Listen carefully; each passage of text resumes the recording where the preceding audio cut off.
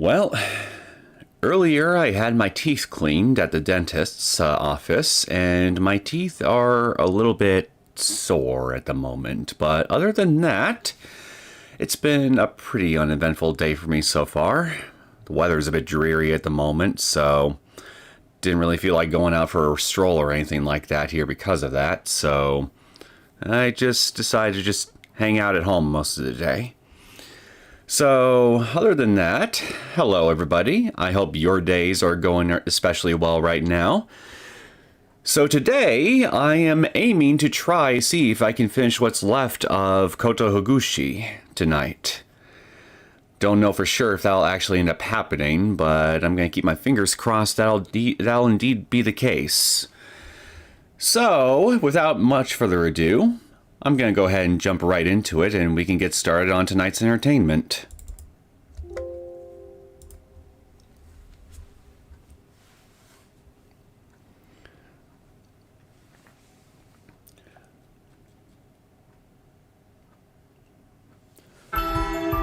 Oh, and I will try to remember to make a community post about this after I get this arc done and all that tonight. But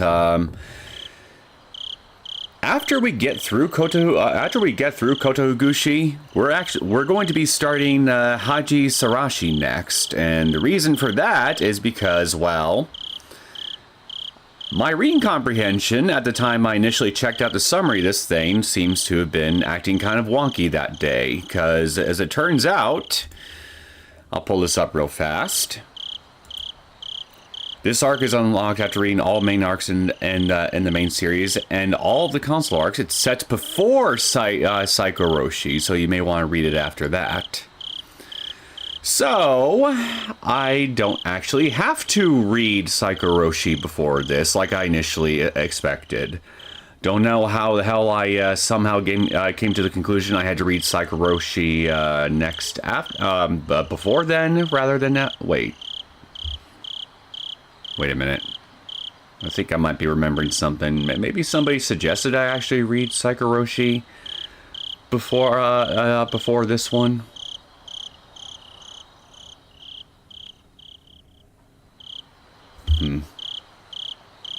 Well, whatever the case may be, actually, you know what I'm going to do?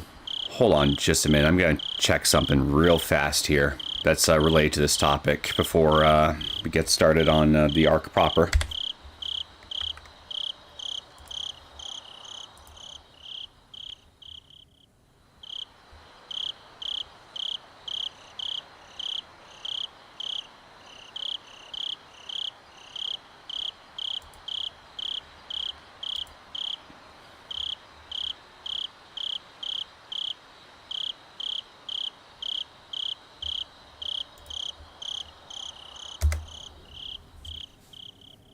Okay, so I went back and read what one person recommended I do in regards to reading order for this particular arc, and yeah, so they recommend that I actually check out this arc before I try to look into Higurashi. So yeah, so along with what I'm reading here on the arc summary, and along with what's been recommended to me, we're going to be starting this arc after we finish Kotohugushi, so those of you who want something more lighthearted than the arc that we've been experiencing up until now, we all have that to look forward to. I'm certainly looking forward to a more fan service happy arc of Higurashi, especially after all the emotional turmoil that some of the previous arcs had put me through. So, with that little detail out of the way, wait, why am I doing it here? What am I doing? We want this.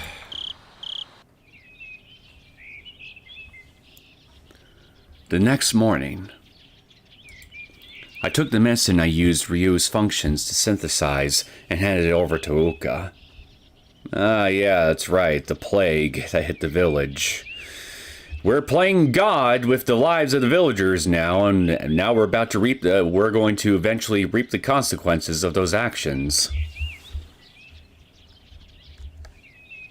She gave it to Shoji on his sickbed, and even though he was slightly weakened, his condition improved, and he regained consciousness by the next day.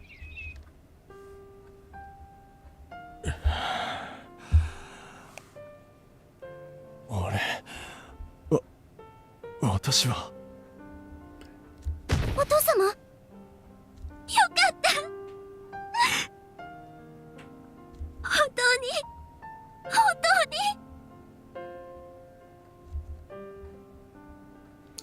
It went without saying that Oka and Fuka cried and rejoiced when they saw that.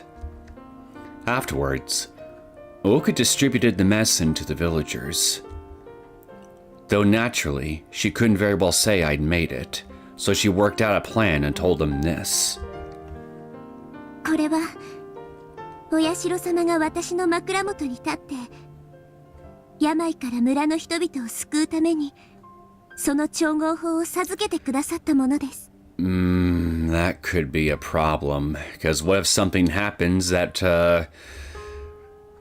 what if something happens later on and somebody decides to approach you with a request for you to make more of the medicine that you just supposedly were taught how to make, and well, you won't know how to make it, and then they'll eventually figure out that you're a fraud. That could be a potential problem I could see happening. ですから皆さん、これを飲んでください。 It was an obviously fishy story, but with no other hope, the ill clung to it and recovered quickly. The people all rejoiced at this miracle and unanimously praised Oka. さすがフルデの巫女様じゃ。我らをお救いくださる生き神様よ。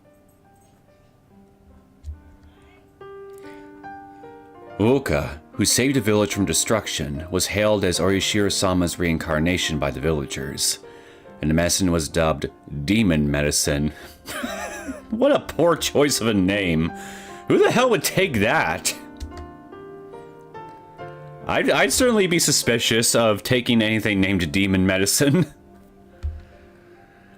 And no suffering from the same illness in surrounding villages came to Onikafuchi seeking the medicine, and gave food and supplies to the village in response for their generosity. Hey, wait a minute, I thought we weren't allowed to do that past Onikafuchi village. Am I misremembering something? Their support was a blessing for the people of Onikafuchi, who had been struggling to secure food and their annual tributes to the poor harvest. Well, I guess that solves the food crisis problem, if nothing else, but still. The village was saved, and Oka literally became the village's messiah. Oka rejoiced with a heartfelt smile of joy while surrounded by those villagers. It wasn't their praise that made her happy. No, what brought her joy was that she managed to protect her hometown. The town that held memories of her parents. And she'd proven that she was indeed the daughter of the two who'd saved the village. ありがとう、羽生。 Huoka said that, took my hand, and bowed deeply as we stood in the ritual storehouse. That smile likely shined with a joy greater than any I'd seen from her before. Liz25, hi, welcome to the stream. Hi, man only hit me the next day after the stream, but I miss Riku. You and me both. He didn't get to live long enough. It's a freaking tragedy, I tell you. That's the part that sucks the most. I wanted more of his damn brass balls. Fucking Arc. That smile likely shined of a great... Oh wait, I just read this one. 大切なこといっぱい教えてくれて。 Look at me, being retroactively distracted by Riku's brass balls. 私のために無理なお願いを叶えてくれて本当に感謝しているの。そうか。 Then Uka smiled at me with eyes that held a gentle yet firm conviction, and spoke. 誰かのために優しくなることの意味。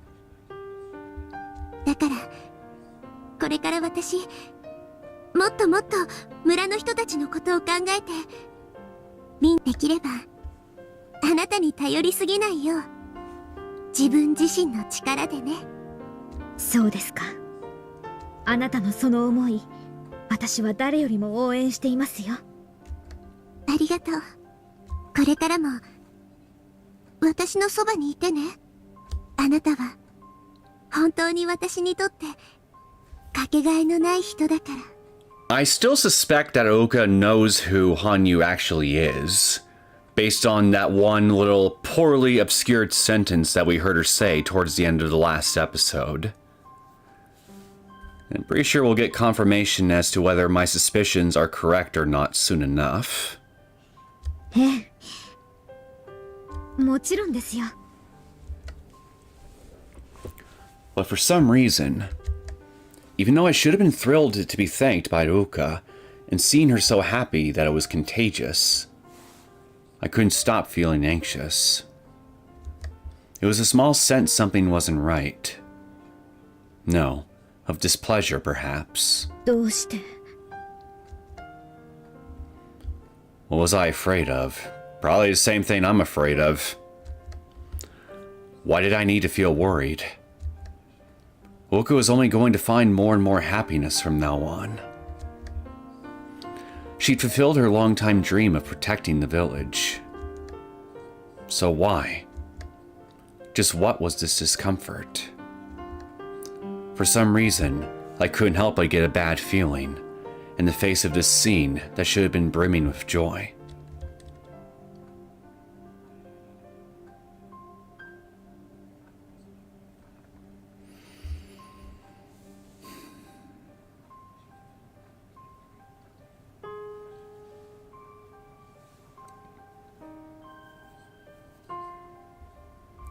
Ooh, we got a tip. Swordsmanship 101 Beginner's Course.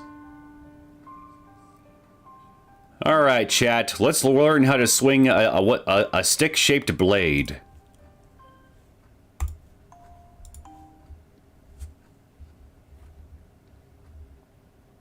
え、剣術をですか？はいなのです。ぜひとも神様のその技、僕にも教えてくださいなのです。Show me how to slay demons like a god, god! それは。 I was curious what she was so eager to ask me about.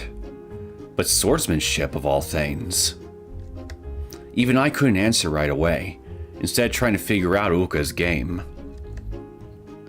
Just the other day, I practiced my sword skills on the shrine grounds, so I wouldn't get rusty in this peaceful time where there hadn't been any recent Griffey's activity.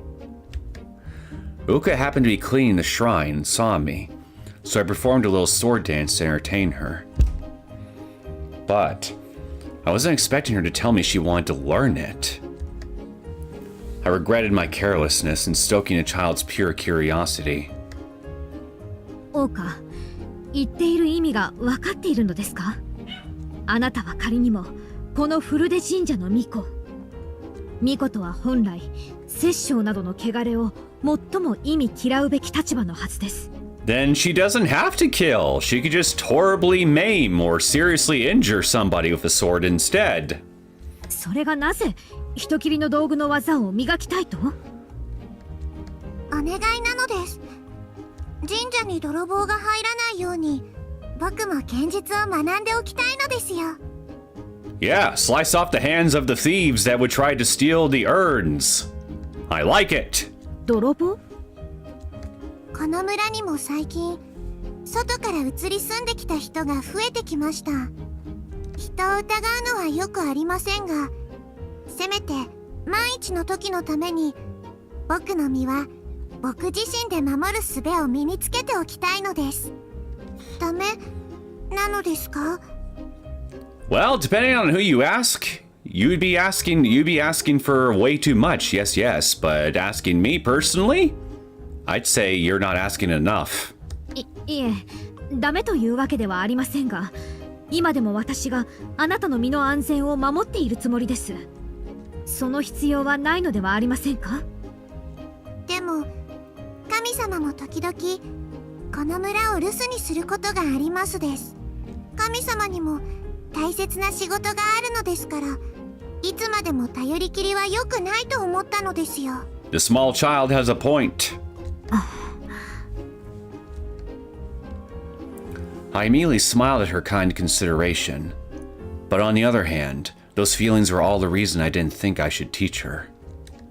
So I resolved to give her a little stern instruction, took the sword from my waist, and handed it to Uka. You just can't resist. Me? That, again, I like how mismatched a lot of the sound effects throughout these console arcs can often be at times. I hand her a sword, and it sounds like a freaking lock clicking or a gun cocking. Unless it's a gun blade I'm giving her, like something's out of Final Fantasy VIII or something. Now that would be cool. 王か、その剣を抜いて私に切りかかってきなさい。さあ、王か。 And remember, Uka, when using a gun blade, hit the trigger right as you're about to strike me, so the gun vibrates and increases its cutting power right as you strike.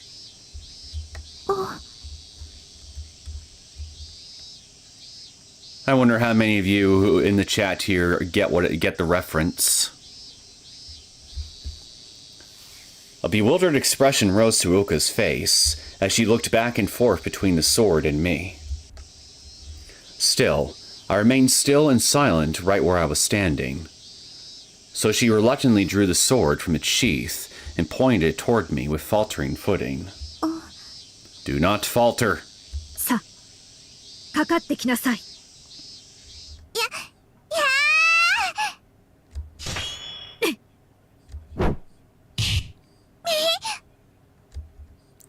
I easily swatted Uka's hand away when she thrust at me with all the youthful courage she could muster. She fell on her butt on the spot from the excess momentum, the sword falling and rolling on the ground behind her. よく覚えておきなさい、王か。剣術とは、己を守るのではなく、相手を殺す技です。そして、稽古の最中に、相手かその周囲のもの、あるいは自分自身をも傷つけ、最悪の場合、命を奪うこともある。ですから常に相手を傷つける覚悟を持っていなければならない。生半可な気持ちでやれるものではありませんよ。No half-assing it here, Uka.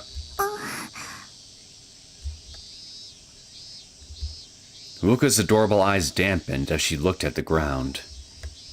Seeing her on the verge of tears broke my heart.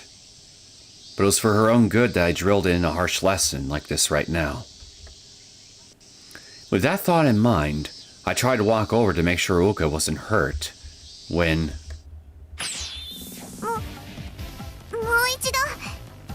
Uh-oh, I see the bloodlust behind that expression on her face.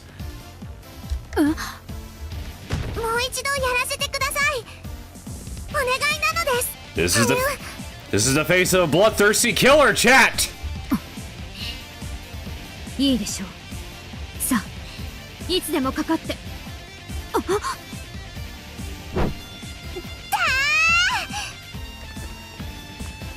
Uka picked up the sword off the ground, then raised it high overhead with no hesitation, and charged with a determined expression. I gasped and froze at this unexpected turn of events for a moment.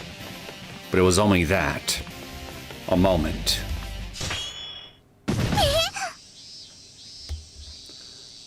I swung my arm in the same way and knocked the sword out of Uka's grasp. However, I must have miscalculated my strength, as the blow sent her flying and rolling on the ground harder than before. ごめんなさい、王か。大丈夫ですか？平気なのですよ。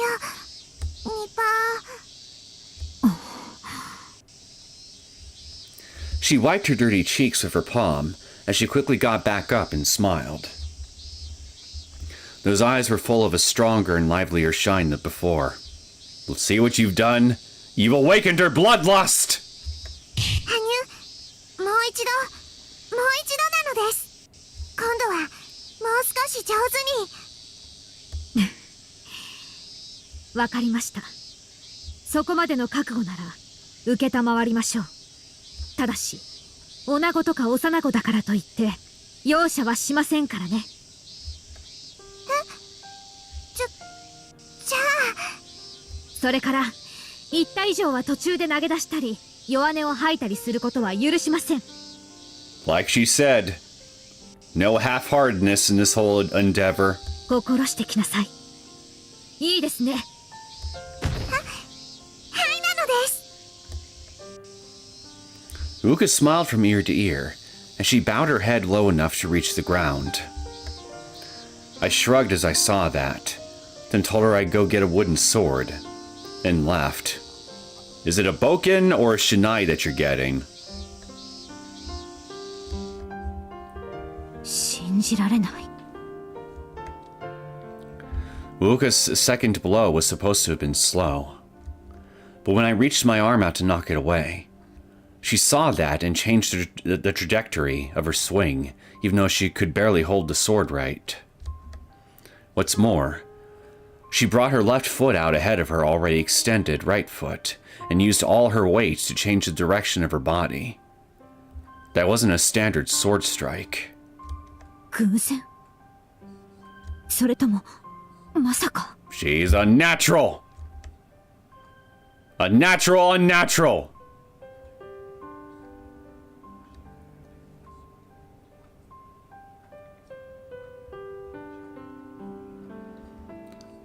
Okay, so from what I gather, we learned absolutely nothing that we didn't already know from the previous episode. So I can't help but feel that this tip was a bit of a waste of time. That being said, let's continue.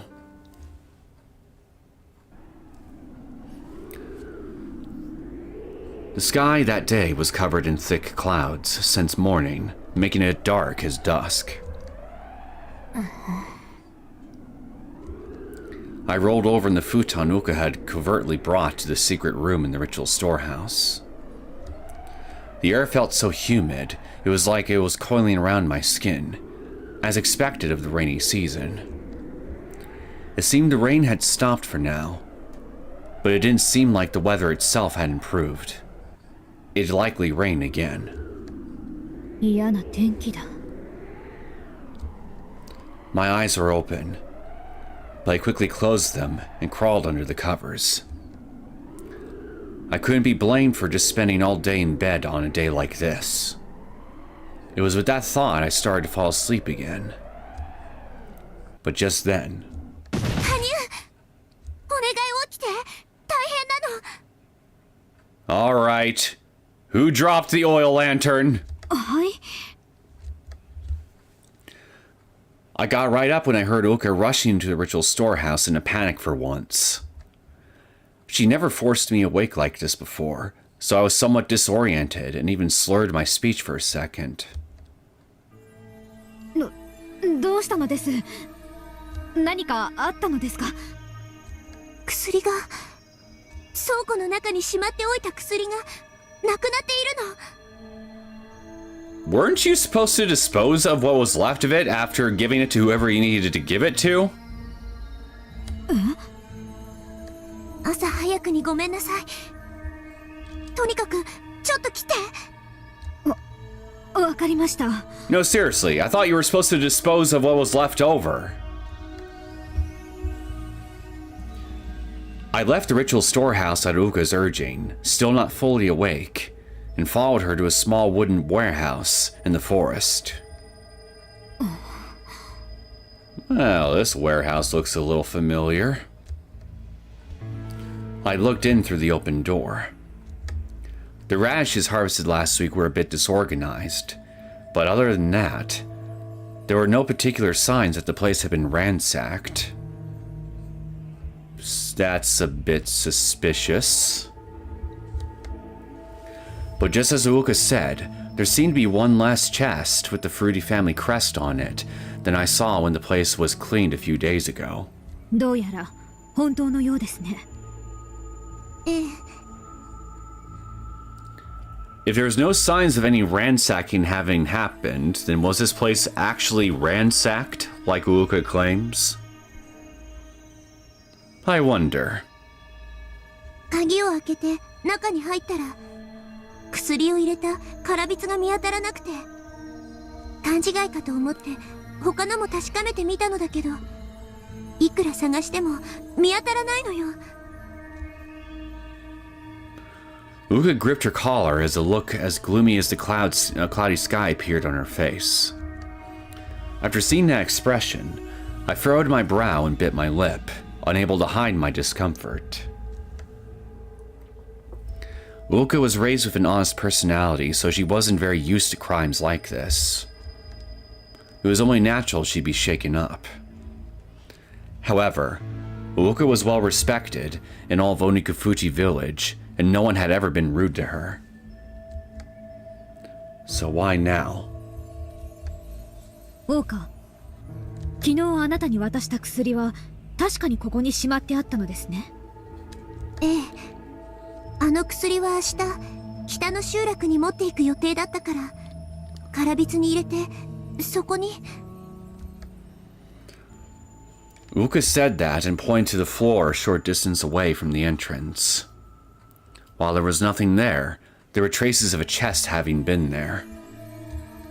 The chests were so heavy that no single adult could carry one, meaning there must have been multiple thieves.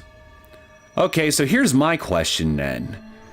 If Uuka isn't involved, then who else had access to this storeroom? どうしましょう。北の集落ではまだ病で苦しんでいる人が大勢いる。もし手配が遅れたりでもしたら。数の方は大丈夫です。私がなんとか夕方までに揃えましょう。ただ薬を入れた箱ごとなくなったのは確かに妙ですね。I stepped inside to get a better feel for the state of the warehouse, my head now completely free of sleep.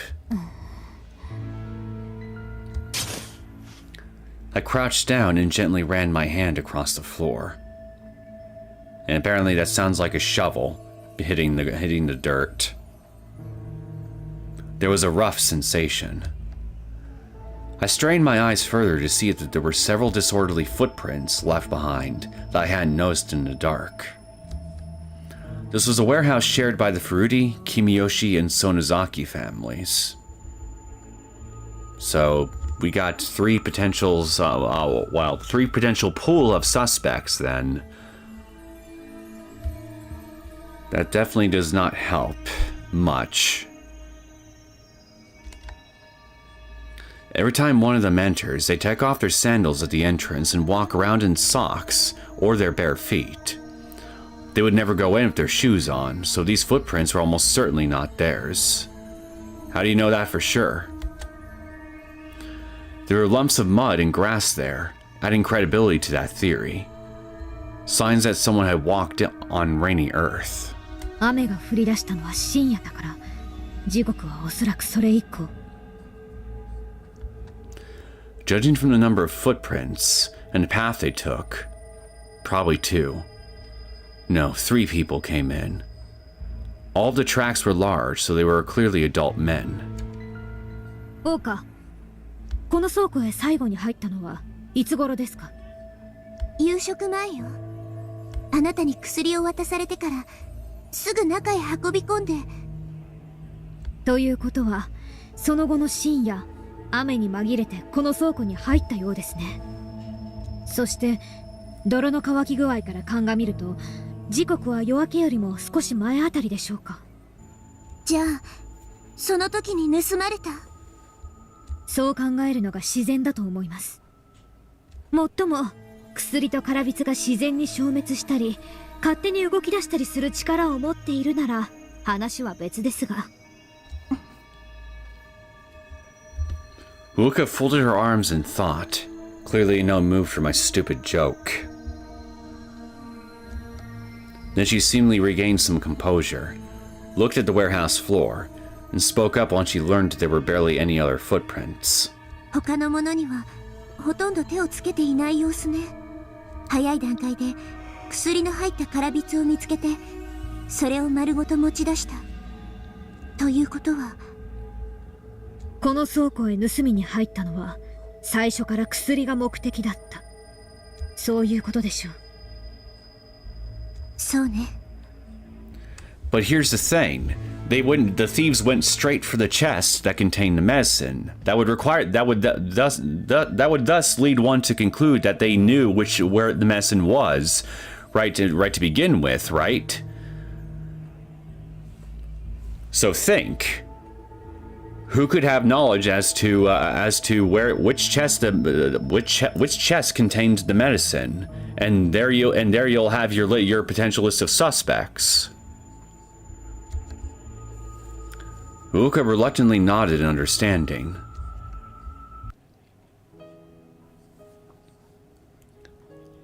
It had been several months since then. The villagers revered Uuka for saving the sick with the demon medicine, deepening their faith in Orishiro-sama. They'd already treated her as a living god for being the daughter of the priest couple who protected Onikufuchi village from the threat of the demons. So now that she'd added the eradication of this new threat to her name, Uuka was truly treated as the second coming of Orishiro-sama. さすがフルデ家の跡取り娘。お社様の力を受け継いだ頂上の人。The villagers' praises knew no end, solidifying their faith of Onikufuchi's three families, along with the village unity the three provided the cornerstone for. Uuka continued treating the villagers modestly and affectionately without a shred of arrogance, and gave out the demon medicine I made to all those suffering from the illness. Furthermore, she offered it for free to the wealthy and poor alike. That was far too generous for religious service, but she said she just wanted to see the villagers happy, and accepted no payment beyond their thanks. Therefore, thanks to how efficient and available it was, the sick of Onikufuchi village were cured one after another, and their delighted families spread the word about Uuka and the demon medicine. And thus rumors spread, not just through the neighboring villages, but the whole nation, and those who heard of it went to Uuka, astronomically increasing the demand for the medicine. So, yeah, then if we've got the entire country potentially involved in this whole debacle now, then again, that definitely does not help us narrow down who the suspects are. ぜひ鬼の薬を譲ってください。私たちの村の人々も救ってくれませんか。Uuka gladly accepted their pleas no matter who they were or where they'd come from, and promised to help out. However, due to its components, I couldn't make enough medicine to satisfy demand all at once. As such, no matter how hard we tried, we couldn't make enough for everyone, and distribution gradually fell behind. Despite that, demand for the demon medicine only kept growing, with no end in sight. If anything, we were now even getting complaints about our slow response. Well, you make it then! Which must have led to this theft. それにしても呆れた話だ。With this medicine so efficient and readily available, naturally everyone would jump at it. Still, it was pathetic how people were foolish enough to sink as low as stealing to get their hands on it. Humans were truly shallow creatures to be so attached to life that they'd readily abandon reason just to cling to it. And to make matters worse, they put themselves first and paid no mind to the trouble it caused us and the people who were originally supposed to receive the medicine. Survival instinct just works like that, what can I say? Not to be rude to Oka, but it seemed to me there were too many people who failed to understand her generosity when it came to this medicine, and that made me sick. そういえば Humanity is filled with a bunch of selfish pricks.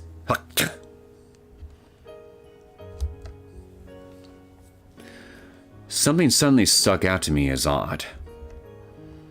How had the thieves even gotten into the warehouse to begin with? Well, I mean, Uga did say that she locked the place before the theft even occurred, so clearly someone who had a key to get in had to have opened the door, right? And like I said a minute ago, they also had to have known which chest contained the medicine to begin with. So it has to be someone who was involved in the distribution of the medicine in the first place. 先ほどあなたは鍵を開けて中に入ったら薬を入れた空びつが見当たらなくてと言いましたね。ということは鍵は閉まっていたのですか？ええ、それがわかりませんか？賊は鍵を開けて、そして薬を盗み出してから再び鍵を閉めていったということです。Exactly. まさか。Uka's eyes and mouth widened when she saw what I was getting at. A truth very difficult for her to swallow. 一見したところ、ここの鍵は壊されていないし、また乱暴に扱われた形跡もない。もしこじ開けられていれば、あなたが鍵を開けた時点で賊の侵入に気づいていたはずですからね。しかし薬がないとあなたが分かったのは中に入ってからなので、扉はしっかり施錠されていたということになる。つまり犯人は鍵を持っていたということ？ Bingo! 大川は犯人であるはずがないので、まず対象外だとすれば、あなたの他にここの鍵は誰が持っていますか？それはもちろん。Since this warehouse was jointly managed by the three families, there were two others besides Uka who had keys. In other words, Shino Kimiyoshi, head of the Kimiyoshi family, and Mao Sonozaki, acting head of the Sonozaki family. Well, I can't imagine it's Shino. So maybe it's Mao Sonozaki? Anyone could get in here with one of their keys. 羽生、つまり二人が今回の盗難に関わっていると、そういうの？ Not necessarily. It could have just been one person who had the key along with other members of the family helping out. 断定はできません。ただ可能性が絶無でないことも確かです。違いますか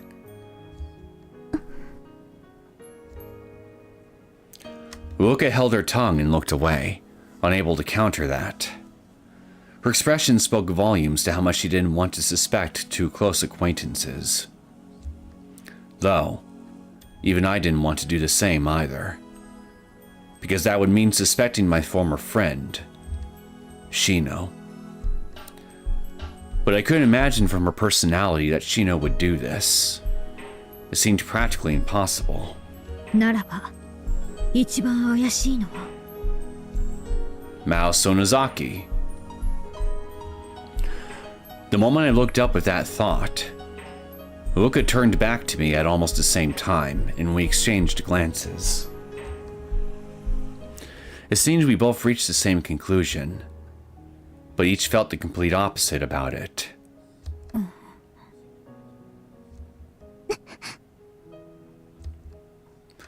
Uka looked at me as she bit her lip, and silently shook her head, as if rebuking me. I understood. Really, I did.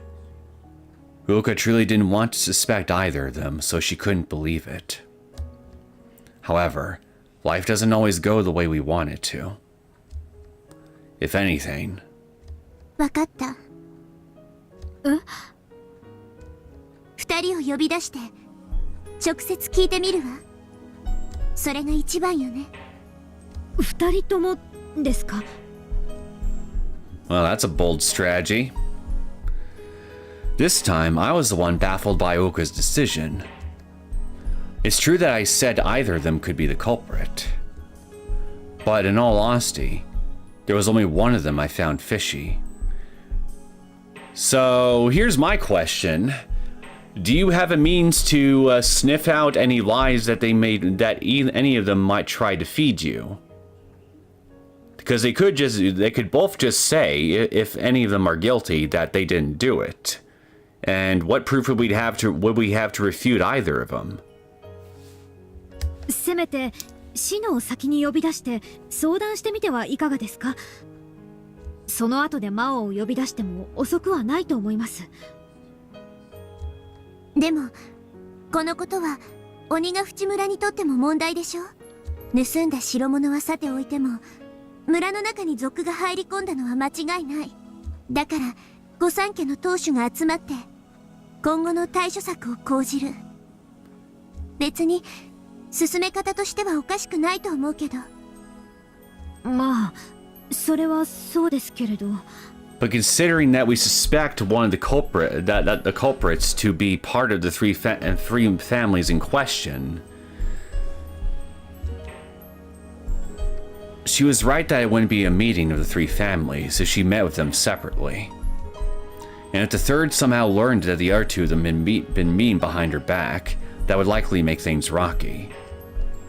But since I know what kind of relationship those two have, I can't help but feel like it'd be putting a cat and a dog in the same boat. 大丈夫なのか？ More like trying to put a fox in a hen house. Trying to resolve the issue was too simply was likely to only create unnecessary quarreling. Hence why I believed Uka should proceed cautiously. 羽生の心配していることもわかるわ。But, said Uka with a gentle smile, 疑いってのは貯めれば貯めるほど膨らんでいくものでしょ。私はそれが嫌なの。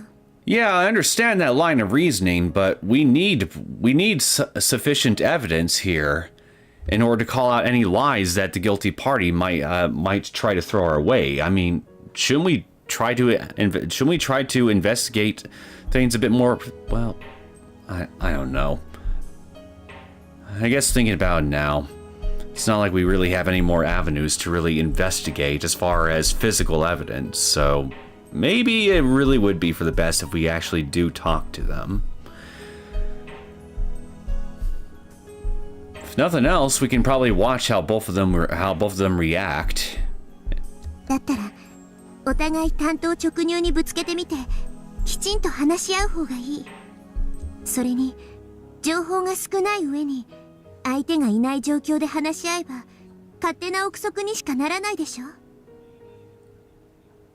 Yeah, I guess you got a point.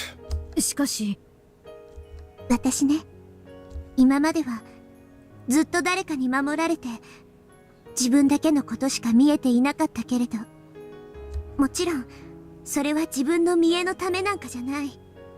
相手の幸せを考えてね。これを機会に御三家の問題も解決しておきたいの。 Problem? だから羽生、私を信じて少しの間だけ見守っていてくれないかしら。そうか。それじゃあ早い方がいいわね。私二人をここに呼んでくるわ。それまで羽生、一応倉庫を見張っておいてくれる？はい。 Uka thanked me before putting her sandals on and leaving the warehouse, grabbing a paper umbrella she'd left by the entrance as she took off. 大丈夫かな、王か。 Well, I can't think of anything better to do, honestly, so fingers crossed. Uka had become so cheerful after the medicine saved the village that it was sometimes hard to believe they were the same person. And she'd grown proactive at the same time. I thought it was wonderful to have the will to try with every fiber of your being to sincerely make a difference. But I couldn't help but worry when I saw her pushing herself so hard. Resolving the problem of the three families was easier said than done. That was something Oka herself should have been well aware of. I looked up at the sky. It looked like it would rain all day. なるほど。それは確かに大変だったみたいね。すみません、お母様。急に呼び出してしまって。Shino, acting head of the Kimiyoshi family, sighed as she wiped her damp hair. Her kimono was so wet that it soaked the floor cushions, but there wasn't even a single splash of mud on her feet or hem, as expected of a lady who represented the village. No mud, huh? I quietly watched over them in my astral form. When I strained my ears, I could hear the rain that had been coming down since this morning intensify, the echoes of it pounding on the earth, loudly resonating through the room. 私の管理責任です。もっと用心を心がけておくべきでした。あなたが謝る必要はないわ。俗ってのはその欲求を持ち続ける限り、どんなに堅固でも踏み入ってしまうものなのだから。むしろあなたたちに怪我がなくて、それが何よりよ。ありがとうございます。それより状況をもう少し詳しく教えてくれるかしら。はい、実は。Uoka gave Shino a simplified summary. And being the clever person she was, that was all it took for Shino to understand. 話は分かったわ。つまり鍵が問題なのよね。 Wait a minute. Where's Mao Sonozaki? Aren't they supposed to be here too? I thought we were calling them both over here. ええ、そうです。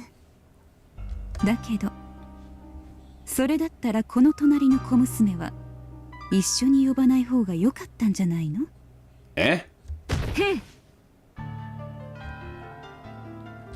Oh, Mao. Okay, so they are here. Okay, I guess I spoke too soon. Shino sent a detestable glance at the woman next to her, who accepted it with a snort and a cold expression.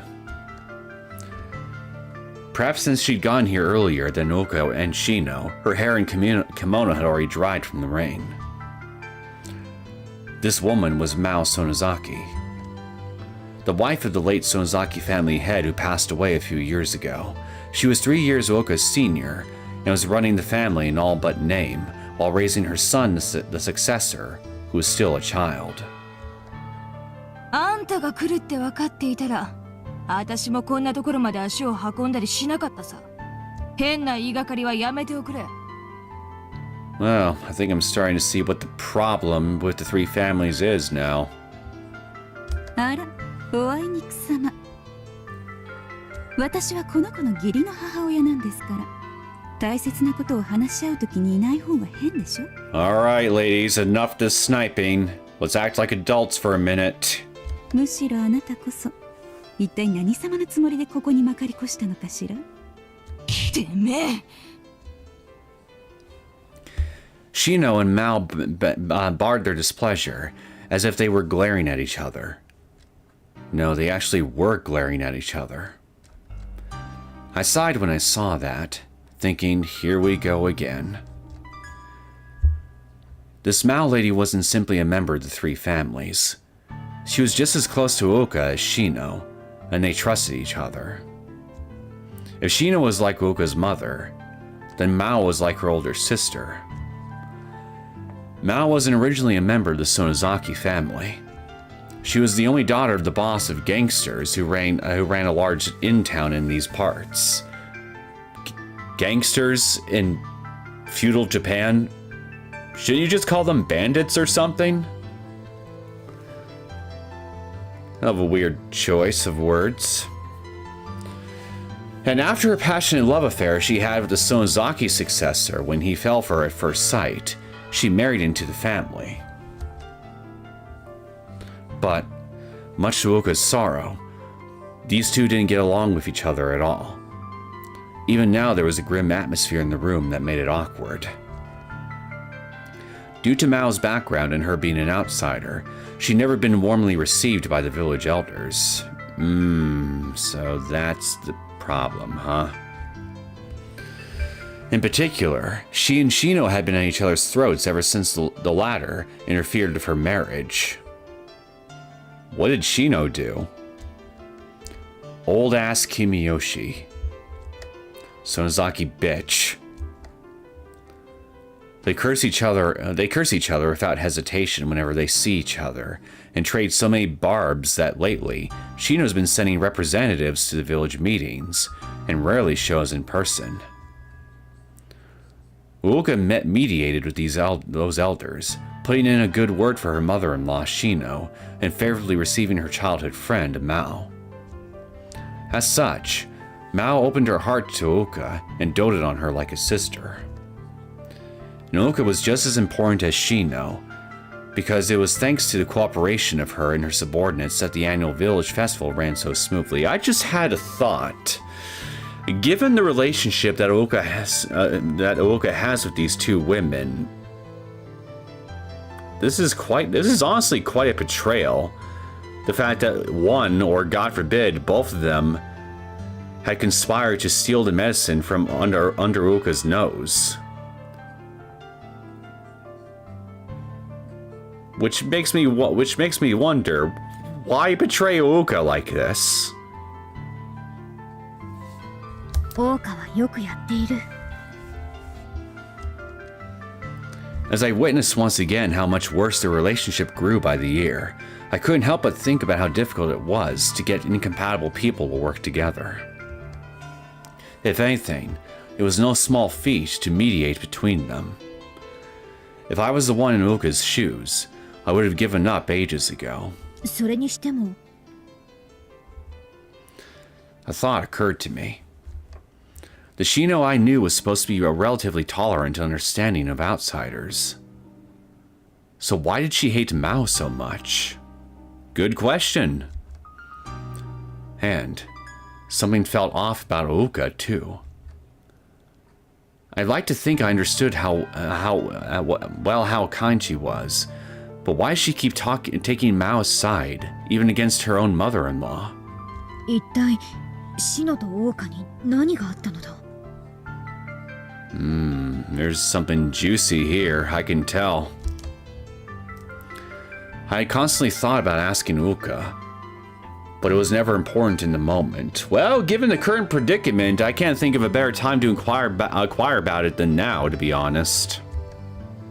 とりあえずお二人に確認します。鍵の所在についてですが。君吉家では私が管理しているわ。園崎家ではどうだか知らないけどね。Mao made a blatantly irritated expression at Shino's biting barb.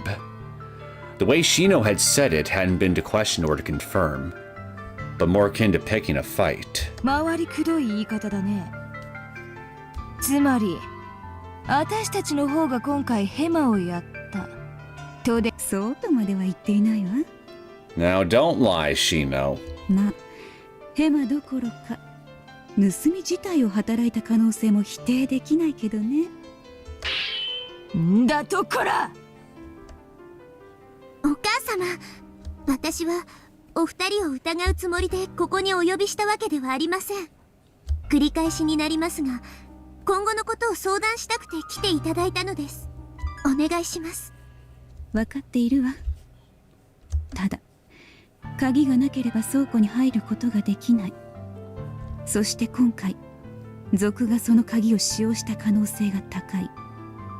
だったらそこをはっきりさせなくては。それはもちろん。確かにシノの言い分はもっともだ。 Rather than suspecting one another, it was important to ask about where their keys were and how they were used since they were related to the crime. that wasn't wrong. In other words, finding out who was negligent with their key, or finding out who gave their key to the thieves. If it were only a case of negligence, then it would be a management issue. A simple reprimand would be enough to resolve that. But in a sense, the latter was the worst case scenario. Because regardless of who it was, it would mean someone Uka trusted had been deceiving her. なのに、なんでオーカは二人を同時に呼び出したのだろう。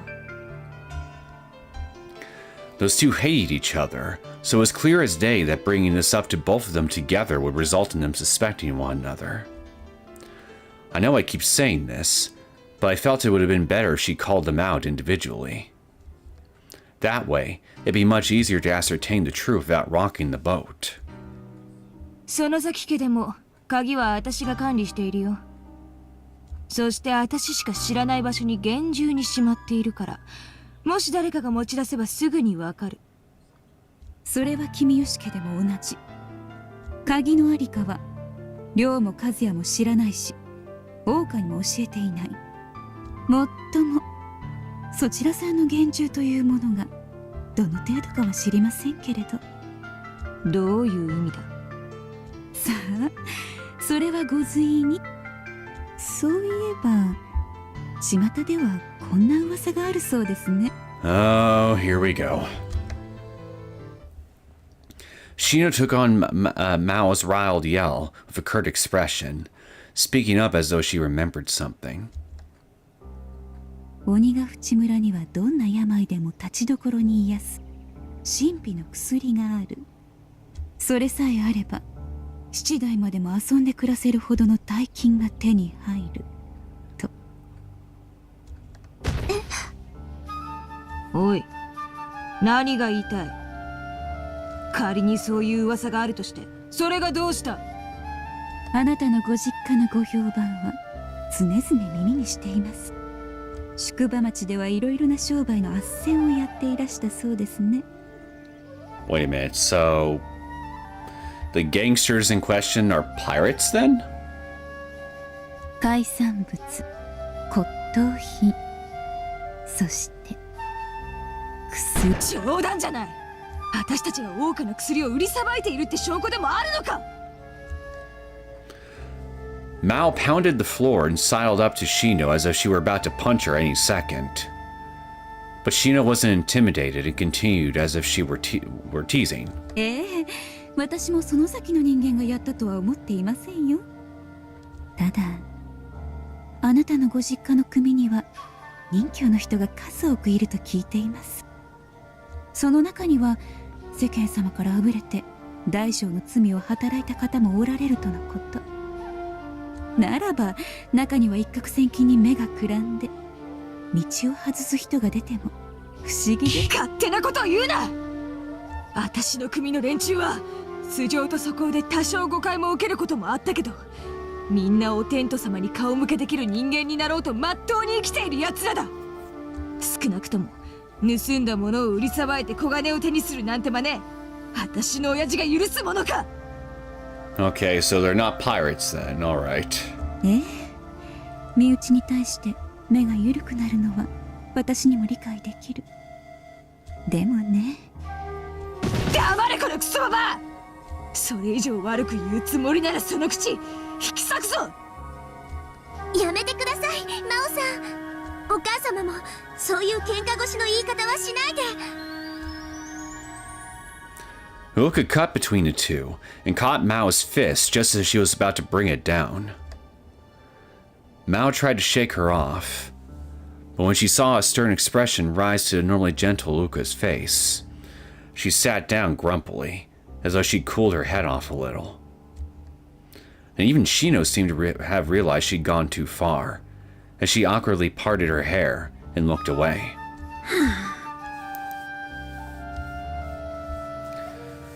I slumped my shoulders and sighed in exhaustion. Well, If Mao is our guilty party, she's definitely putting on quite the act as far as trying to come off as innocent in the whole affair. But there are people who can act pretty well.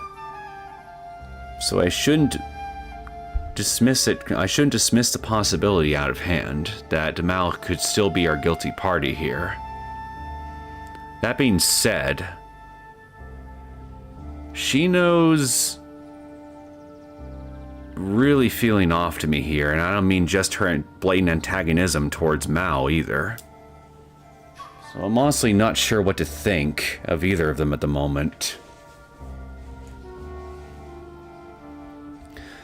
Luca talked to me about it all the time, so I knew how much it broke her heart to see two people she cared about constantly bickering.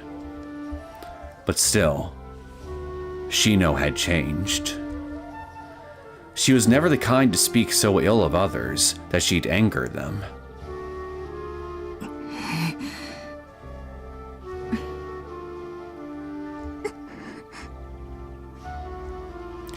A heavy silence hung over the room as everyone struggled to think of something to say. これではとても何かを相談できる雰囲気ではないな。It was with that thought I approached Uka in my astral form, and was about to suggest she call it off for now and try another day. なあ、オーカ。はい。 But just then, Mao, who'd been staring silently at the floor, finally spoke up. あんたも私の仲間がやったって思っているのか。いいえ。Mao looked up at Uka in surprise. Clearly, she had not been expecting to get a prompt reply, without any hesitation. Shino silently glanced at Uka, but the latter continued speaking with conviction on her face and in her voice. 私は真央さんを信じています。もちろんお母様のことも。だからこそお二人を呼んで相談しようと考えたのです。どちらかが犯人だと本気で思っていたら、わざわざお会いして天津さえお二人を同席させるわけがありません。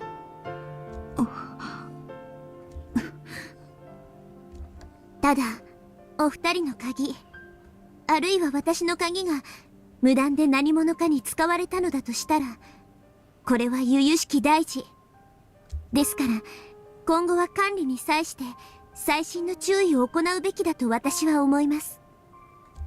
あるいはここの鍵を開ける腕を持つ者が今回盗みに入ったのであれば、その対策を講じなくてはいけません。You know what? That's actually a good point. I didn't even consider a lockpicker. All right, Miss Valentine. Have you been up to no good again? いずれにせよ、盗みの再発を防ぐにはどうすればよいか。それが一番大事なことではありませんか。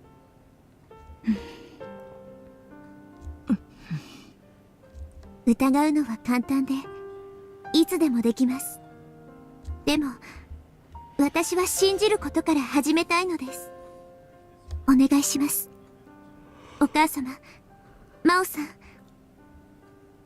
力を貸してもらえませんか。Wilka firmly looked back and forth between Shino and Mao, bowed her head, and gave them a gentle smile. The two of them were taken aback by that sight, and exchanged looks for a split second, before turning away and awkwardly clearing their throats. 大した子だ。I gasped in admiration at the sight of Uka standing amidst that tense situation, keeping unwaveringly kind and strong while having resolved to defy her mother-in-law. While it's true she said she called for both of them and inquire about the truth, most humans wouldn't be able to declare to someone's face that they believed them with such confidence. Uka's kindness truly knew no limits.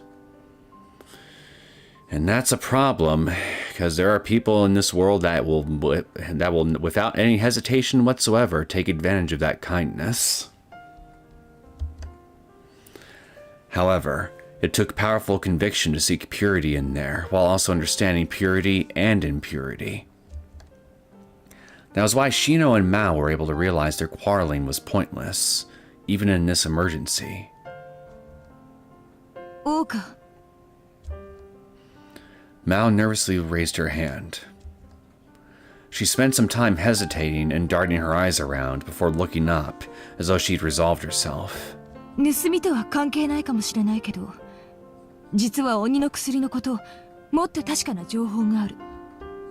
親父の宿場町でも、その名前の薬が何度か市場に出ているのを若い衆が見つけているんだ。え？そうなのですか？ Well, that's interesting. It seemed this was both Fuuka and Shino's first time hearing this. They went speechless with surprise, and Shino leaned toward Mao, determined not to miss a single word. それはいつのことですか？先月さ。私もそれを聞いて驚いて。今はうちの組の若い衆を出して出元を調べているところだ。だったらどうしてそれを？真相を掴んでからじゃなければ、あんたは私が横流ししたんじゃないかって疑うだろう。だから黙っていた。けどオオカが私を信じて頼ってくれるってんなら話は別だ。オオカのために話してやるよ。任侠にだって誠はあるんだからな。真央さん。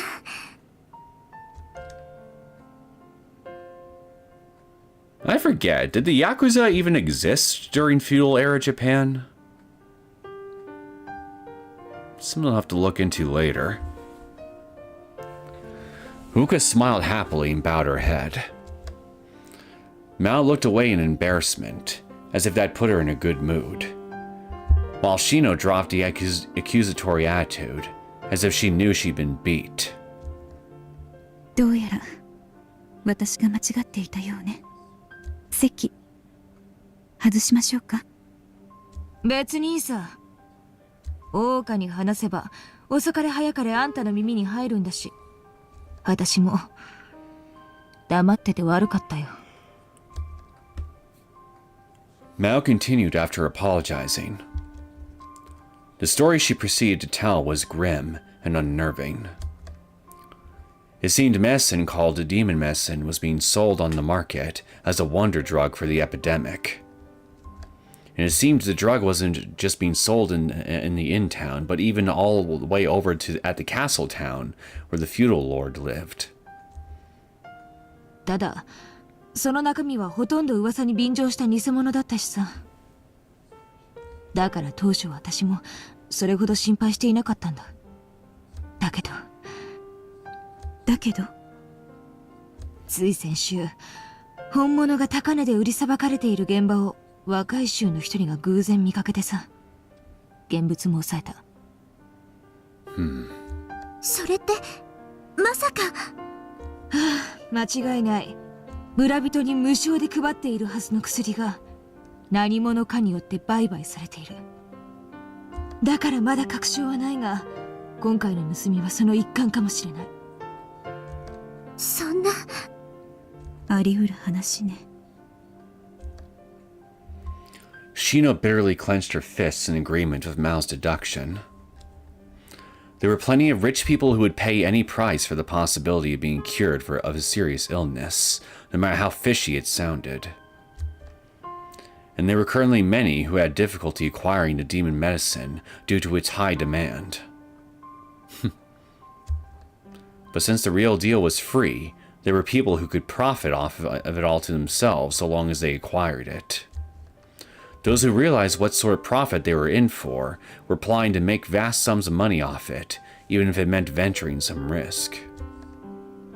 私が Kinda scummy. 薬を無償で配ってしまったことがいけなかったのでしょうか。私のせいでその人たちがよからぬ行いに手を染めるきっかけを作ってしまった。No, they're the ones who decide to, they're the ones that decide to do that themselves, Uoka. Don't blame yourself. 王か、それは違うよ。そういう風に楽をして儲けを考える連中は別にあんたの薬がなかったとしても同様の悪さを働いたさ。これはシノさんの受け売りだけど、あんたが気に病むことはない。真央さん。Mao said that and gave Uoka a reassuring nod. I could understand why Uoka adored her like an older sister. It seemed she was easily misunderstood due to her rough personality and tone, but Mao truly was an empathetic and considerate woman. そういえば王か Shino watched their exchange with a bitter smile, but then turned to Uoka as though she'd remembered something.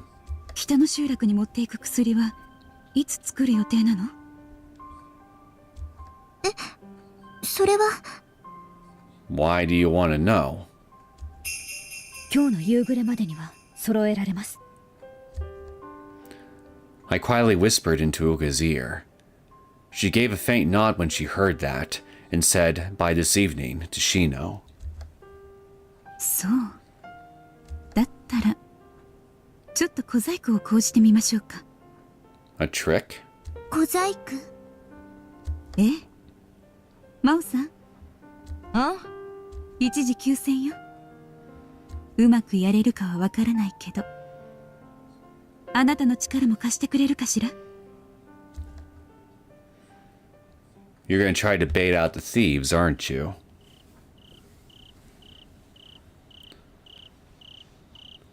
Now this, if that's the case, then this will certainly be interesting. I wonder who our guilty party actually is if it's not one of these two.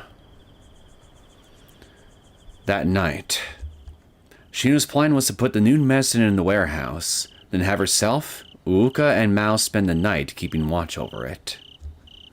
In the meantime, Shino and Mao would use the villagers to casually spread some information.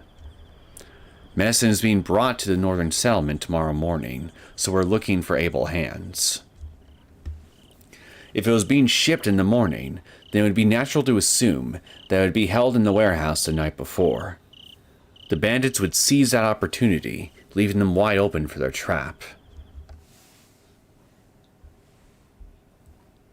だけど、私たち3人がですか？ Yeah, shouldn't we have more people? Preferably some able-bodied men to boot. Because if the thieves are able-bodied men themselves, I'm not sure what 3 women could do against that, you know? Just saying. 別にお母様が直々でなくとも、私の主人とか君吉家の若い衆の方が良いのではないですか？うちだってそういう荒事なら園崎家の連中を借り出して徹夜で見張らせてもいいんだぞ。That sounds like the smarter option to me personally.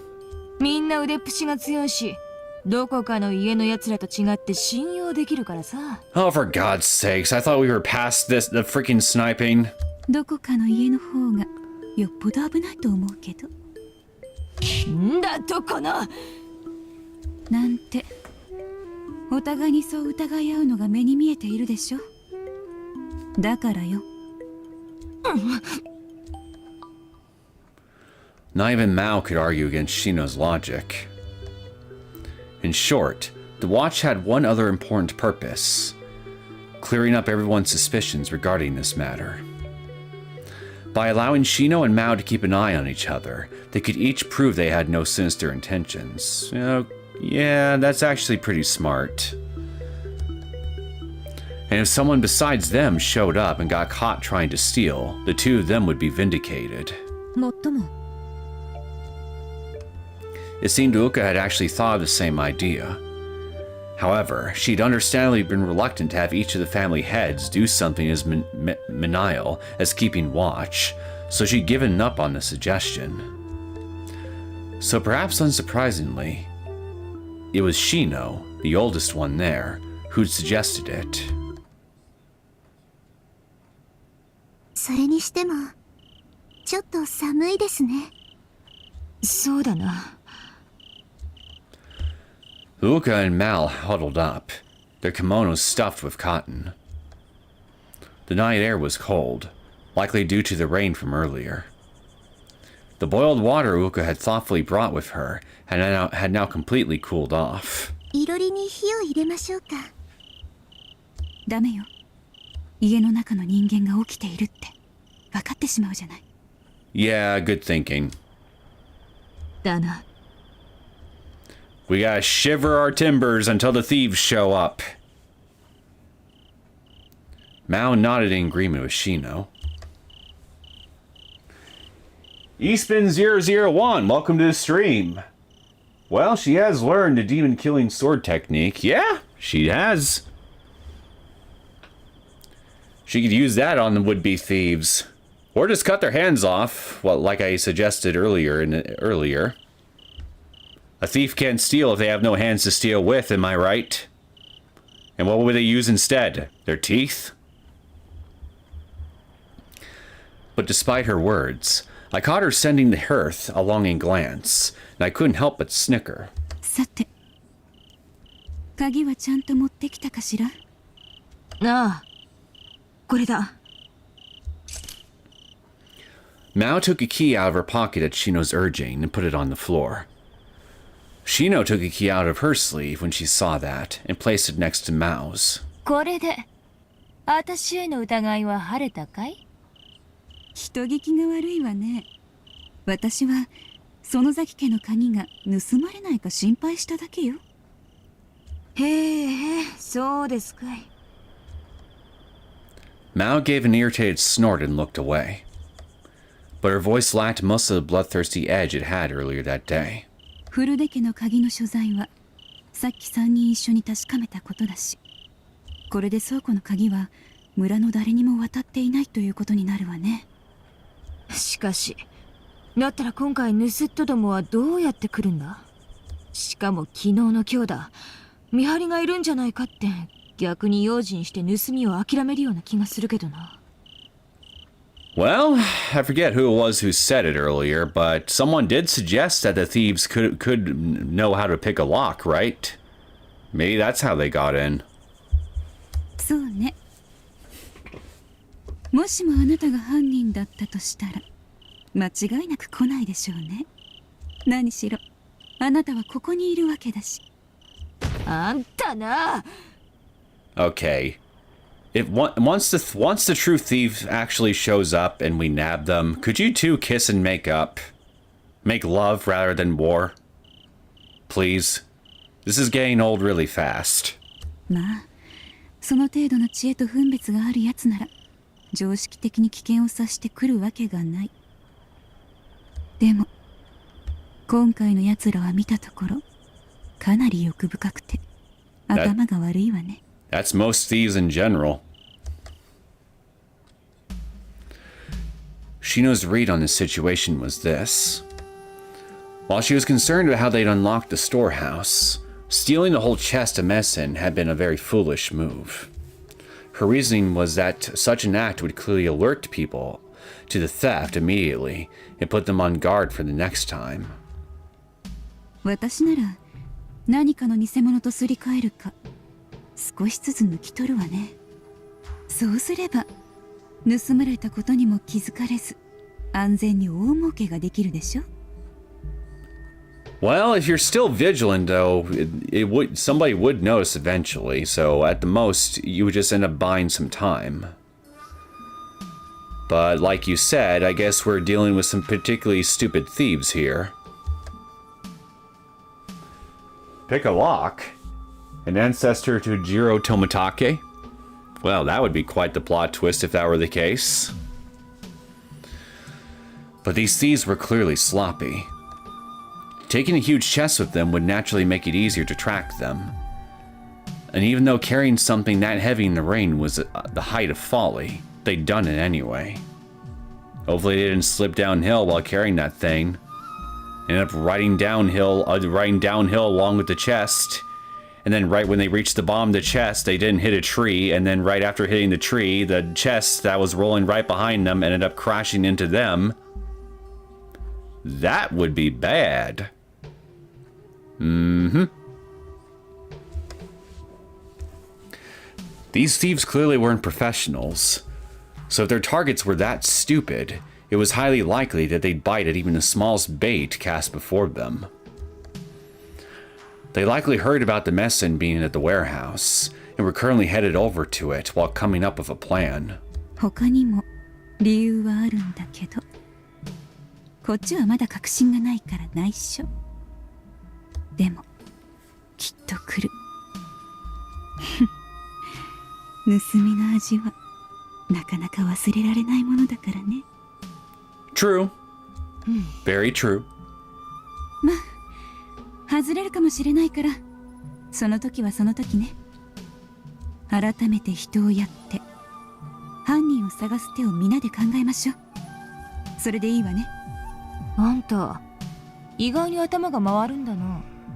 褒めても何も出さないわよ。それにまだ少しはあなたを疑っているのだから。私だってな。I watched the two of them before sending Oka a glance, then passed through the faint gap in the door and went outside. The rain had finally let up, the moon shining in the starry sky molted with clouds here and there. よかった。本当に。I breathed a sigh of relief at having learned my friend hadn't changed a bit. Shino truly was the wise and kind woman I remembered. シノは方位で嫌っているわけではなかったのだ。Could have fooled me.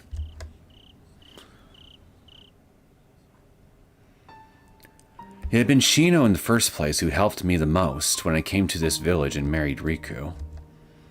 She made the utmost effort to pacify and occasionally intimidate the villagers who slandered me and were prejudiced against me, as well as to accept an outsider like myself.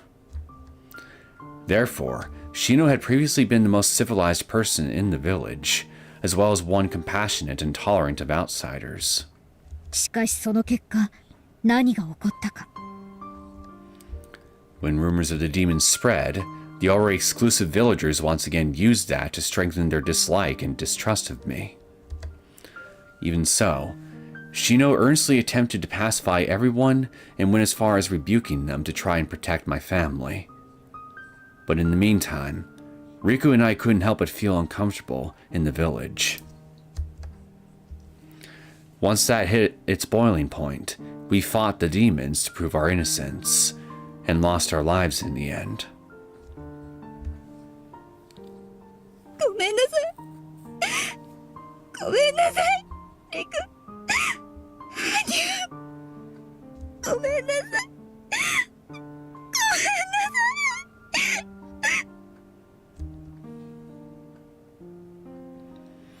Even to this day, Shino regretted how her half-hearted kindness had gotten us killed. That's what she believed at the very least. That left wounds so deep in her that it caused her to see the very act of accepting outsiders as negative. 家がどうとか、彼女の性格がどうというわけじゃない。この村でよそ者が暮らすのは本当に大変なことなの。何も望んでこんな窮屈なところで住む必要なんてないのよ。After Mao had gone home after the three had planned to meet up that night, Shino confessed the harsh circumstances she had been dealing with. 受け入れたい気持ちは私にもあったわ。でもこの村の人は頑固で新参の人間に対して時代が変わればいずれ改善されていくかもしれないけれど、すぐには無理でしょうね。Apparently, Yakuza name comes from card game, and their origin are groups from the 1600s. So it's possible, I guess, that they were around during feudal era, even if they weren't necessarily called Yakuza at the very beginning. Well, thanks for the info, Liz. お母様。真央さんは器量のいい子よ。亡きご主人、そして息子のことをとても大切に思ってその崎家をしっかり守っていこうと頑張っている。いい加減な覚悟でできることじゃない。それはよくわかっている。だけど私が村のみんなと対立する側になったらどうなると思う？ The villagers likely wouldn't just criticize Shino for standing up for Mao, but would also slander Uka for being the daughter of an outsider herself. That would shake their trust in the three families, and Uka would end up the most hurt. And because she understood that, Shino needed to act like she sided with the villagers in rejecting Mao. You know what this whole particular conflict sounds awfully familiar. So chat, what does this remind you of? This whole debacle between Shino and her harsh treatment of Mao.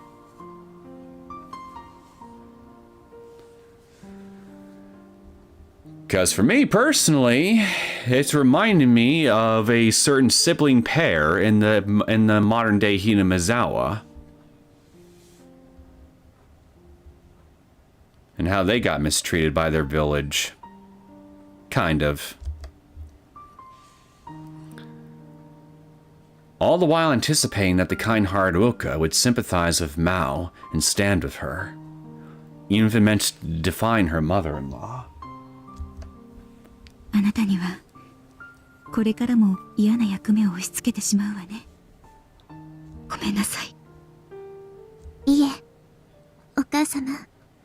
And also, I gotta say, thinking about it even further, it's kind of ironic that a member of the Sonozaki family is receiving this treatment here in the past Onigafuchi, and it's later on in the future that the Sonozaki family's descendants would end up doing something very similar to the Hojo family.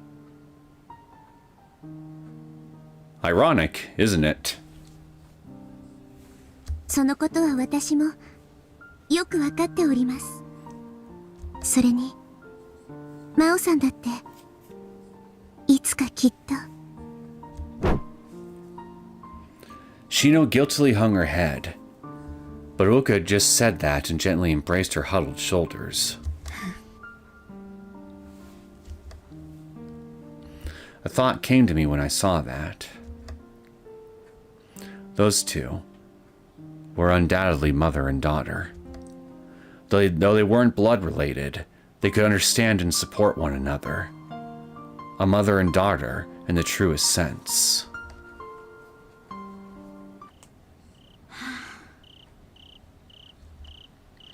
I sighed softly as I looked up at the slightly cloudy sky, while strong emotions raced through me. Why was I still in this village? To serve as Uka's mother? No, she had Shino for that. Her friend, then? Mao and the others were already doing a fine job of that. And Uka had a husband and daughter. A family. そうだな。去るべき時が来ているのかもしれないな。I'd be lonely, of course. But through saving the sick and resolving Shino and Mao's antagonism, Uka was finally trying to live of her own volition. My presence would only serve to make Uka depend on me amidst all that. So it would be better for me to believe in Uka and those around her, and leave the rest to them. Is that our thief? I turned around when I heard the faint sound of a door sliding open in the distance. It was coming from the Furuti bedroom, where Uka's husband, Shoji, and daughter Fuka were sleeping. And then... あれは I saw a figure looking around while sneaking out through the slightly opened gap. It was Fuka, who was supposed to be asleep. Fuka?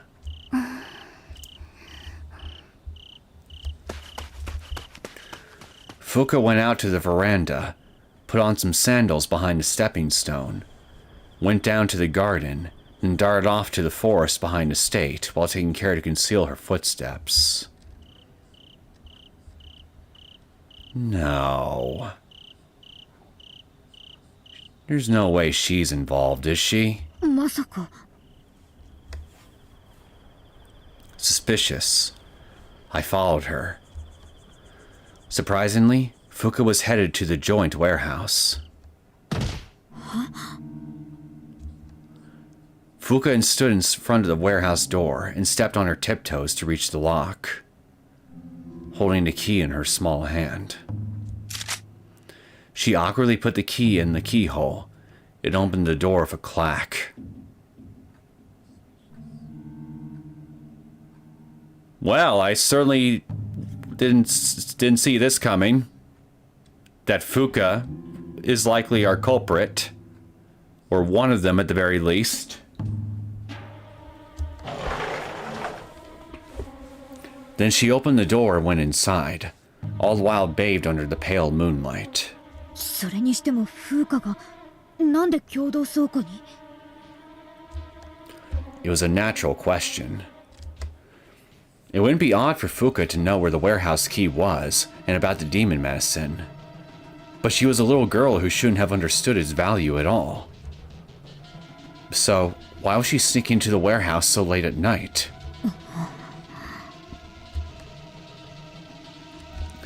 I quietly walked up to the entrance and peeked inside. I could hear her rustling about while looking for something in the dark. But rather than the medicine chest, it seemed she was scuffling with the bundle of rashes further inside.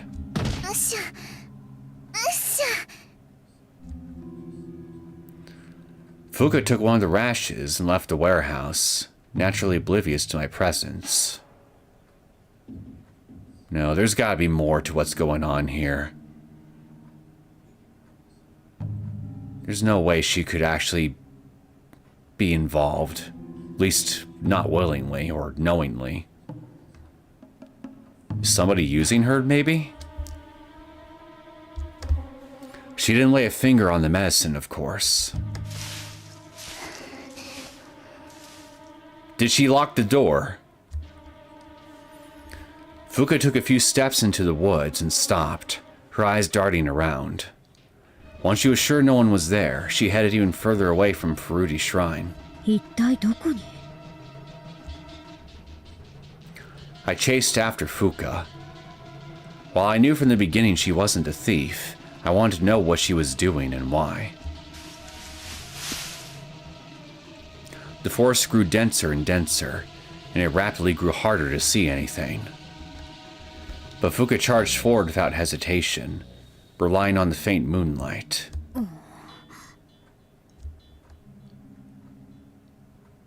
Fuka had gone farther than I'd thought. Despite that, she kept heading even deeper. I turned around to find Furudi's shrine was already completely out of sight, my vision clouded by damp trees. Then Fuka finally stopped at a small cave that had been dug out of the side of the mountain, and crouched on the spot. A small cave.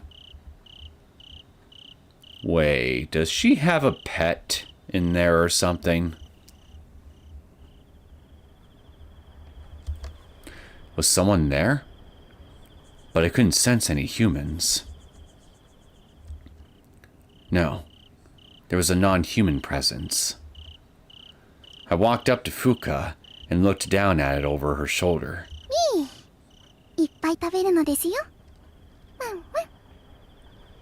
A dog?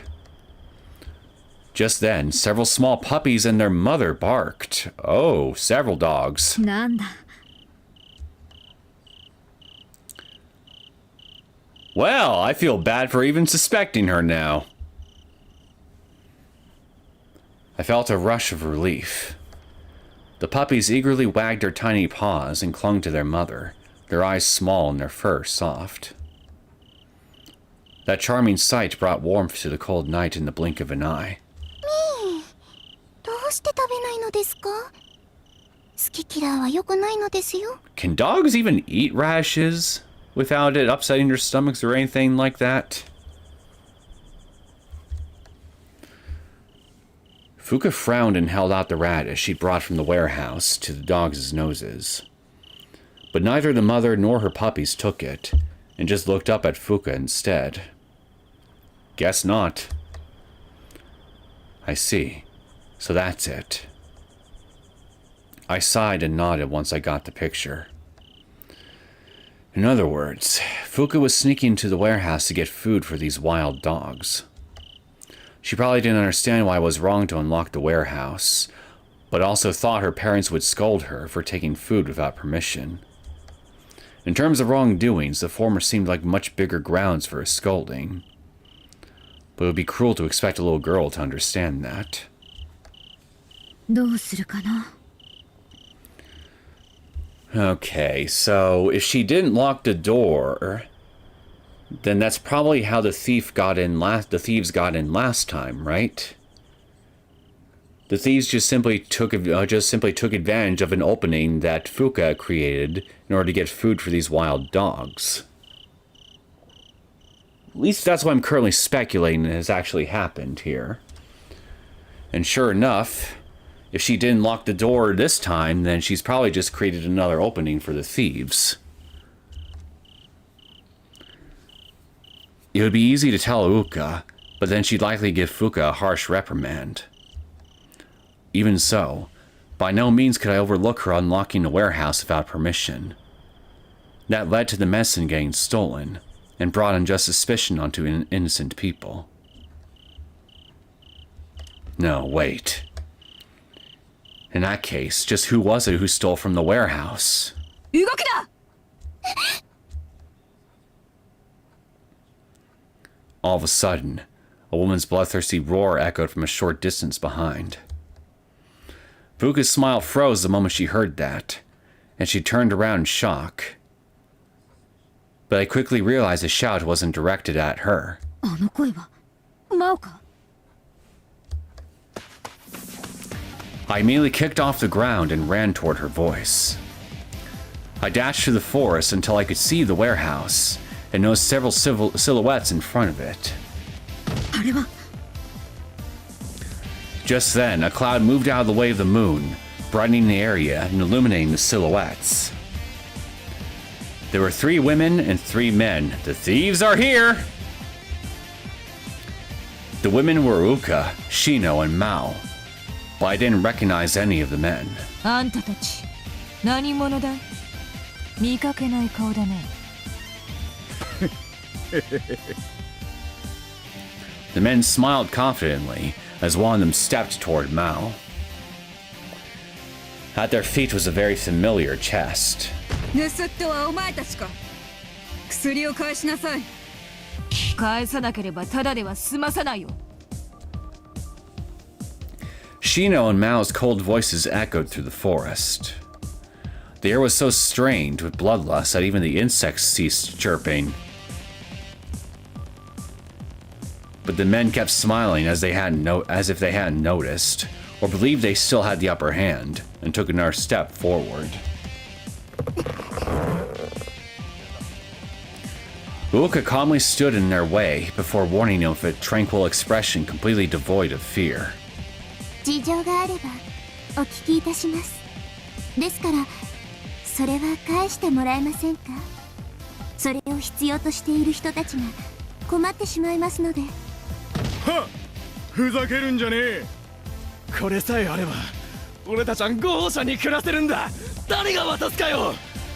Earlier, I did think it was foolish for these 3 ladies to just be the only ones to guard this chest. But then I remembered, in Uka's case at the very least, she's been getting some sword training from Hanyu herself, so maybe they might actually be able to handle this just fine. Better than I initially thought, at least.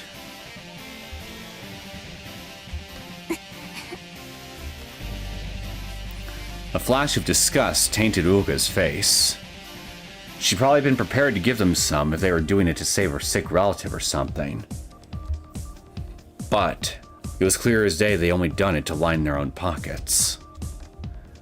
Not even Uka was lenient enough to forgive that.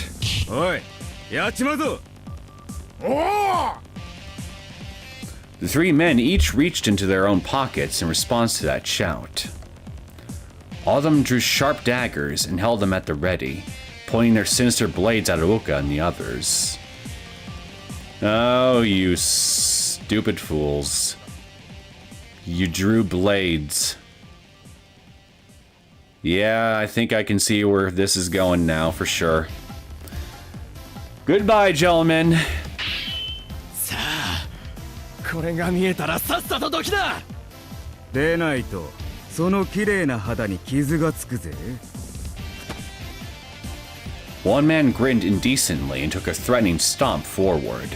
His eyes were steady and wild like a beast. 仕方ない。助けるか。But if I did that, I might expose my true self to Uka and even the others. No, wait. They couldn't see me anyway, so perhaps I could pass this off as the work of Orishiro-sama. さあ、今すぐどきやがれ。いいえ、どきません。あなたたちこそ怪我をする前におとなしく。なんだとこの甘。 怪我しなきゃわかんねえのか。 The man furiously rose his dagger and charged at Uka. No! My hesitation cost me the first move. I'll never make it to Uka in time! But Mao acted quicker and promptly stood in front of Uka and punched the man right in the face.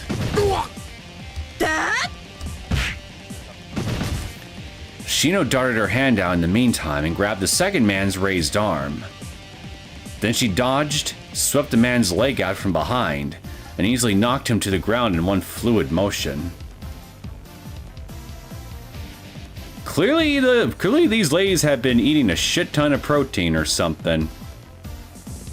Bit tougher than I thought, at least on the brute strength factor. Unless they use proper combat on proper martial arts, in which case you could use your opponent's momentum and whatnot to your advantage in order to knock them on their asses.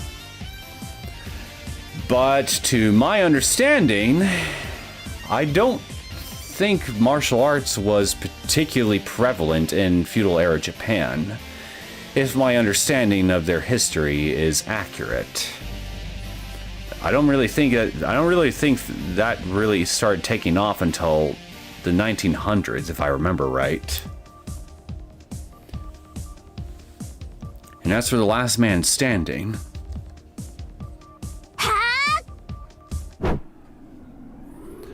Uka had kicked off the ground and charged at him with a wooden sword in hand, and then struck the hand clutching the dagger. The dagger danced through the air and planted itself in the ground a short distance away. No. Now, getting hit with a wooden sword will still hurt like a motherfucker, even if you may not think so at first, because any wooden sword made with decent wood and is constructed halfway decently is still a pretty nasty blunt weapon to be on the receiving end of. もう一度だけ言います。おとなしく従ってください。I speak with 喉を狙いますよ。I speak with experience, by the way. I have been on the receiving end of wooden sword strikes before. Particularly involving the Shinai. Take my word for it, it fucking hurts.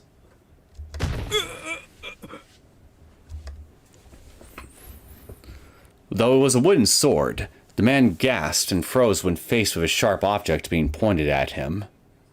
It's not sharp, though. It's blunt. He fell to his knees and hung his head pathetically. Even he must have realized how skilled Uka was to have accurately stabbed a hand that was nearly invisible under the cover of darkness. やるねえ、オカ。鬼ヶ淵村の巫女さんは剣術もやるのかい？ My mother taught me well. ナオさんもさすがですね。これでも荒事には慣れているしね。Mao smirked as she tied the men's hands behind their backs. Meanwhile, Shino brushed off some dirt while turning to Uka and asking, "Are you okay?" as if nothing had happened. 私は平気です。 Well, that was very anticlimactic.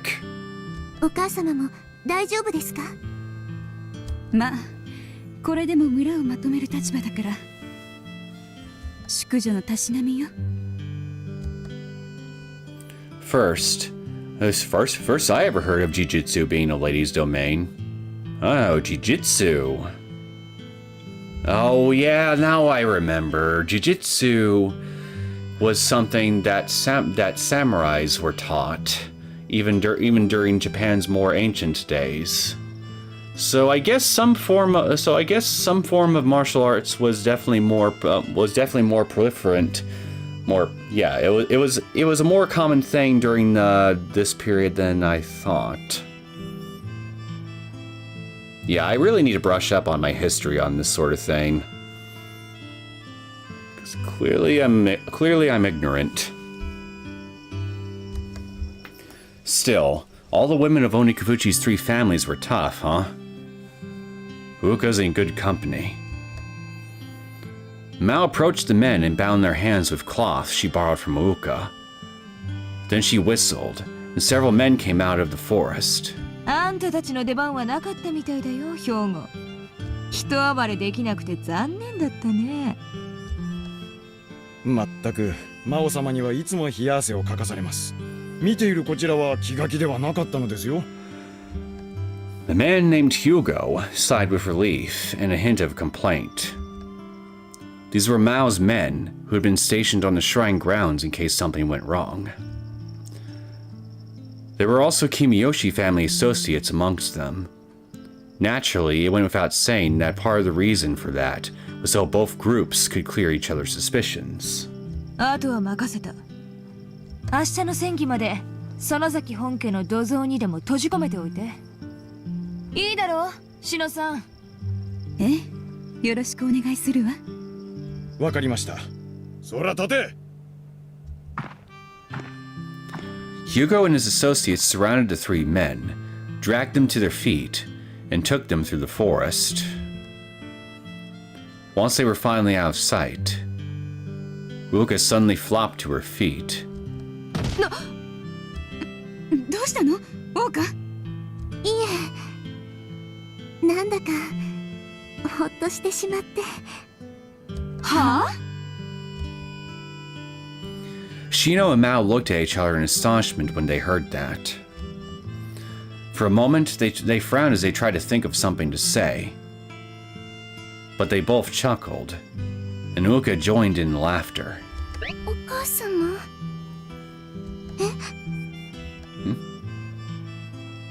Just then, Fuka came over with a puzzled expression, confused about the laughter. Uka was about to ask what she was doing there, but jolted to her feet as soon as she saw the key her daughter was holding. まさかあなたが。 Oh dear, you're in trouble now, Fuka.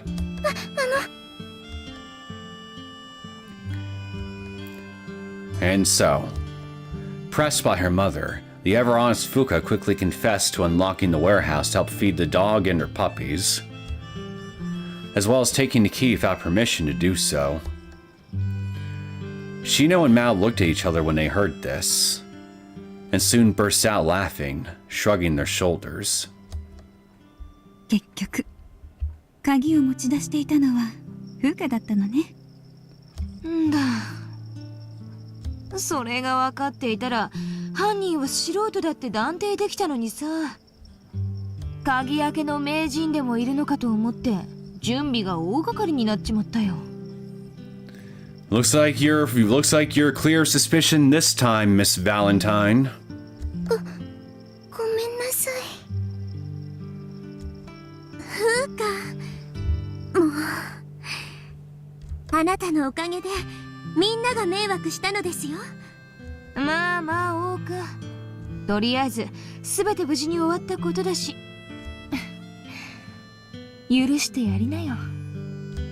真央さん。 Uka then timidly and awkwardly to Shino. Then turned. I don't know where. Yeah. Uka then turned timidly and awkwardly to Shino, who simply shrugged as if to voice her silent approval. お母さん。まったく。もう。 Fuka curled up in fear she'd get scolded, but Uka just hugged her gently before saying, "Don't do it again," smiling as she softly pressed her forehead against her daughter's. とりあえず雨降って地が固まったかな。 This incident may have even improved relations between the Sonozaki and Kimiyoshi families. Hooray! Can we make love now? In light of that, the three family heads were rather forgiving of Fuka's mischief.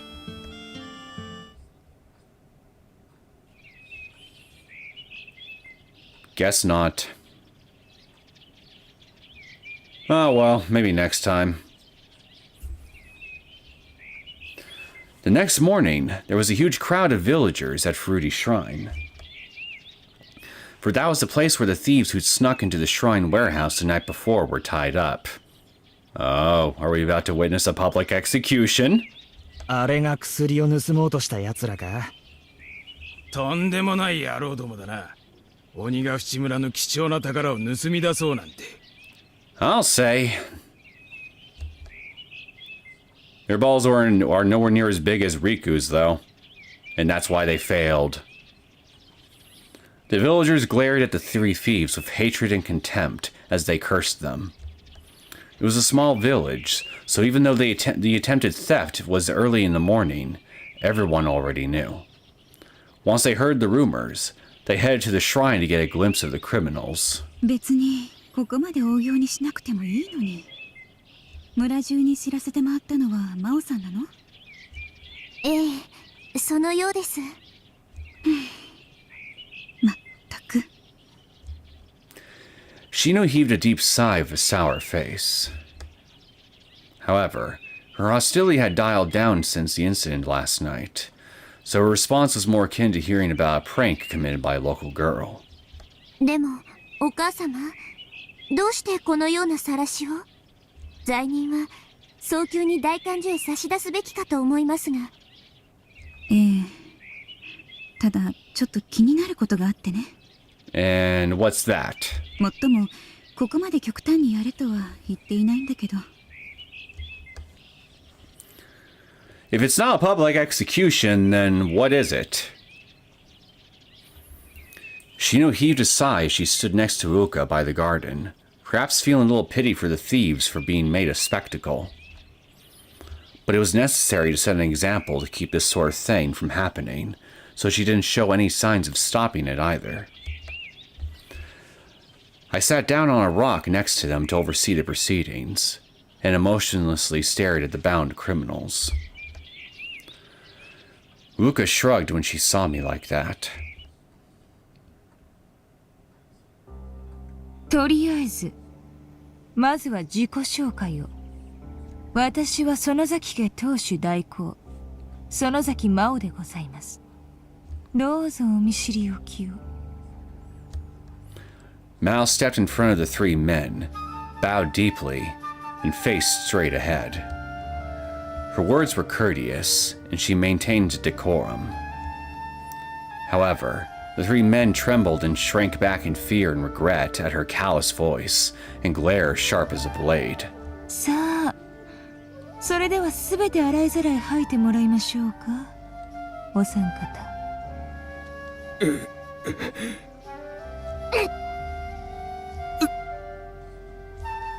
Naturally, the three of them kept hanging their head as they held their tongues, as if to say they had nothing to talk about. Exactly as Mao had anticipated. 何も話すことはないと。ならば仕方がないですね。兵庫、例のものを用意なさい。Is it a paddle? はい。 Hyogo, who'd been standing in the back, turned to his nearby followers and silently nodded. The men then brought out a bizarre black iron apparatus that had been concealed in a nearby thicket. What was that? It was probably some sort of tool, but I had no idea what use it served. I looked up at Shino and Uka to check with them, but it seemed they were just as lost as I was. さて、それではこの道具の説明をしましょうか。Something tells me it's not a paddle. 兵庫、それと東、準備を。はい。The two of them produced wooden masks that looked identical to humans. Their mouths were so wide they looked like they would tear apart, while the eyes had been designed to look as though they were in agony. これは見ての通り、ただの人の形を模した仮面です。まあ、今から始めるのはほんの余興なので、あなたたちはじっくり見ていればいい。じっくりとね。Mouse said that and turned her back on the thieves, followed by Hugo and Azuma fixing the mask they'd shown off onto the black apparatus. It looked as if the whole face was covered in black iron. A rather unpleasant sight. これは元来、歯の治療に使われていた道具です。Dentistry? 虫歯を取るとき、あまりの激痛に口を閉じてしまう人のために用意されたものだとのこと。Oh. まあ、口を無理やりこじ開ける道具だと理解していただければ結構。さて。You're not gonna try to pull out their teeth or cut out their tongues or something, are you?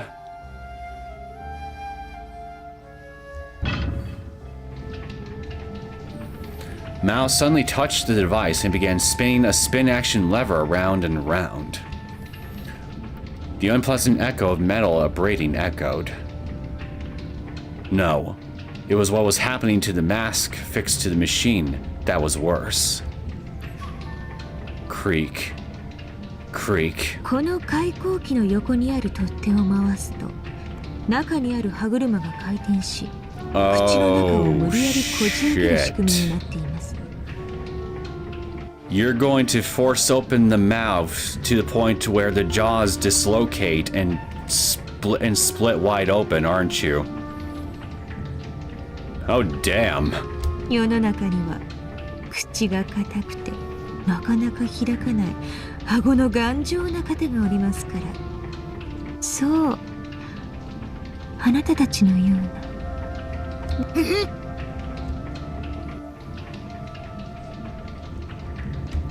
Mal faintly smirked as she continued turning the lever.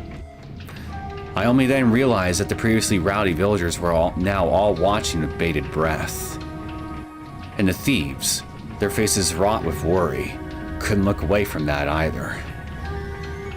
あれは。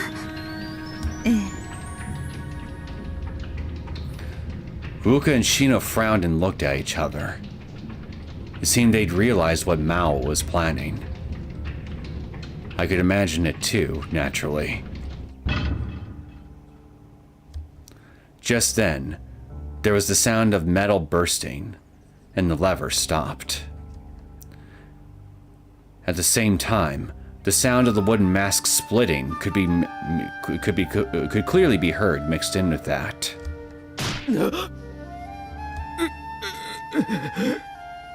おや、これ以上は進まないのかしら。少し力を入れてみましょうか。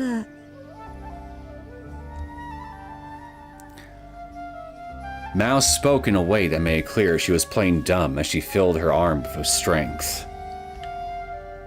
Just then, I think Takano said something about many of the torture tools being simply for show, to make people talk out of fear. Let's see which scenario will be. You know what? I think I actually remember her saying something to that effect. To, not Shino, Shion, as a matter of fact.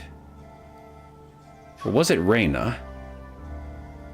It was in either chapter 5 or 6, if I remember correctly, to one of those two. Can't remember which one, though.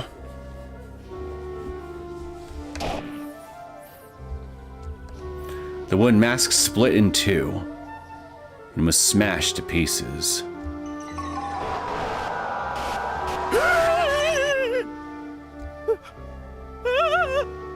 この仮面壊れてしまったようですね。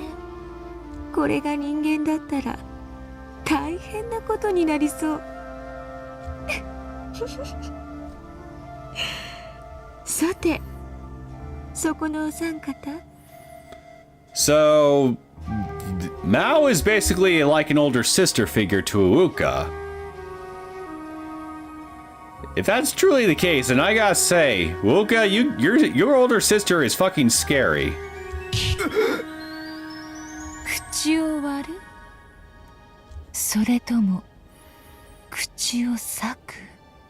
一度しか聞きませんけど。言います。全部言います。だからお願いします。それだけはやめてください。 The thieves all cried out in submission to fear. A wave of relieved and fearful sighs spread across the villagers when they saw that. Well, I'm glad that the villagers are not bloodthirsty enough to actually want to see that happen at the very least. So that's a relief. Even I felt like this may have been going a little too far. Uuka and Shino were also watching over Mao with grim expressions. Still, why was she doing something so threatening in front of the whole village? Mao was already feared, so wouldn't this just make her position worse and worse? Unless you intend on ruling by fear, in which case this is actually beneficial to your cause. Which naturally begs the question as to, well, is Mao trying to make people afraid of her on purpose? No, wait. Maybe she did this with that idea in mind? お母様、止めますか？いえ、もう少し様子を見ましょう。 Uuka's face warped in disgust as per her character, but Shino shook her head after thinking a bit. The threats had been so effective that the men kept confusing everything they knew while begging for their lives. 俺は薬を手に入れたら金がもらえるって言われたんだ。それでこの村に来て偶然倉庫に運び入れるって話を聞きつけて。俺は噂を聞いてこの村に来たんだ。そしたらこいつが薬が手に入るいい方法があるって言うから、それで。俺はそいつに誘われて。なるほどね。 Mao nodded in understanding. It seemed the man who answered first had been the ringleader. But something also struck me as odd. Even though Uuka was right about the theft, there should have been no need to put on such a threatening display to ascertain their motives. Just what was it Mao and the others were trying to get out of them? ならば聞くよ。大事な質問だ。しっかり答えな。あんた、誰に頼まれた？誰に頼まれて盗みに入ったって聞いてるんだよ。Mao glared ferociously at the man close enough to breathe on him, making her previous threats seem like mere child's play. The man's face froze in terror at that intense glare, as he started trembling with tears in his eyes. どういうことですか？数人で一攫千金を狙うにしては数が多すぎる。つまりそういうこと。それに古出家の家紋が入った唐びつを持ち出したのも気になってね。では、お母様も真央さんも元締めが背後にいると。 Certainly is a possibility. I knew because I just watched Nabi's episode, but it was in episode 7 when Takano was with Rika in the storehouse. Oh, okay, so it's a bit late. It's a bit later in the main story than what I remembered. Okay. もっともその過程は確定になりそうだけど。 Shino said that and sternly stared at the thieves. The ringleader frantically shook his head in the face of Mao and her man's threats. ほら、さっさと白状しなよ。死にたくないだろ。知らねえ。俺は別にただの。ただの。なんだい。それとも思い出すのに手伝いが必要かい。Mao said that and kicked a piece of the mask on the ground over to the man. When he saw that, he dropped his forehead to the ground and started begging. やめてくれ。頼む。口止めされてるんだ。言ったら俺が殺される。おお、なら殺されないために口を裂くってわけか。それがあんたの選択かい。もうやめて、マオさん。 Huka said that and stood in front of Mao, pleading on the ringleader's behalf. But Shino remained where she stood. So, whoever the ringleader is, these mooks are terrified of revealing who they are, lest they end up getting killed. They end up being killed by the ringleader. So, I imagine then it's either somebody who is particularly violent or particularly powerful. And my gut instinct is leaning more towards the latter at the moment. So maybe a lord or somebody of a high status is involved?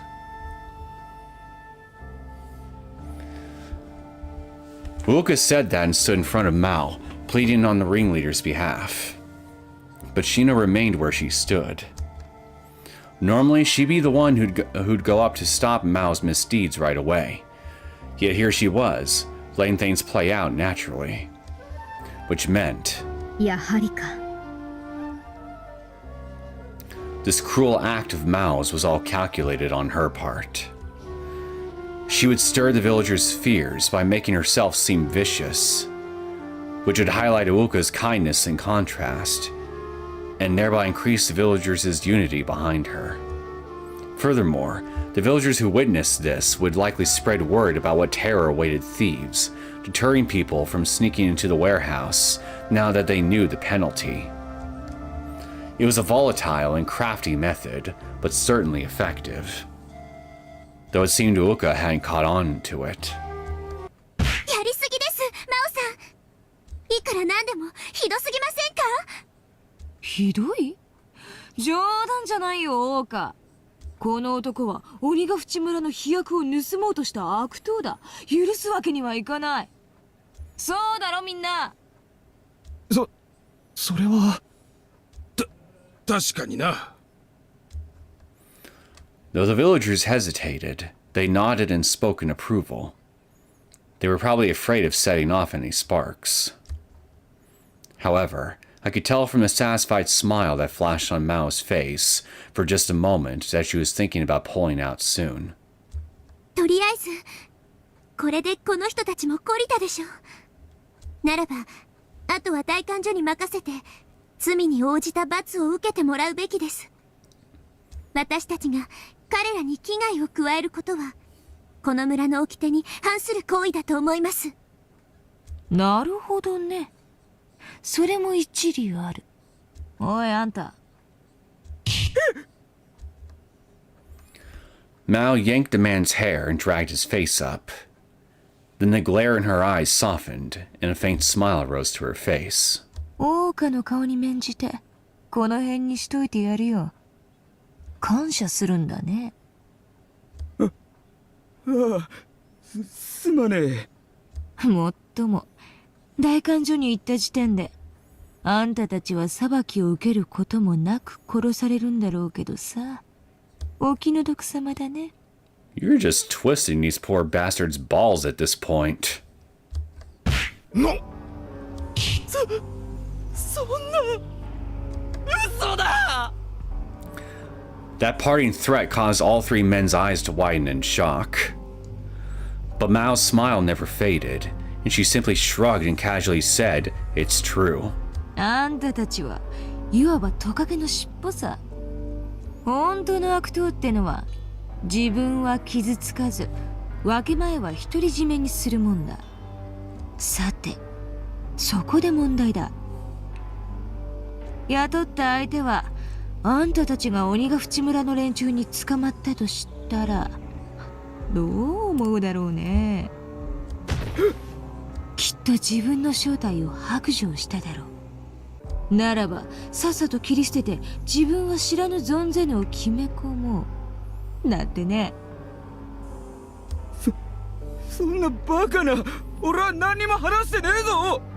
そんなの相手の知ったことじゃないよ。まあどう転んでもあんたの人生はお先真っ暗だ。誰もあんたなんか守っちゃくれない。だったらここで生えちまいなよ。今だったらうちの組でかくまってやってもいい。これは王家の目の前での約束だ。私Give them the only way out in order to force their compliance. You're definitely crafty, I'll give you that. The man silently hung his head as large drops of sweat rose to his forehead. He then looked at his comrades' faces, and finally, after seeing the pleading looks on their faces, made up his mind, and muttered in a low voice. Erd? That's an odd name. Who is this Erd thou speakest of? え？領主様だよ。 Aha! So I was right. It was a person. It was a person of power, a feudal lord.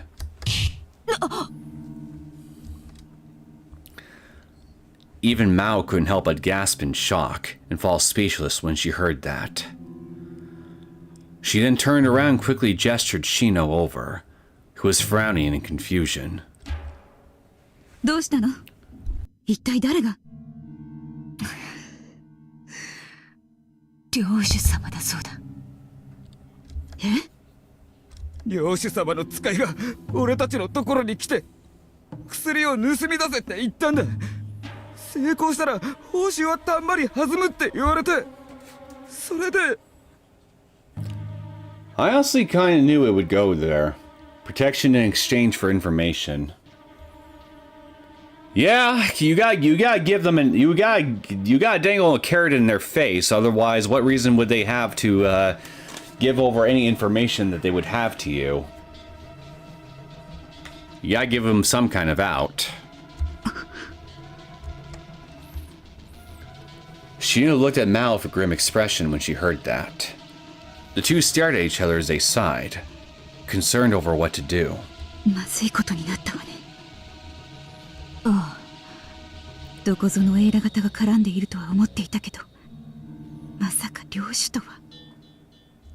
やぶつついて大蛇ってやつだよ。くそ。そんなにまずいのですか？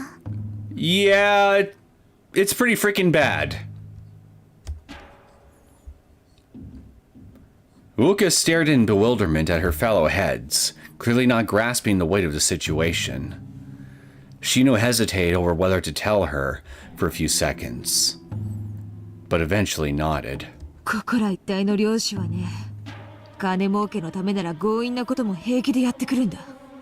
それこそ言うことを聞かせるためなら武力さえも打ち出してくるやつさ。So he's that kind of fellow, huh? 正直あまりいい話ではないね。 Not even Mao could hide how shaken she was. It seemed she believed the mastermind to just be some immoral merchant or a group of thieves. Don't know why they would want to steal medicine, though. They could simply buy it at the market unless they're that cheap. That's a good point that you raised, actually. considering their status, and they're bound to have a lot of wealth to them. So if it's just a matter of just simply acquiring the medicine, which is being given out for free anyway, these methods seem a bit strange on this feudal lord's part. Excessive, even. Which just begs the question as to why. Why resort to thievery?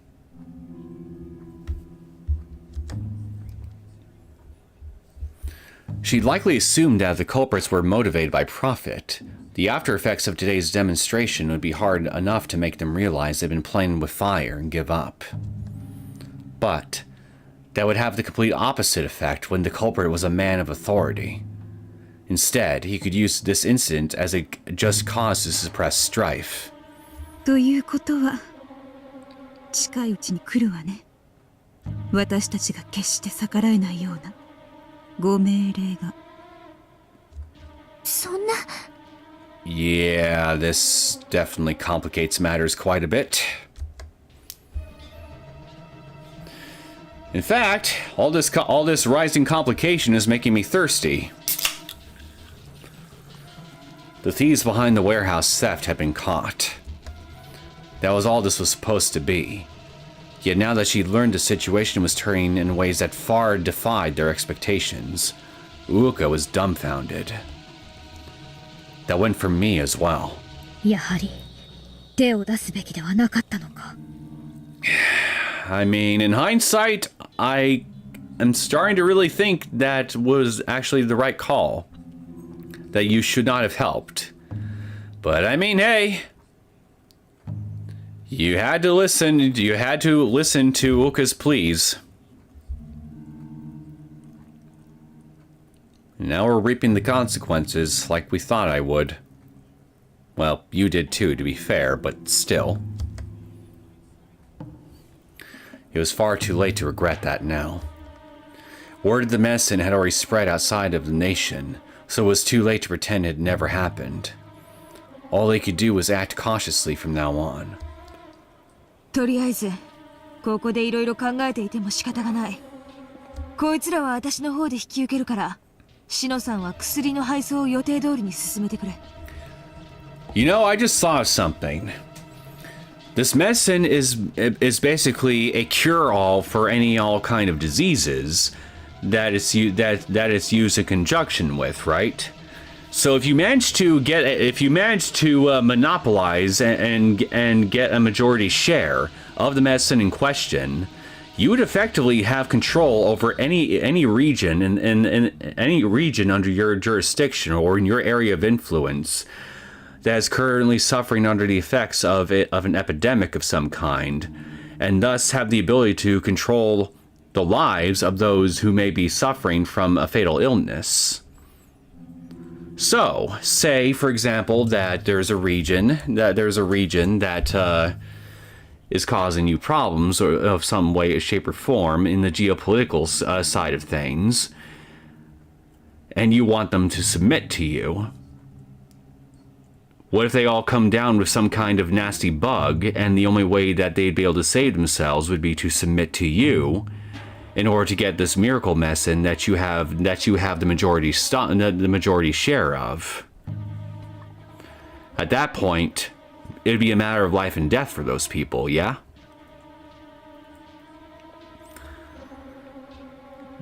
But yeah, just cases like that.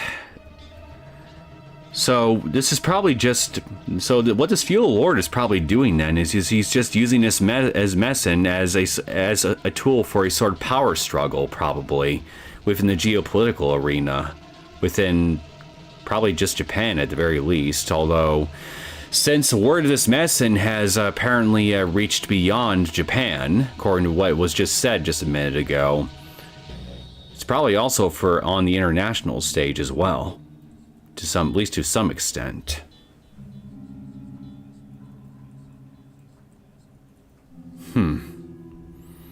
But in that case, though, wouldn't it be more practical for them to just kidnap Uuka or something, since she is the one person who allegedly knows how to make the medicine in question?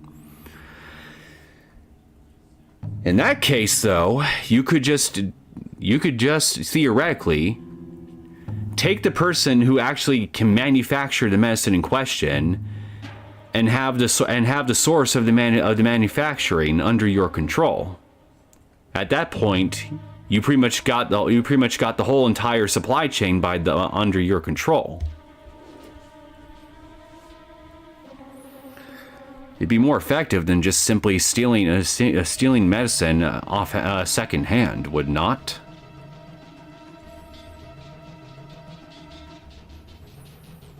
I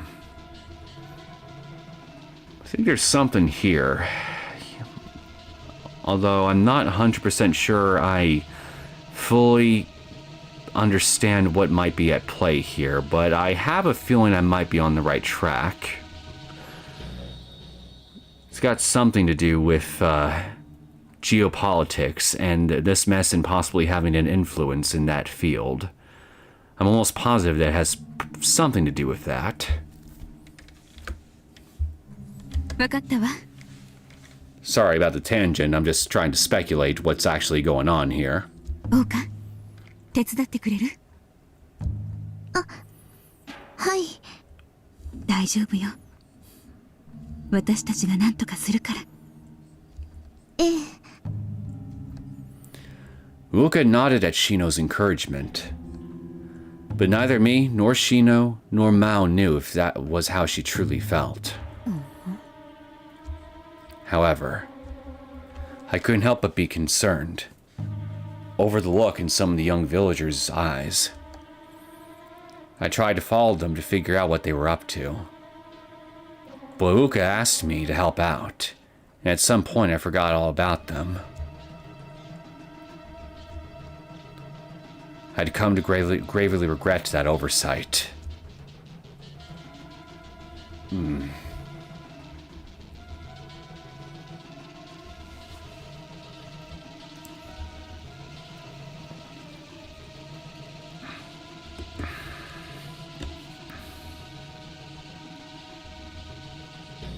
Tips unlocked. Swordsmanship 201 Advanced Course.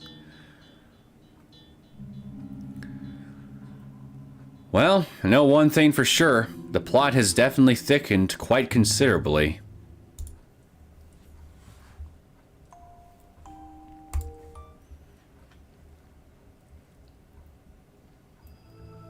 Oka, あなたがその剣技を使わざるを得ない機会に会うのはできればないことを祈りたいのですが、それゆえあなたにはその場面に直面した時の心構えだけを申し伝えておきます。はい。まず、たとえ相手の技が拙いものだったとしても決して油断せぬように。男と違って女子の力はどこまで鍛えても限りがあります。ですから切り合いから力押しとなれば、どんなに技を極めたところで不利劣勢は免れません。じゃあ剣を持っていてもあまり相手は怖がってくれないの？ Depends on the opponent. そうですね。戸惑いはしますが、その後に抱く感情はまず好奇心と敬意。力の差を気で感じることができない素人ほど恐怖を抱くことはほとんどないでしょう。ですが同時にそこにこそ唯一の、そして決定的な勝機があることも覚えておいてください。どういうこと？つまり相手は力でねじ伏せようと初手の際に生まれる隙が無意識のうちに大きくなります。初手は心理的優劣を形成するにあたってとても重要な行動ですからね。でもその際、体の各部がガラ空きになる。ですからその隙を逃すか逃さないかによってその後の戦況が大きく変わってくるのです。できた隙には最大限につけ込めってことね。さらに霧は攻撃を当てやすいのですが、その分線として繰り出されるため防御もされやすい。しかし一つならば相手にとっては点なので、防御はもちろん回避も難しい。故に力で劣る女性が最も効果的かつ一撃必殺の威力を持つのは死突なのです。ちなみに理想的な死突は一度目を隙を開けるための擬態とし、二度目をとどめに使います。もっともこれはよほどの技量と判断力を必要としますので、まだまだあなたが覚えるには早すぎますが。なるほど。それから死突の時、一番命中しやすく効果的な場所はどこだと思いますか？それはやっぱり胸とか喉とか？ I would argue that the chest would be a better place to strike because it's a much larger target than the throat. いいえ、誰しも攻撃を受けた際には反射的に急所を守ろうとするものです。その時真っ先に動くのは手。そして攻撃の時にも当然手が主体となって動く。つまり手は攻守一体の器官で、常に人の意図に基づいて無意識下で動きます。それで？しかしそれだけに人は手自体を守ろうという意識が薄い。故に攻撃を受けた際は、それから逃れたり防いだりする反応が他の体のどこよりも遅れてしまうものなのです。でも動いているものに攻撃を当てるのは難しいと思うけど。それでもその動きの軌道は途中で容易に変えることができないので、予測点をつけやすいのです。だから一つの時はまず手を。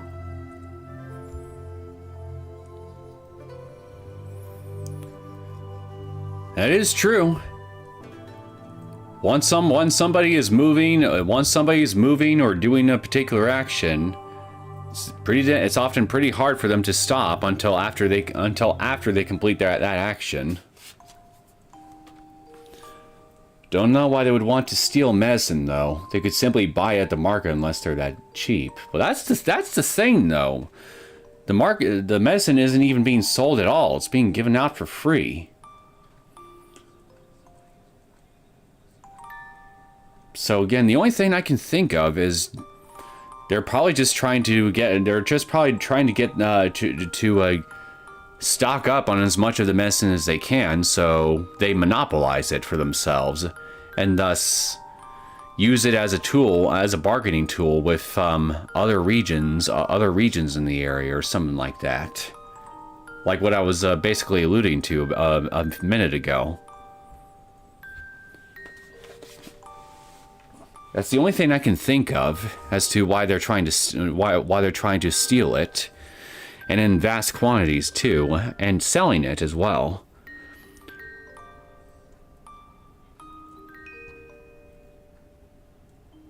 That way they could at least profit off it too, in addition to holding that kind of influence over other areas. Now, I know I'm not probably not explaining it too well, but again, that's the only thing I can think of. Otherwise, I don't know why they're stealing it.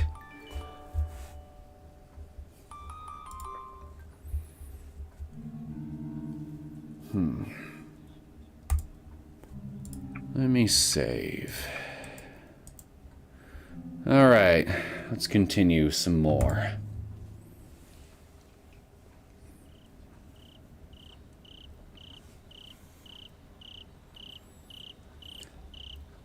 Mal arrived at the Fruity house late at night. 悪いね。病人のいるところ遅くに押しかけてさ。いえ、大丈夫です。主人も風花もたった今寝たところですから。さっき君吉の本家に行ったら、志乃さんはこっちだって聞いてね。大岡にも早いところ知らせておきたかったし、ちょうどいいかなって。Mao and Ooka sat down at those words, followed by Shino, who had been visiting the Fruities to take care of the sick Shoji. I couldn't see their faces well because they were only illuminated by candlelight. But the sounds of their voices spoke volumes of the situation. あまりいい話ではなさそうね。ああ、領主様から正式にお呼びがかかって、お屋敷に出頭したおじきがさっき戻ってきた。簡単に言えば鬼の薬はこの国全体の1000倍になることが決まったらしい。 Oh, I read your comment a second time? Yeah, I couldn't quite remember if I did or not, but, well, I guess I did. Oh, well. Well, I am a little bit tired, so my brain's not functioning at 100% capacity at the moment, so expect more possible brain farts throughout the rest of this stream. That's all I can say. Anyway, so it looks like my suspicions were right on the money. Looks like they are trying to monopolize all the demon medicine in the nation.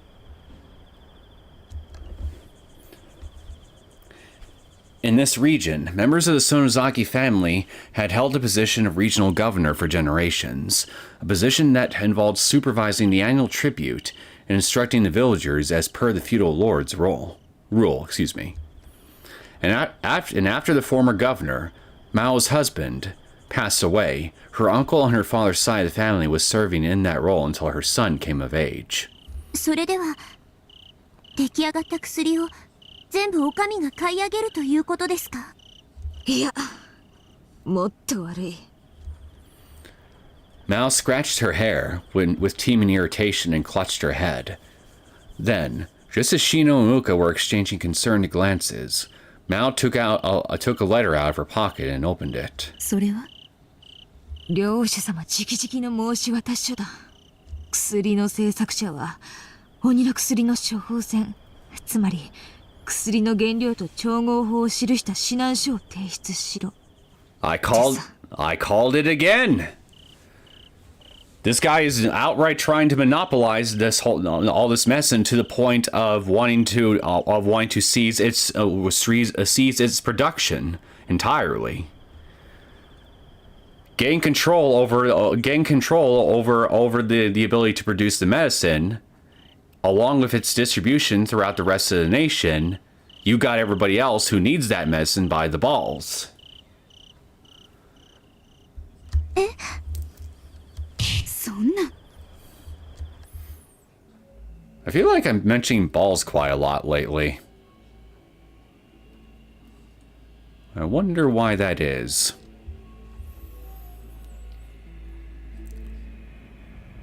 Questions for later. While Oka tilted her head in confusion, Shino groaned with reproach.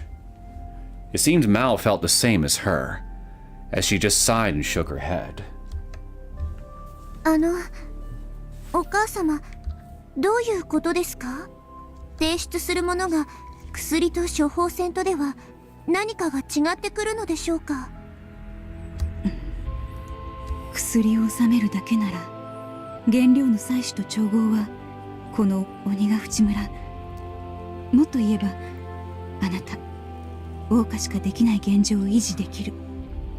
でも処方箋を渡せばあなた以外の人も鬼の薬を作ることができるようになってしまう。大違いよ。それに何か問題が？何かって、桜花はそれでいいのかよ。あんたが苦労して見つけてきた薬の処方がほとんど二足三毛で他人のものになっちまうんだぞ。あ、そうか。After being told that, Uka finally understood what Mao and Shino were so worried about. Shino and Mao looked at each other and shrugged in exasperation when they saw the reaction of that woman who never even considered profit or reward. まったく、あの薬はあんたが作ったんだろ。だったら少しくらい処方に費やした努力の報酬をよこせって言ってもバチは当たらないのにさ。努力と言われても、私はお社様の信託を受けてこの薬の作り方を教えていただいただけですから、私が何かをもらういわれはありませんよ。まあそういう無欲なのが桜花のいいところなんだけどね。それでもあなたが神のお告げを聞いたおかげで病に苦しむたくさんの人が救われた。それは事実なんだから、存分に誇ってもいいのよ。はあ。 By the way, we have 1 hour and 47 minutes without commentary left. Well, in that case, yeah, looks to me that we're going to be finishing this tonight. Sweet.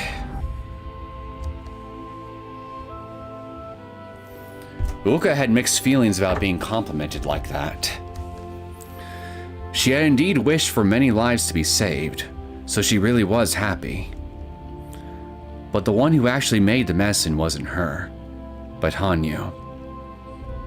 Her friend who willingly accepted my unreasonable request and fulfilled it in the best way possible. To have others use her kindness and praise Uka for it only made Uka embarrassed.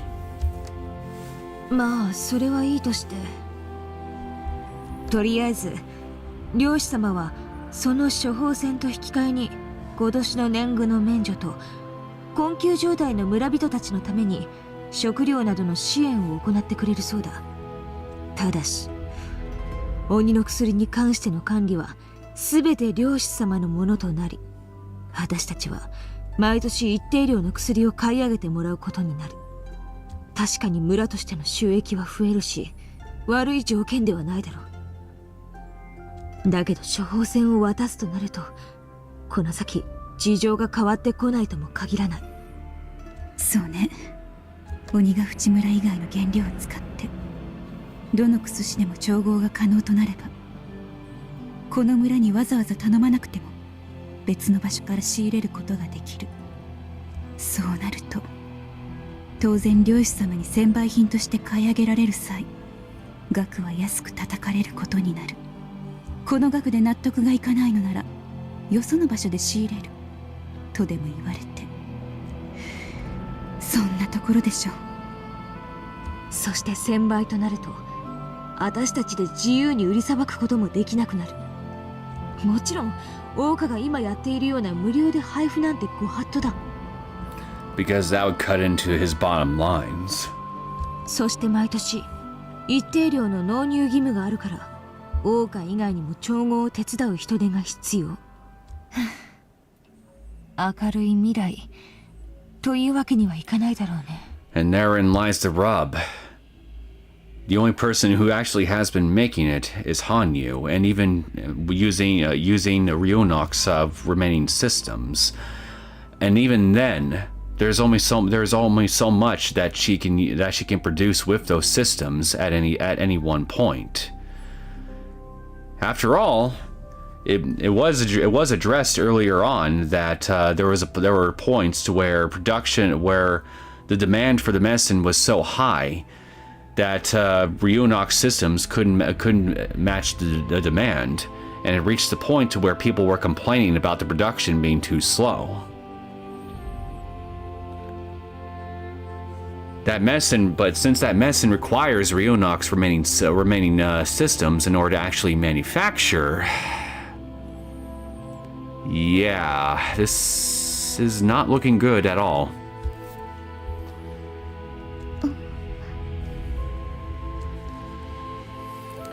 Uka gripped her collar with a dispirited expression at this initially unexpected turn of events. She could tell very easily from listening to them that was by no means something to be happy about. If anything, they seemed to be disconcerted by the excess worries and work they'd been handed. やっぱり間違いだったんだろうか。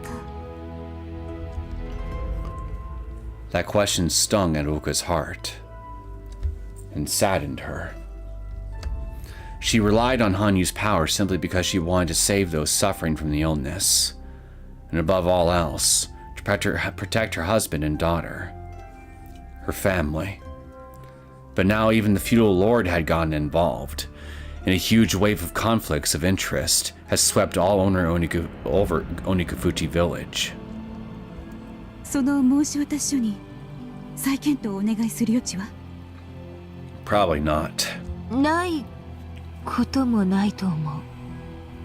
私の勝手な想像だけど、漁師様は状況を正確に理解していないようだ。模倣が簡単にできるようならすぐにでも実施に移すつもりらしいけどね。でももし原料の採集と製作に手間と技術、そして知識が必要だったら準備期間や条件はもう少し有利にできるかもしれない。全ては桜花の処方箋の内容次第だ。いずれにせよ処方箋の提出は絶対条件なのですね。 And again, this medicine is manufactured is manufactured with what is essentially sci-fi technology in this setting. So, unless you've got that technology, you can't manufacture this medicine. So, it's just impossible. Uka sighed and dejectedly slumped her shoulders. When she says that, Shino couldn't help but be ashamed of her powerlessness.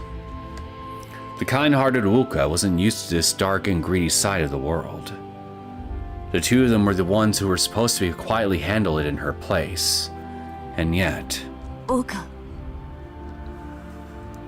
Just then, Mao, who'd been looking around while hesitating to say something, finally made up her mind, looked up, and asked Uka a question.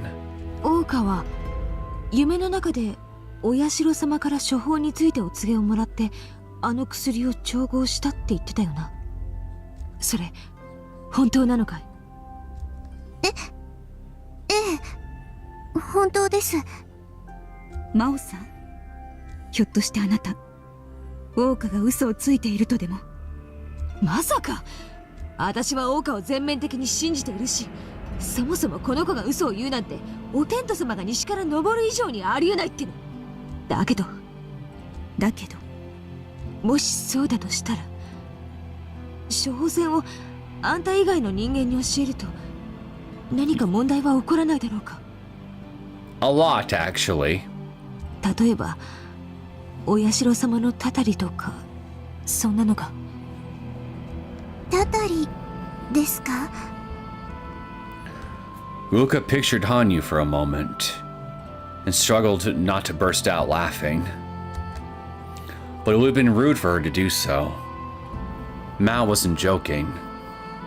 She was seriously worried about the possibility of getting cursed by Oishiro-sama.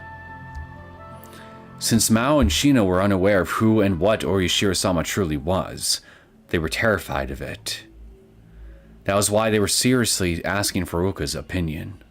どうなの、桜花。あなたはどう思う？私はそうですね。 Uka cleared her throat and quietly looked at the floor, lost in thought. Judging from how Hanyu normally acted, it was hard to believe she'd ever deliver any sort of wrath that would harm the villagers. Thus, she could answer no to that with almost absolute certainty. Okay, we got a grammar mistake here, I think.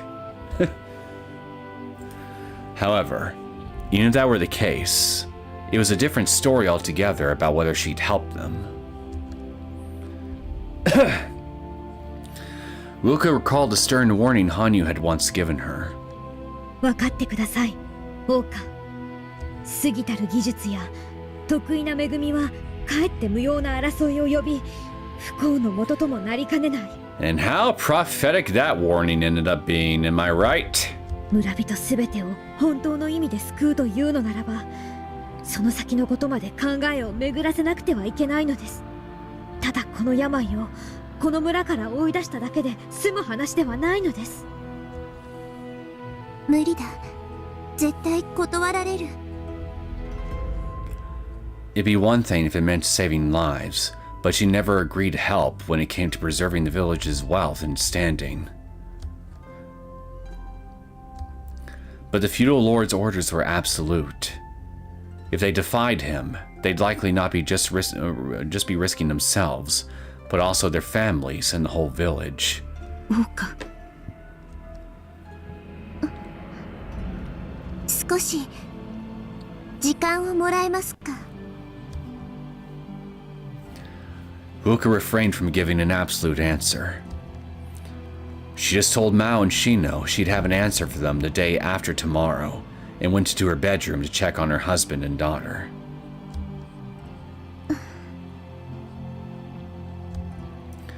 Uoka sighed as she walked down the hallway. どうしてこんなことになってしまったのだろう。 It came to this because you refused to let nature run its course.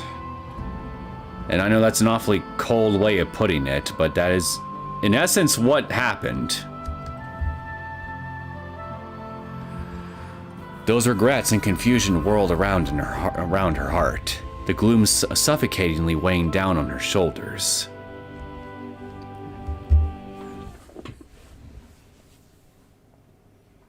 Yes. 教えることについては私に特に依存はありません。 Wait, really? 少々時間がかかってしまいますが、手順通りに行えばあなたたちの技術でもおそらく調合は可能でしょう。 Oh. Well, how about that? I guess we don't really need Ryunox technology to make this then. 本当に Guess I was wrong about that. Uoka emphasized that to me with a puzzled look on her face. She was probably thinking I'd refuse, judging from our conversation the other day. I wouldn't say it was unexpected, but I did feel she was worrying too much. この薬を世に出した時点ですでに覚悟していたことです。それに別に私が明かさなくても知識のある人間が薬自体を調べればいずれ中身を解析できるでしょう。それが遅いか早いかの違いだけですよ。よかった。ありがとう、羽生。 Uoka heaved a sigh of relief and bowed her head. However, there was a different pressing concern I had about her. しかし、オーカ、それで本当にいいのですか？え？この薬を飲めば、この地は愚か、全国で蔓延している例の疫病を全て治癒させることができます。それで本当に大丈夫なのですか？ええ、もちろんよ。より多くの人が救われるのなら素晴らしいことじゃないの。 Given what's happened so far, a part of me is kind of skeptical of that actually happening, I mean. If more people would actually end up being saved in the long run. やはりあなたは人の悪意をよく理解していませんね。 Uoka's eyes widened. I sighed and carefully explained it to her. その薬があれば助かる。しかしなければ死ぬ。その生き死にがかかった状況下で薬を売りさばけばどのような事態になると思いますか？ And this was also another thing I was bringing up earlier too. The ill would likely desperately seek it in order to live, amplifying demand. And so, the sellers would likely raise prices to make a killing. And the more the value of the medicine spread through the world, the more people would be willing to resort to illegal methods to get it for themselves. In fact, it had already happened. Yeah, it was stolen right from us directly, as a matter of fact. And at the very least, even if the medicine contributed to the treatment of the disease, it was very much possible to affect other areas too.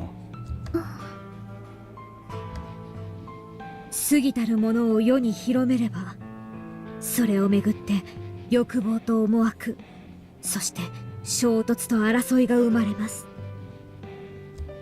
人を救うものであったはずなのに、それが逆に人を苦しめるものへと変わることも十分あり得る。その危険を理解した上で、あなたはその責任を背負うことができますか？私は王家が村人たちを救いたいという願いを叶えるつもりでこの薬をあなたに渡した。そしてあなたは願い通りこの村を救った。それで十分だったはずです。なのにその規模は拡大してあなたの意志など届かないところにまで達している。違いますか？ううん、違わないわ。 Uoka guiltily hung her head and looked down. The fact that she so obediently accepted that meant she'd done a lot of thinking before coming to me, and I had grown to question her actions. If this were only about treating those suffering from the plague all over the nation, like how she'd saved the village, Uoka probably wouldn't have hesitated to ask for my help. However, the interests of multiple parties were far too transparent this time. Therefore, she couldn't believe in any assurances that she was making the right choice. 私の今やろうとしていることは薬で人を救うことじゃない。その薬でこの村を潤すこと。最初の目的とは明らかに違っているし、そもそも命の救済に対価をつけるなんてことは医薬に身を置く立場でもない私が行うのは僭越で傲慢な行いよ。分かっているの。それどころかもっと違う意味での不幸を招き入れる種を生み出しているだけかもしれない。あなたの言う通りよ。この薬はたくさんの人を救ってくれた。でもそれが誰かによこしまな思いを抱かせることになるなんて考えもしなかった。そうか。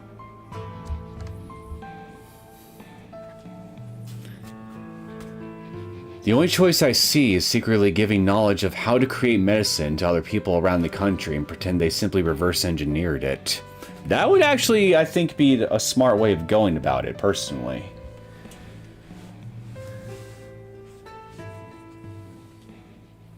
But someone tells me that's not what they're going to do here.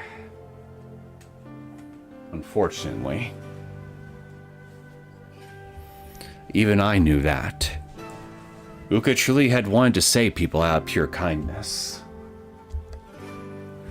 Of course, initially that was also rooted in her desire to not embarrass her revered parents.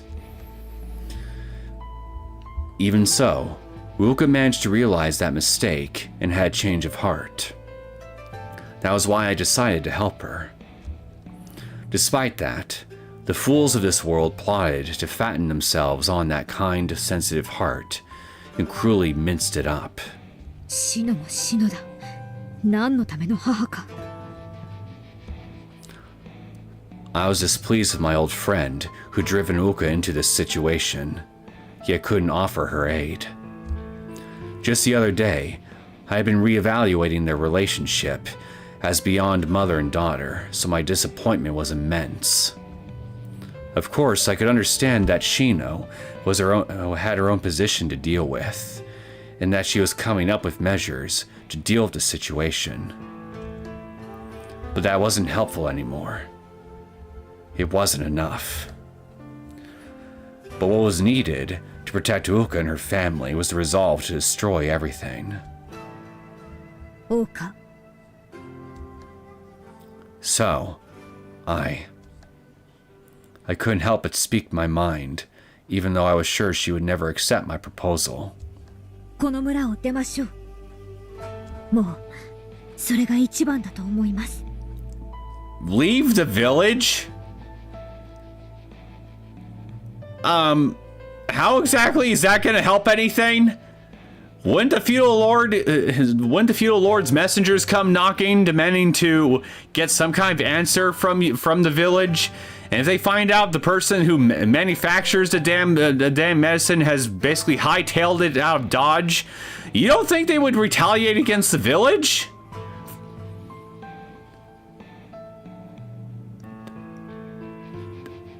Hanyu, this seems like a phenomenally stupid idea. The more I think about it. あなたがこの村にいる限り、鬼の薬を求める声は収まらない。逆に言えば、あなたさえいなくなれば、この村は元通りになるのです。 Okay, here's another thing. People know that that Uka is the one, at least as far as everybody in the village and beyond knows, is that Uka is the one who knows how to make the medicine. So what's to stop the feudal lord and any of his associates from trying to hunt Uka down if she did leave Onikafuchi village? You don't think that they would try to go and look for her? Especially given what's at stake here? She wouldn't be safe. And neither would the villagers. All you would be doing is just all you would end up doing is probably just pissing off the feudal lord, if anything.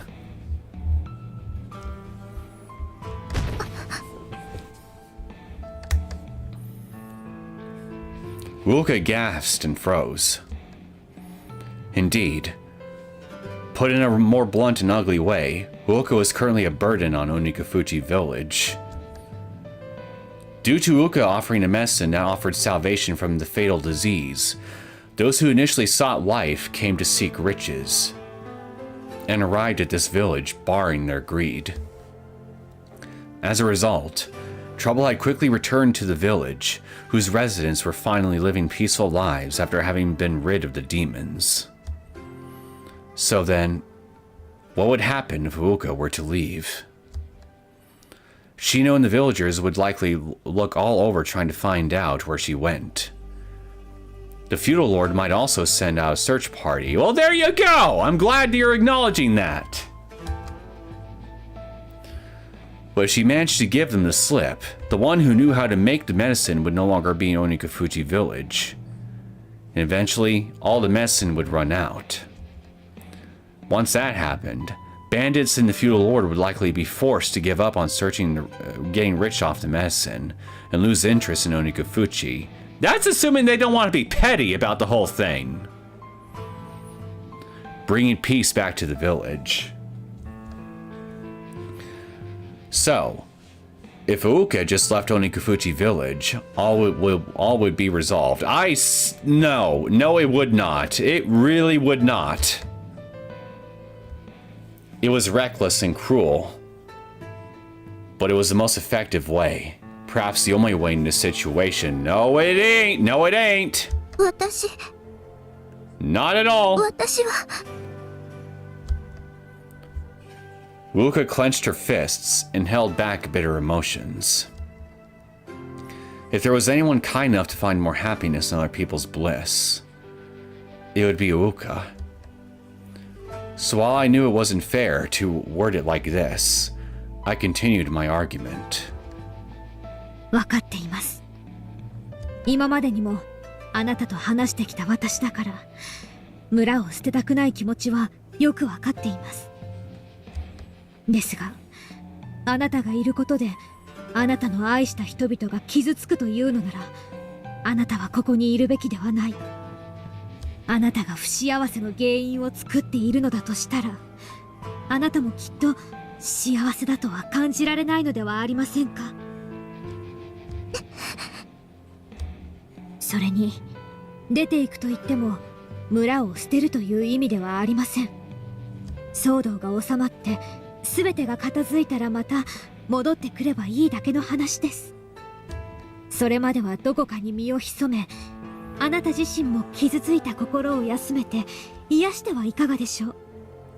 羽生安心してください。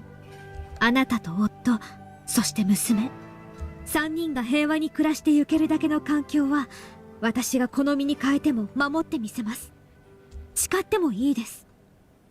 そしてあなたたち家族が鬼ヶ淵村に戻るその時まで、私はあなたのことをずっと見届けましょう。どうですか、王家。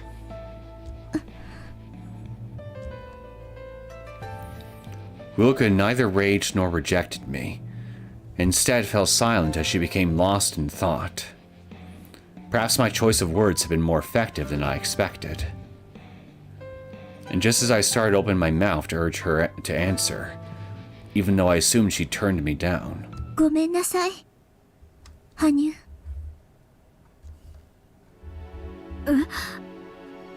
少しだけ。ええ、少しだけでいい。考える時間をもらえるかしら。王か？ Well, you better think fast, whatever you do. Because the longer you wait, the more likely something bad's gonna happen. あなたの言うこと、とてもその通りだと思う。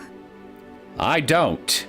でも、まだその決意を固めるだけの勇気が、私にはない。だから、もう少しだけ、心の整理をさせてもらってもいい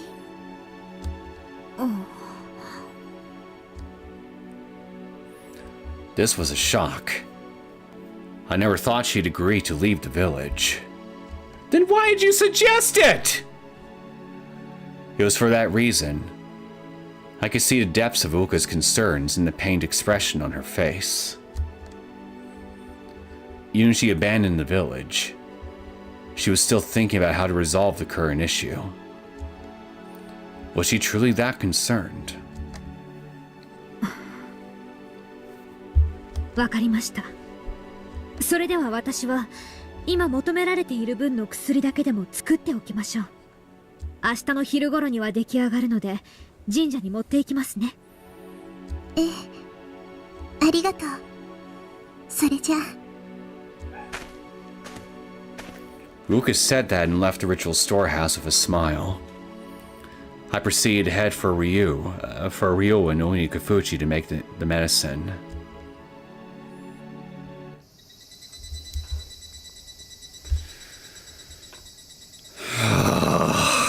I really don't think anybody's making smart decisions right now.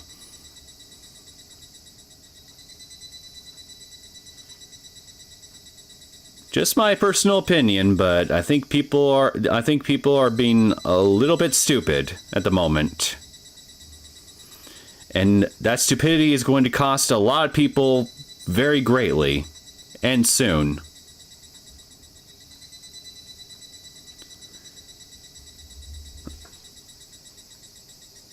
Well, I'm going to take a quick bathroom break, so I will be right back, and I guess we will continue to see this wonderful house of cards of ours continue to crumble in on itself here. So, be right back.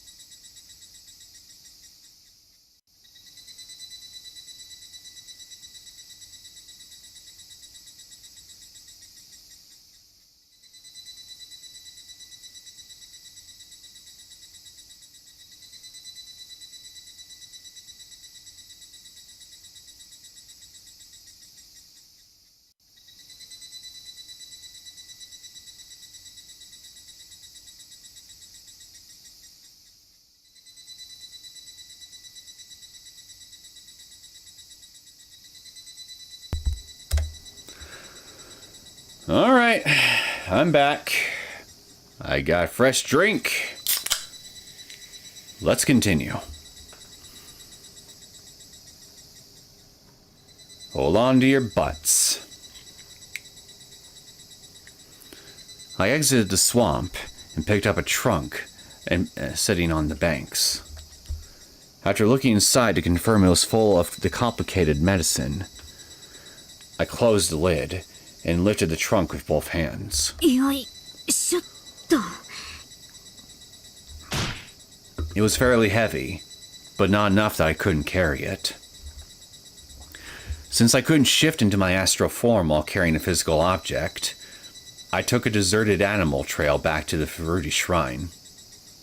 Wait a minute, then carrying a physical object would require a physical object of some kind to be pressing against your body, in general, yes? Regardless of whether or not you're having any actual contact with the object with your hands. If that's the case, then couldn't a backpack or something like that also prevent you from shifting? Wouldn't clothes, for that matter, also technically prevent you from being able to shift into an astral form, since they're physical objects that are pressing onto your physical body? Serious question. I'm just trying to figure out how this shit works, okay? Because there's been at least one other person here who's pointed out to me in some comments here that some of the rules in regards to the astral shifting thing seem a bit inconsistent. So I'm seriously just trying to figure out how this shit actually works here, okay?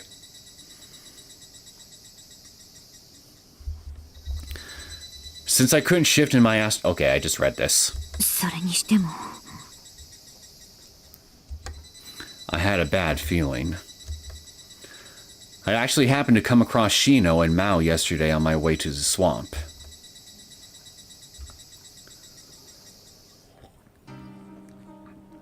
Mao was accompanied by several young subordinates and had called for a palanquin as if she were planning to go far away.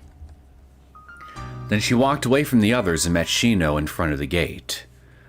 They seemed to be talking about something. なんだろう。 It was odd to see this pairing, even though I knew they'd made up, so I quietly approached them in my astral form. And when I did... それじゃあマオさん、そちらはよろしく頼むわね。ああ、おじきには漁師様に薬の話をしばらく待ってくれって説得してくれるよう頭下げてみるよ。専売とか処方箋とかの話なら私たちも飲むことができたのだけどね。例の話だけは絶対に承知するわけにはいかないから。 Did you withhold something from Uuka? What's this other matter that you're talking about? だよな。例の話。 Their faces were oddly serious and resolute, so my heart leapt when I saw that. What were they talking about? Was there more to this story than what I heard from Uuka? Apparently so. にしても冗談じゃないよ。相手の国が疫病で苦しんでいるところにつけ込んで鬼の薬を取引材料に使おうなんてさ。 What did I tell you people? I read this guy like a fucking book. I knew that's what this guy's angle was going to be. He was going to use this shit as a bargaining chip in the geopolitical scene, not just in Japan, but in other countries too. 大岡が聞いたらそっとして倒れちまうよ。そうね。人を救うのならともかく、相手を脅して言うことを聞かせる手伝いなんて、あの子には絶対させられないわ。まして戦の道具になんて冗談じゃない。 It's not necessarily a tool of war, it's just geopolitics in general. You could also use it as a tool for negotiation in order to acquire resources or food or other things of that nature, for example. It all depends on how you use it. It doesn't necessarily have to be a tool of war per se, but it certainly can be, depending on how you use it. Point is, it's a geopolitical tool. That's what this guy is trying to use the medicine for.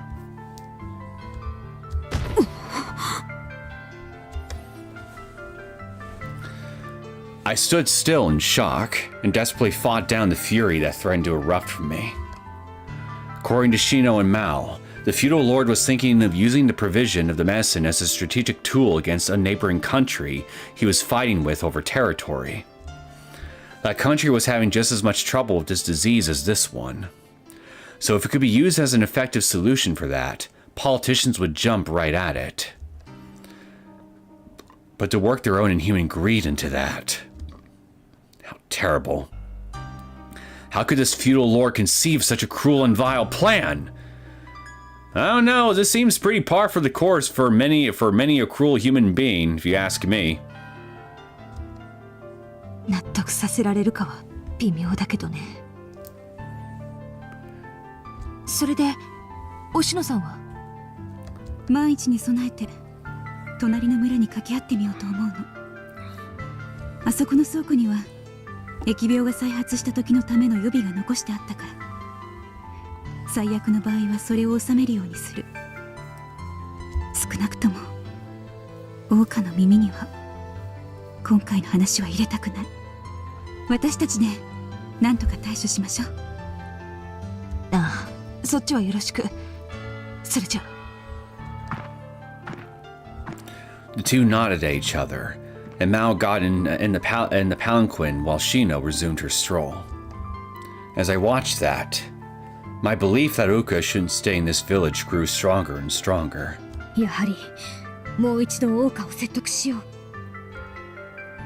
She didn't belong in such an ugly and filthy world. I couldn't hesitate anymore, even if it meant getting a little pushy, for I was sure that she'd be happier if I took her out of the village.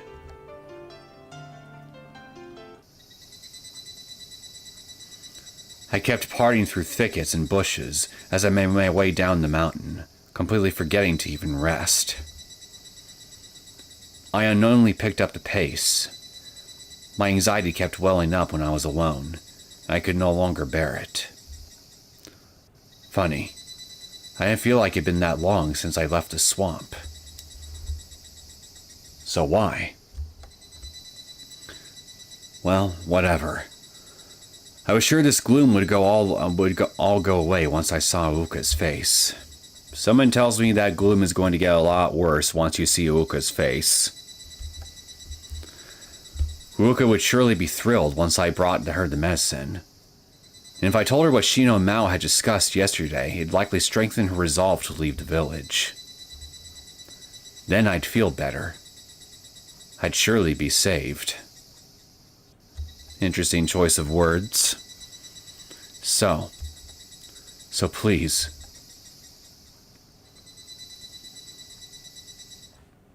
But when I got to the shrine where Uka lived, I saw villagers with wide bloodshot eyes, each carrying their own weapons.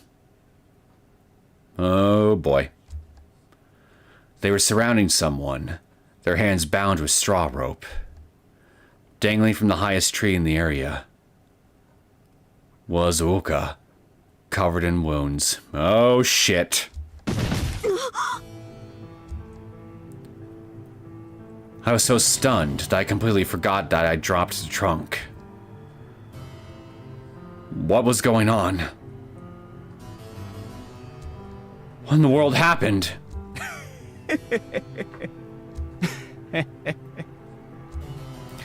The villagers gave vulgar smiles as they looked up at Uka with interest, as though she were one of the bandits who had been put on display the other day. Many of them were those who barely escaped death thanks to my medicine.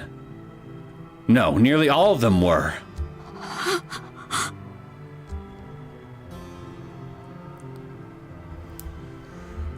Oh, you stupid sons of bitches. I think you're gonna be in for it now.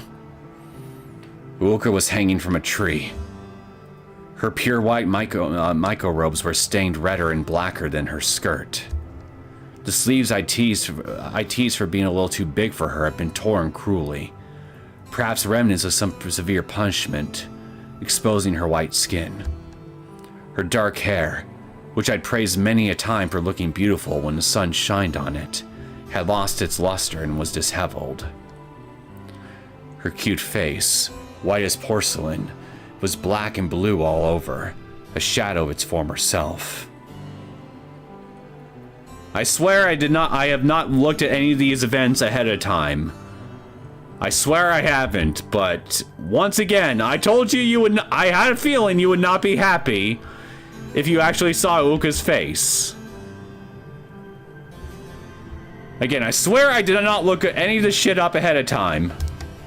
I just seem to be on a roll today in regards to my predictions and analyzing people's motives. When I looked to see how the villagers saw her, I felt violent shivers run down my spine. Their eyes held the bloodlust of ferocious carnivores and were glazed over with disgusting curiosity and avarice. These were the villagers Uka had so earnestly tried to help. Miko-sama, どうですか?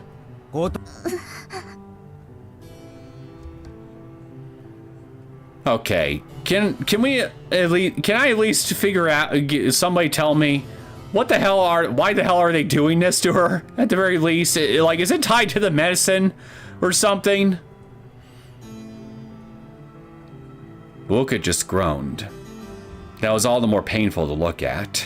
聞こえてるのかよ? Oi. Even so, the man next to her paid that no heed and lifted her chin with the timber he held.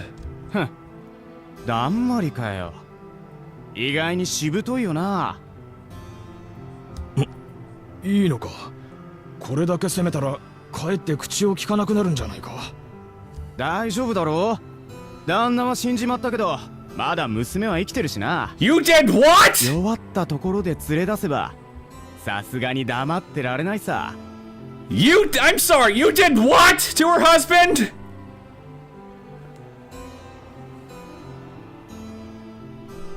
Oh, God help you. God help you. 生きてるねえ。確かに息さえしてれば生きてることになるがな。God help you. What? あなたたちまさか。ああ、別に殺したわけじゃありませんよ。今でもみ合っていたら勝手に血を吐いてくたばっちまっただけなんですから。ま、娘さんは無事ですし、もっともあんまりピーピー泣いてうるさいんで蹴飛ばしてやったら動かなくなっちゃいましたけどね。そんな。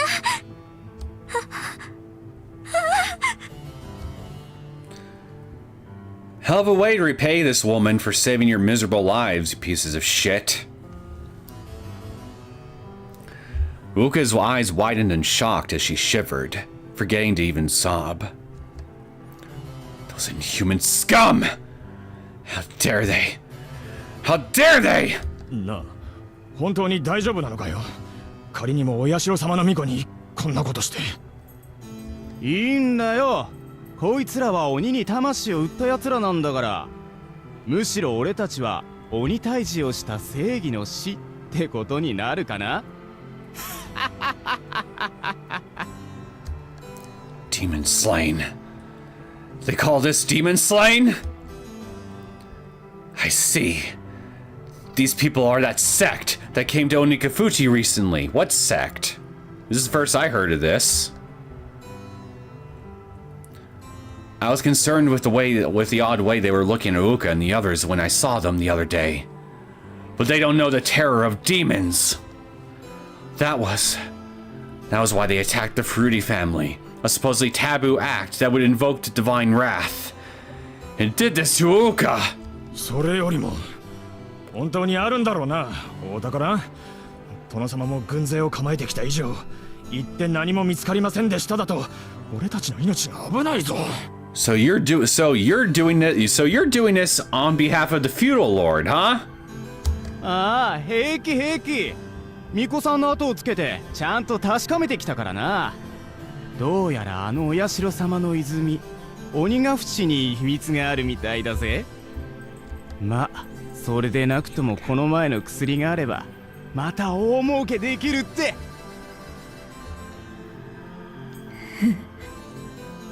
しかしこの巫女さんも人がいいよな。ちょっと調子悪いふりしてたら薬をタダでくれるんだもの。それを隣村の病人に高値で売りつけてこちとら大助かりってか。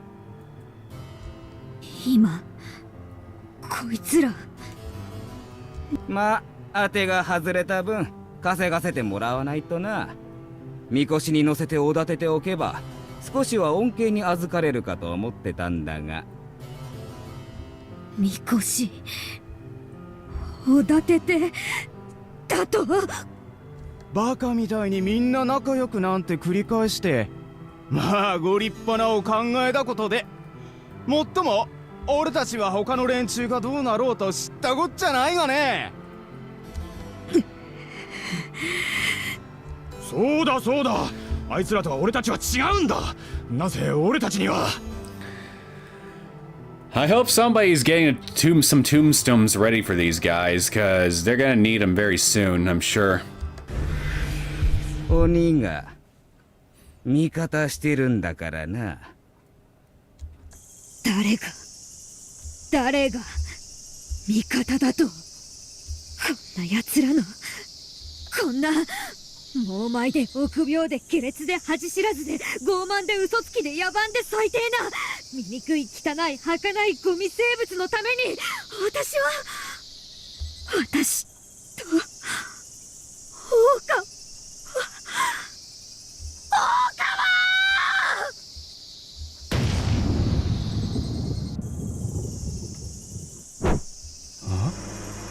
おい、どうした？ He suddenly stopped moving and opened his mouth on the spot. In a moment, his shoulder was tapped. Something like a stone mass fell to the ground with an oddly dull sound and rolled at his feet. The other man looked down to see what it was and found a human face. And then...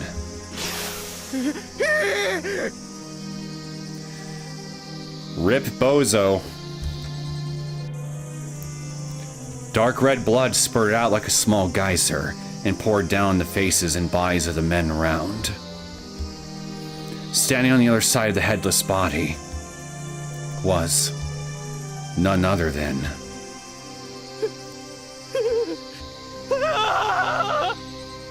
Oh, 鬼だ！鬼が出た！貴様らが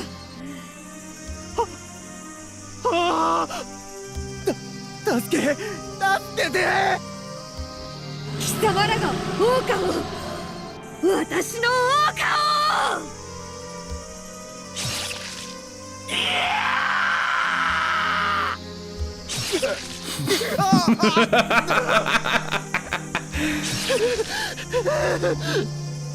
Oh, this is cathartic.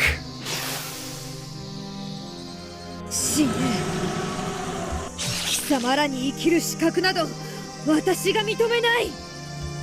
貴様らに生きる権利など私が与えない。死ね、人間どもよ。死ね、死ね、死ね、死ね、死ね、死ね、死ね、死ね、死ね、死ね、死ね。Well, this is definitely not going to help Ryun and human relations. To put it very mildly, I can tell you that much.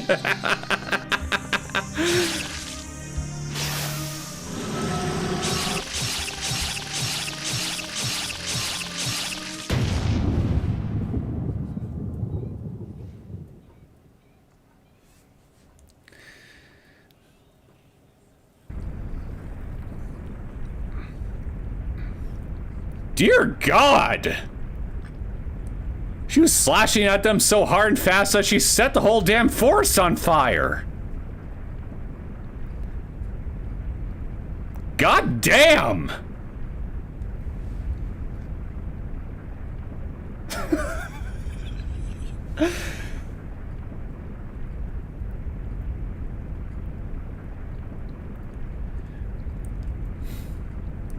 When I came to, my surroundings were engulfed in flames.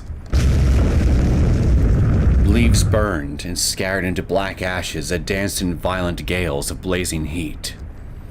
Flowers turned to charcoal, and where thick foliage once stood was now wreathed in crimson hellfire from the lowest depths of hell. And as for the earth, it was mantled with countless rivers of blood and a sea of unidentifiable corpses, leaving the ground only visible through what faint gaps lay between. A sea of corpses? So you did more than just kill the villagers that were attacking Uka and her family, I assume. Yeah, like I said, this is definitely going to do the exact opposite of helping Ryun and human relations. I could say that for sure, I think. Maybe. I don't know. Would the Ryun elders be willing to overlook this particular thing, given the circumstances?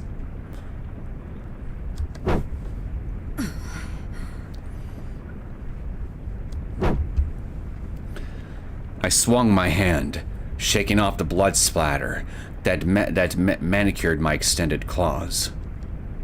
And then I turned to face the three brave, no, foolish warriors pointing swords at me, and approached them one step after another to the chorus of my feet rubbing against the gravel.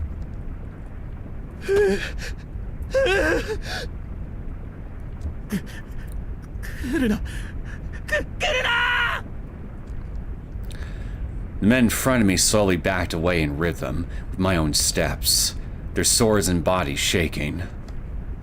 They probably assumed I'd chased them and cut them down if they turned their backs to me. It was quite admirable. They were shedding large drops of sweat, clearly not induced by the immense heat, yet still focused their fearful gaze on me. It surely would have been effective if I were a bear or beast. But I was no beast, and like the god they spoke of every day, I held little mercy. I closed the distance between us in the blink of an eye, thrust my claws at the three soldiers, and skewered each and every one of them without hesitation. She's just going hog-tog wild on all of the villagers at this point, isn't she? Surely she didn't kill Mao and Shino too in the whole thing, right? Surely she let some of them live? One in the throat, and the one opposite of him in the heart.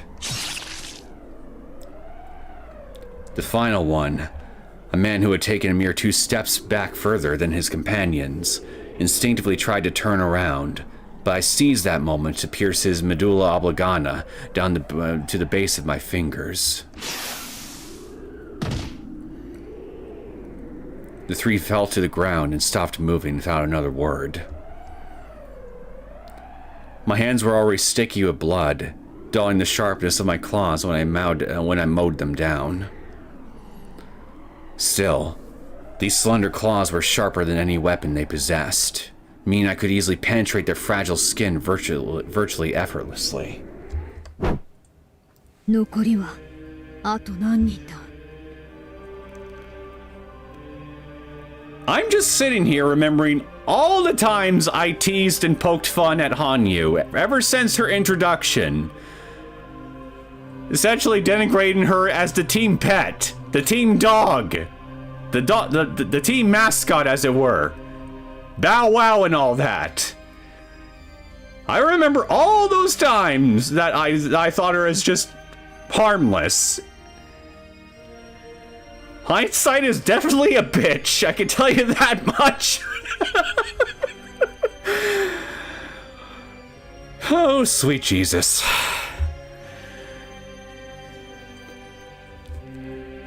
Life is just funny. It really is. This is definitely seriously funny to me, in a really morbid way. Anyway, I see a good replacement for the temporary thumbnail that I've been using for this stream, so I will do a little quick patchwork on that and update today's stream thumbnail to make it more reflective of what actually happens in this episode.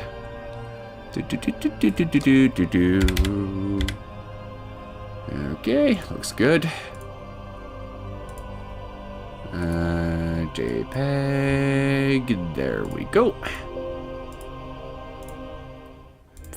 There we go. Now let's get this up and go here. Live. And let's change this. Much better. Now it looks a lot more distinct with color. Actually, wait, I'll just keep it here for now. In case I want to change it again, in case someone better shows up. Alright, got that out of the way. How many people are there left? I try to remember how much of my prey remained as I caught my breath. But I soon realized it was futile and gave it up. In the several hours since this began, I could remember I killed at least 5 commanding officers, the leader of which I had defeated with little effort just a few minutes ago. It was only natural to scramble to flee after losing your commander, but the majority of the forces they'd sent were currently in retreat, leaving only a few stragglers in this area. There was no need to seek further prey now that the enemy had lost their will to fight. And once their numbers piled up again, their doom was sealed. Suddenly, a large tree near me started creaking from the roots and leaning before eventually falling to the ground with a loud crash. I gave it a blank look of no interest, then made my way through the thicket and arrived at high ground that served as a good vantage point. The moonlit village was speckled with the flickering of torchlights. Just a short while ago, they had displayed unbroken unity and coordination, as well as vast numbers, until they came here. But now there were less than half of the torches I saw earlier, grouped up awkwardly here and there with no conformity. Pitiful. I looked down upon the pandemonium scornfully, my heart cold enough to give even me shivers. They brought this on themselves with their curiosity.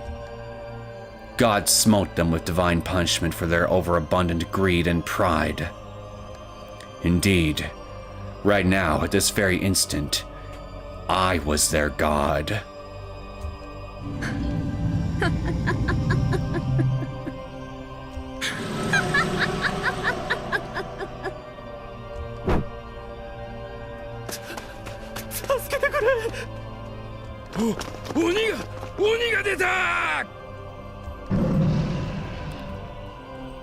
Imagine if we had this Hanyu to help us with Takano and the mountain dogs in the present day. Just how very differently that whole affair could have gone. Just imagine it.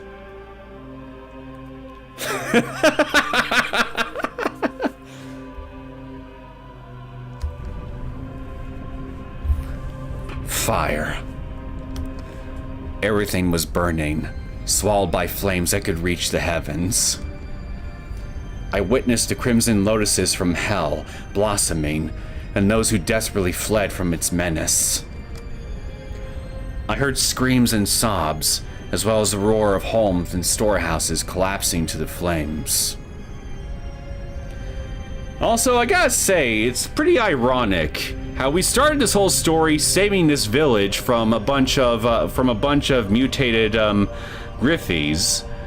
The whole village being engulfed in flames and all that as a result of their actions. And here we are, burning the same village that we saved all those years ago down to the ground ourselves.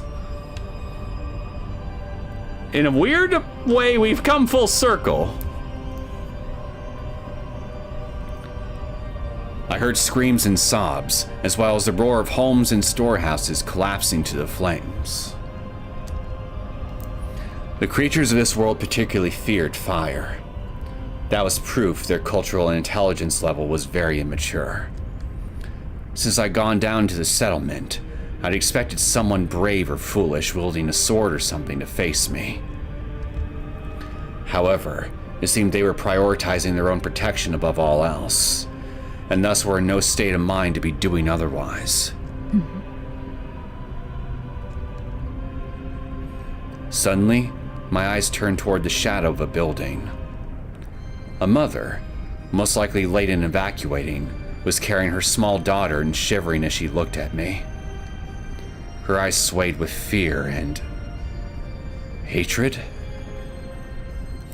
But it was because they were weak that they failed to understand that hatred alone was not enough to take on a foe.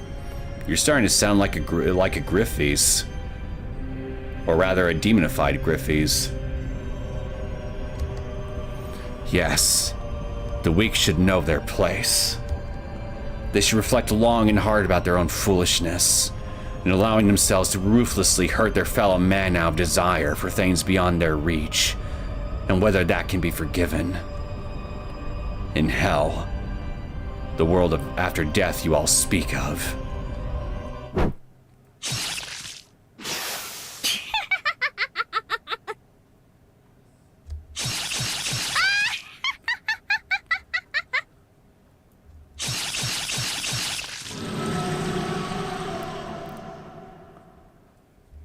Dear God, Hanyu.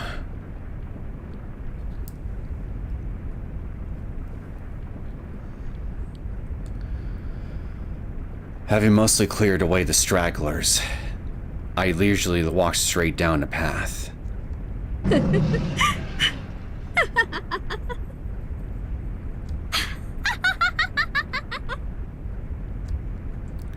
I could hear something.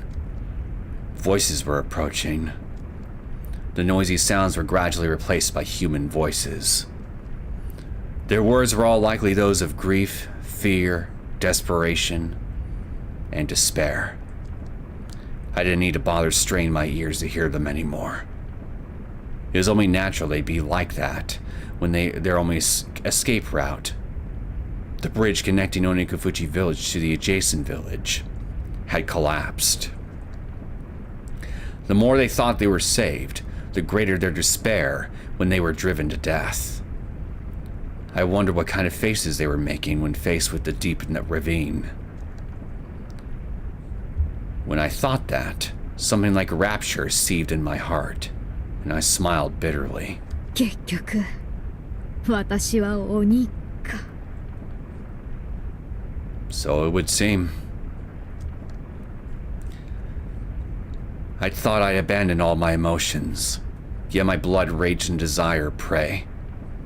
No matter how much I tried to smooth things over, no one would believe me when they saw my claws and fangs suited for battle. Not even Uka, surely. I felt a little lonely when I thought that. Even so, this was the only path I had left. That's right.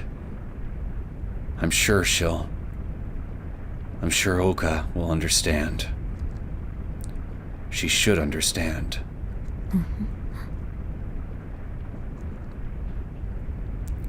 I suddenly stood up and strained my ears.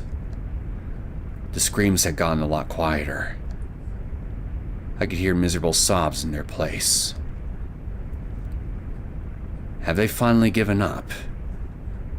No. They're probably still offering prayers that will never be answered, desperately wanting to cling on to something. So be it. I'll hear you out. I am Orishiro-sama, the supreme god you ignorant, cowardly, insignificant lowlifes worship. Now, pray and repent for your conceited actions, your foolish thoughts. Do so, and I will at least begin granting death to those who fervently pray for as little pain as possible. though there shall be no respite from your pain.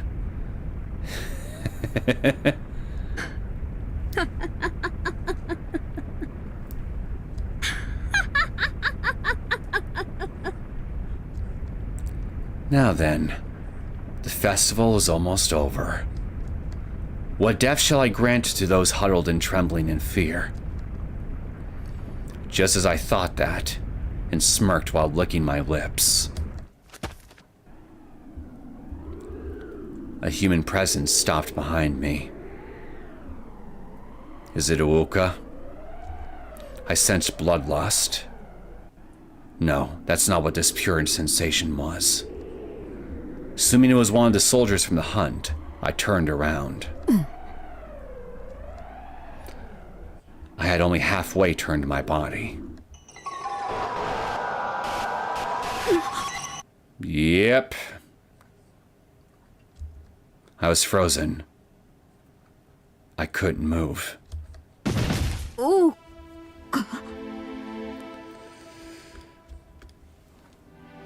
Well, I think we all know what's about to happen next. And since I think this is a much better thumbnail, excuse me a minute while I update the thumbnail again.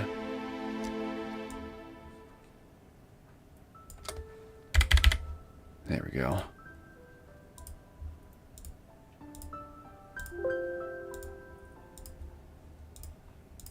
All right, let's change it again.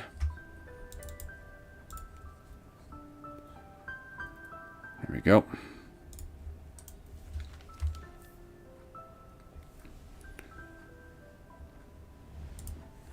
There was no mistaking it.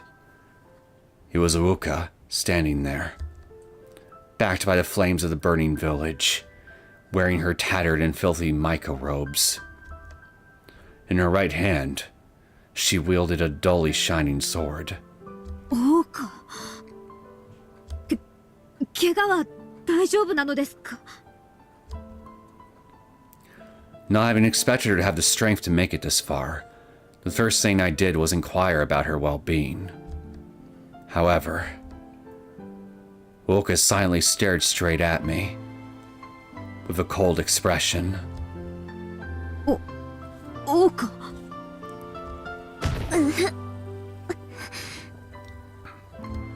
Before long, Uka's face warped in agony, perhaps from the pain of her wounds, and she fell to her knees. I ran over to her in a hurry as soon as I saw that. 大丈夫ですか?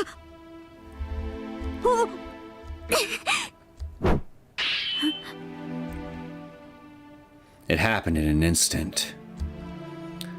I didn't understand what had just occurred. No, that wasn't it. My brain was rejecting the reality before me.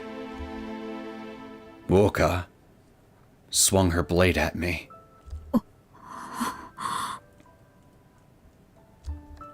Blood poured from the cut on my cheek, made from the sword's tip. It wasn't a major wound, and it didn't hurt. And yet, I felt a cold impact hit my head at full force. 何を? あなたの弱点. Uka muttered that as she placed the blade of the sword on her palm, crossed her hand, and bathed the tip in her blood. Oh, she's about to use the technique. Then, the moment she lifted her head, she swiftly closed the distance and swung. I immediately readied my claws and blocked the blow. But my claws, which should have easily intercepted the sword, broke off like hard candy at the base when they collided, flew into the air, and pierced the ground. 同種の血は諸刃の剣。体の硬質化を妨げてしまうからだったわよね。Yep, she definitely knows about it. ほうか、それは。もう一つ、あなたの体を守る結界も同じこと。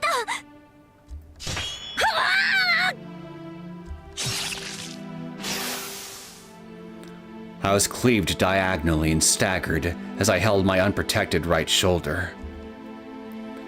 Lukewarm yet vivid blood gushed out of my wound, and intense pain that threatened to render me unconscious rushed through my whole body. That was right. I remembered. Over 20 years ago, when I suffered an injury outside of a battle with a Griffys. Right after I fought that bear at the swamp and injured my foot on a tree root thanks to a careless step. And the one who helped me back then was the father of the kind person in front of me. And his daughter was wielding a sword and injured me? どうしてなのです、王家。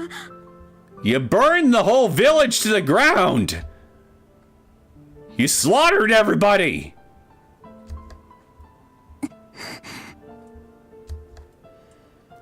Wuka didn't answer. She just silently stained her sword in blood and closed the distance, as if she spotted an opening. Her brow looked slightly furrowed. I wanted to believe it was her pain surfacing. 王家、なぜなのです。なぜ私に剣を。おかしいでしょ。変でしょ。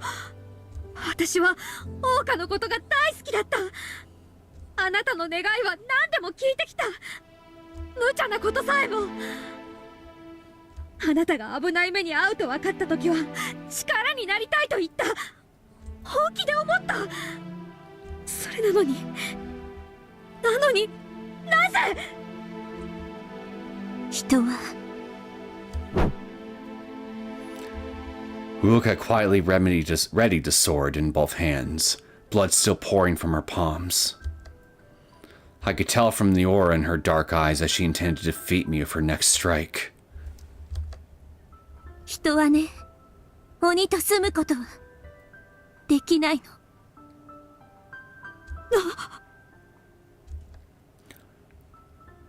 Even so. 夢を見たわ。あなたと私の家族と楽しく過ごす夢。娘もきっとあなたのことを大好きになると思った。だって私があなたのこと大好きだったから。 My heart. My heart. Her eyes were faintly, no, clearly blurry with tears. I didn't understand. Why was she looking at me with such sorrow?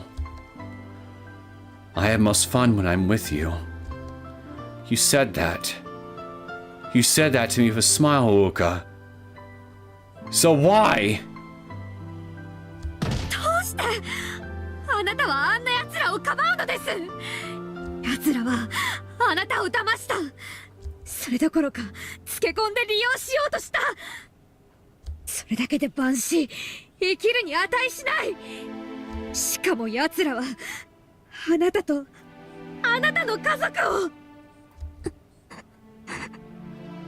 殺されて当然なんだ。奴らは私と王家の思いを、時間をめちゃめちゃにして、生きていても益はない最低最悪の生き物だ。いや、生き物と同列に扱うことすらおぞましい。害を吐き散らかして、この世のありとあらゆるものを食い散らかして蝕むゴミだ。そうでしょ、王家。そうよ。でもね、羽生。 Large teardrops spilled forth from Wuka's eyes.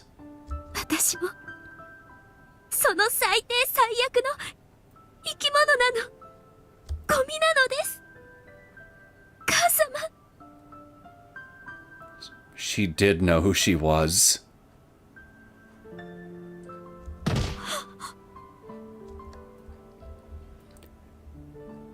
She knew? She dealt with me knowing about the circumstances of her birth from the very start? 違う。オーカは私の。違わない。 Eventually, Uoka slowly, ever so slowly, looked up and smiled. そしてこの惨劇を生んだのは紛れもない私が母様に無理なお願いをしてしまったから母様を頼ってしまったから。そんなの。 My heart. I wrung out my shaking voice. I want to deny it. The happy time I gained in this world. Meeting Riku and giving birth to Uka. I couldn't accept that they were linked to this tragedy. By no means could I accept it. だから裁かれるべきは私。そしてこの村への最悪を守るためこの命を投げ出すのがフルデの家に生まれた者の定め。なんでそうなるのですか、王家。 You're wrong. You're wrong, Uoka. A fate like that doesn't suit you. You should have the right to live a happier life. だから Uoka thrust the tip of the sword out, readied herself, and then... かかってこい、この化け物。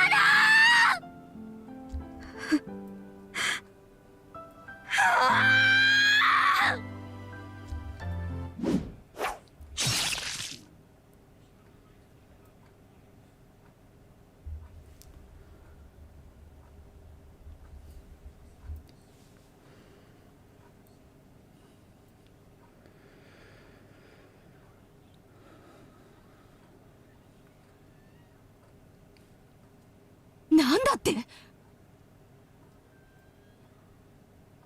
Well, at least Mao's alive. It's not doing much to make me feel better, though. 橋が落ちてるだと。はい、このままでは向こうの村への避難は不可能です。 Hyogo panted as he ran over to Mao and informed her of that. He was taking the lead with Azuma in evacuating the villagers, but quickly returned after the unexpected emergency. 冗談じゃない。村を脱出できる経路はもうこの道しか残っていないんだよ。どうしましょう、マオ様。このままではみんな。落ち着きな。あんたはうちの州一番の強胆が自慢なんだろ。つまんないことを口にするんじゃない。 Mao shouted that, but deep down, she was struggling to hide her own panic. Onigufuchi village had been nearly wiped out from the demon attack 25 years ago.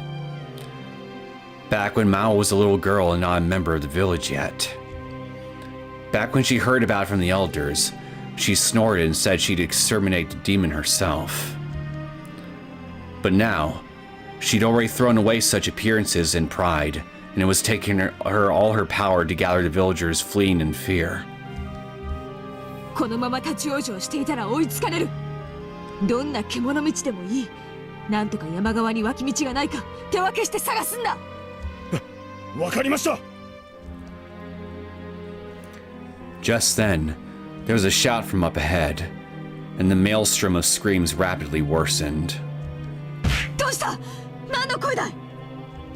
誰かが飛び降りたようです。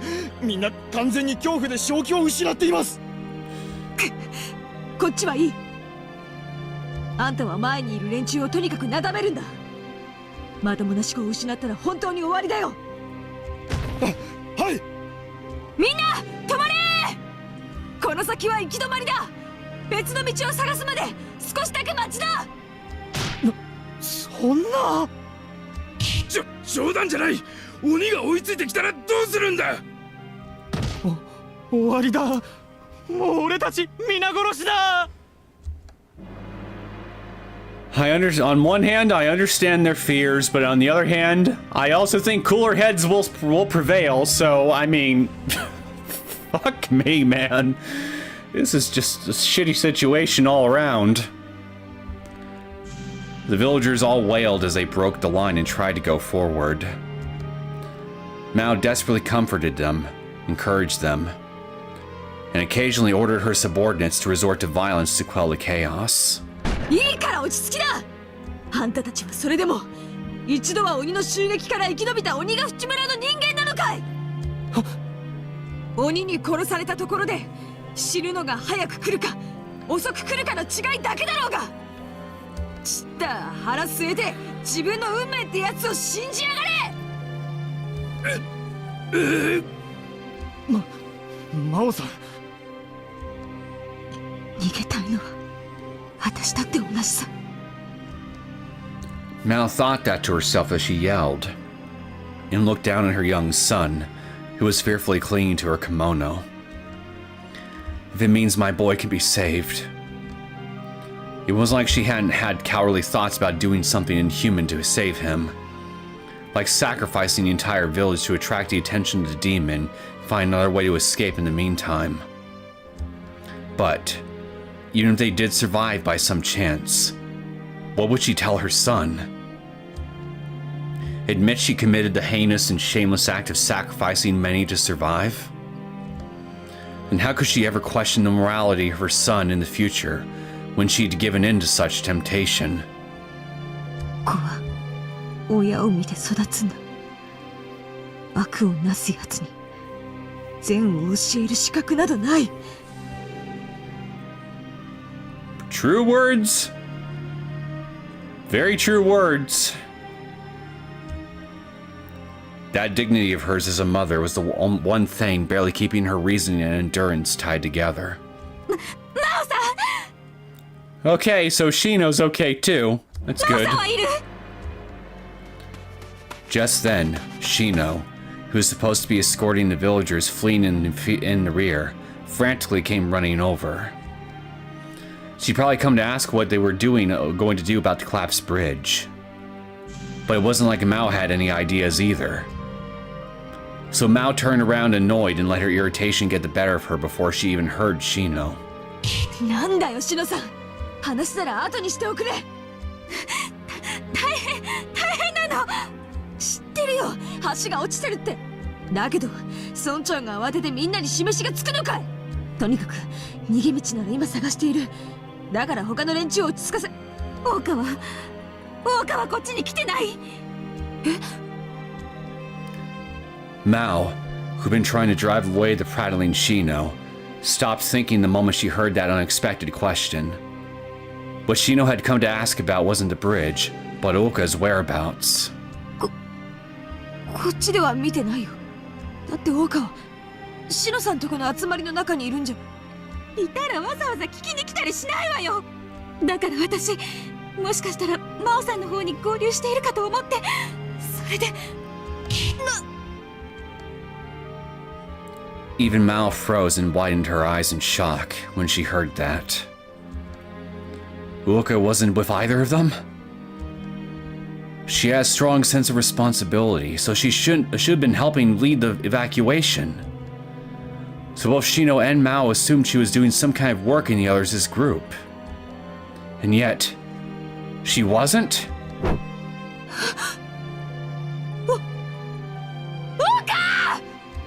でも承知でもいい。いたら返事しろ。もう探したわよ。こっちの集団にもうちの連中をあちこち手分けさせて自分の目でも何度も確かめたわよ。でもいないのよ、どこにも。まさか。The worst possible scenario came to Mao's mind. She'd been panicking when they evacuated. She'd been entirely focused on leading the villagers and escaping. And so, that's why. How careless she was to assume her dear friend was okay and not confirm her safety! もう一度しっかり探そう。ひょっとしたら単純に見落としだってことも。 Just then, 大岡様なら古出神社に。a trembling young man fearfully confessed the truth to the both of them. Though they were so shocked they were stupefied, they carefully listened to every word he had to say. It was then that they first learned that some of the villagers had gone on a rampage, searching for the location of the medicine, and intruded on Furui's shrine to harm Uka and her family. Then, this was Oishiro-sama's curse? That's certainly one word. That's certainly one way to describe it. Yeah.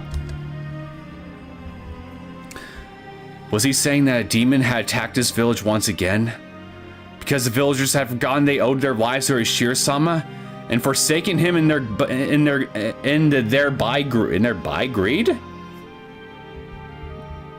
Yet another grammar mistake. Then did that mean Uka, who served Oishiro-sama as the representative of the villagers, was the one who took the brunt of Oishiro-sama's wrath? なんでそれを早く言わないんだ。私は止めたんです。きっとお社様のたたりがあると。でも反対するなら殺すとまで言われて、それで。そんな。大岡。シノさん待って。 Shino darted around and tried to get going back to the way she came, pushing her way through the crowd. Mao quickly caught up to her and restrained her with the help of several nearby villagers. 離して。大岡たちを私がここに連れて。ダメだシノさん。今戻るとあの日の海の中だよ。あんたも死んじまう。じゃあ大岡はワオさん、あの子を見捨てろって言うの。 When she heard the word abandon, Mao gasped, feeling like her heart had been gouged out. Like hell. Like hell, I'd want to abandon my best friend. The girl I care so much for. The kind girl who accepted me when I was lonely, after the rest of the villagers rejected me. She helped me get back on my feet when I fell into despair after my husband's death. She stuck up for me just the other day about the theft, even though it meant defying her mother-in-law.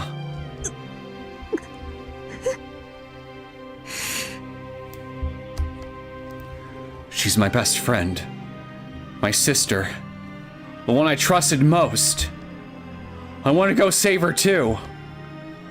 I want to go back to the village and save her and her family, even if it costs me my life. I can't abandon her. No way in hell. But now, it's too late.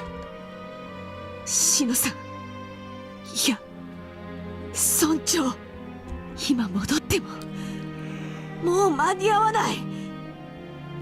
頼む、分かってくれ。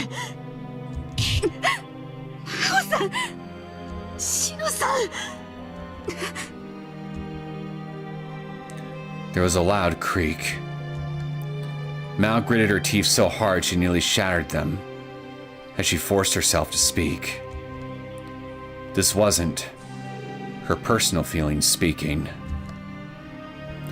This was a bitter decision she'd made as the head of the Sonozaki family, one of the 3 families who held responsibility for the entire village. あんたと私はこの村を率いる御三家の人間なんだ。だから私たちにはこの村の人たちを守る義務と責任がある。若年で年季の浅い私でもわかるんだ。そのくらいあんただって理解しているんだろう。冗談じゃないわ。村長だとか御三家だとかそんなこと知ったことじゃない。あの子の家族は私の大切な家族なの。その家族を守ることを一番に考えて何が悪いというのよ。シノさん、約束なの。私は大切な親友から、陸と羽生から Don't あ say の子の未来を託されたの。 don't say that. This is making it so much worse for me. そしてあの子が幸せをつかむのを最後まで見届けるって二人の母性に誓ったのよ。 That was the least Shino felt she could do to atone to them. Since she couldn't protect her parents until the very end, taking care of Vulka for life was her penance. She knew. She knew full well that was what Mao said, that what Mao said was absolutely right. But how could she ever face Riku and Hanyu if she abandoned this duty? What excuse could she make? That was what mayors were for to begin with. So Shino couldn't afford to budge on that. 私はもう大切な人を見捨てることはしない。絶対にもう一度見捨てるくらいなら私はあの子たちのそばで死ぬことを選ぶ。だからどきなさい。どいて。そこをどけ。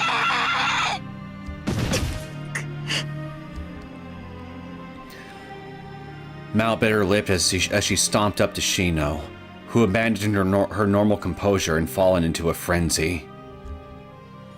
Then she stood in front of that woman who was trying to shake off her subordinates' grips and... ごめんなさい。 Mao punched her hard in the solar plexus. Shino groaned from that unexpected blow to her vitals and passed out, crumbling to the ground. 魔王様。シノさんを運んでやって。しかしこのままではシノさんが起きた後魔王様が殺されるくらいのことはされてやるさ。でもこの人はこの後の鬼ヶ淵村には必要な人なんだ。 Mao said that, bowed to Shino, and turned around. Then she picked up her son and kept moving forward. If this hell was Orishiro-sama's curse, there's nothing we can do about it. Our only choice is to accept it. But that doesn't mean we can fall into despair. Absolutely not. It's my duty to protect the village and the villagers Wilka loved and tried so hard to protect. I'll gladly let the world call me a cold-hearted bitch, so long as I can fulfill that duty. そうさ。この後私が作ってみせる。 That was the least Mao could do to repay her close friend. And it would be her atonement.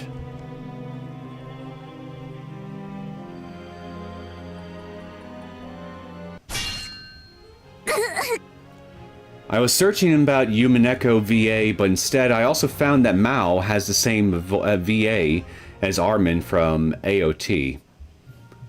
What's AOT?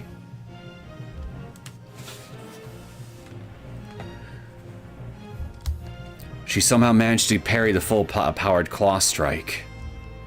But the blow was so ferocious that Uka's small body couldn't take it, and was blown away like a wood chip.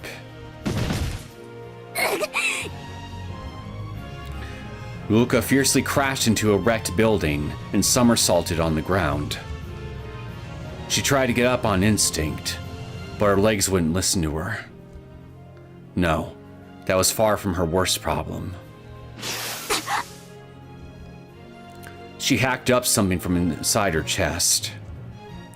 It was a spray of fresh crimson blood. It was from her suddenly labored breathing, her dimming line of sight, and the accompanying dizziness that Oka realized she'd broken her ribs and damaged her lungs.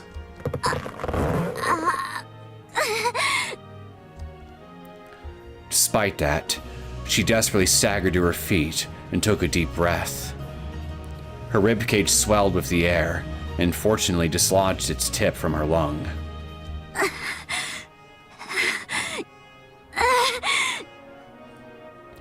Uoka's sense of astonishment won out over her fear as she heaved her blood-stained breath. and turned back to face the demon in front of her, baring its fangs. これが鬼の力。 They were different. They were far too different. Its power, speed, and skill were on a whole different level. It had literally only suffered damage at the very start. They exchanged dozens of sword strikes since, but she never managed to strike the demon once. She called it a monster with the intention of saying farewell, but now she could find no better expression to describe the overwhelming advantage it possessed. The demon let out a growl devoid of all reason, as it slowly closed the gap between itself and Uka. Uka thrust out her sword and encouraged her aching body as she turned toward the sharp glare and waited for an attack. 母様。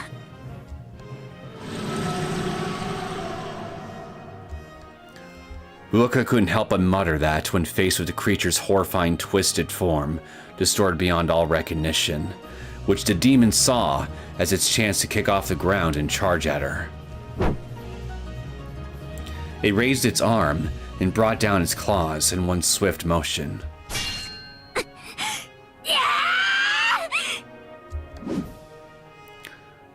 Uka twisted her body out of the way in the nick of time and used the recoil to swing her sword to the side. But even though the demon was but a hair's breadth away, it barely dodged the blow and let out a howl not of this world.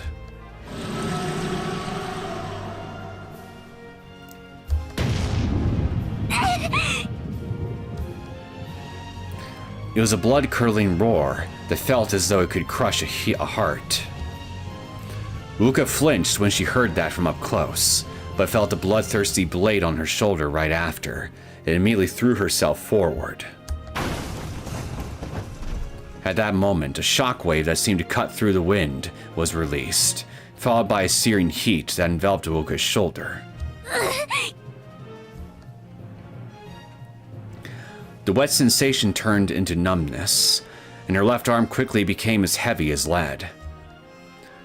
Uka tried to fill her dangling arm with strength to lift it, but that only served to rack her with pain so intense that she dropped her sword and held her shoulder. Blood gushed out to the beat of her heart. It stained her left sleeve red and caused the fabric to stubbornly cling to her skin. Her vision grew darker and darker in tandem with that, nearly blinding her entirely. Her consciousness was fading. Her legs lost their strength. Uka collapsed to the ground, falling to her knees, but barely managing to raise her head to look forward.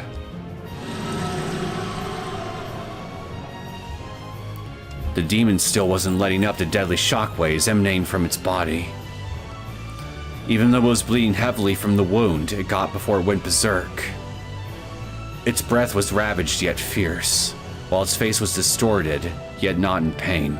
やはり叶わないのか。命は取らぬ。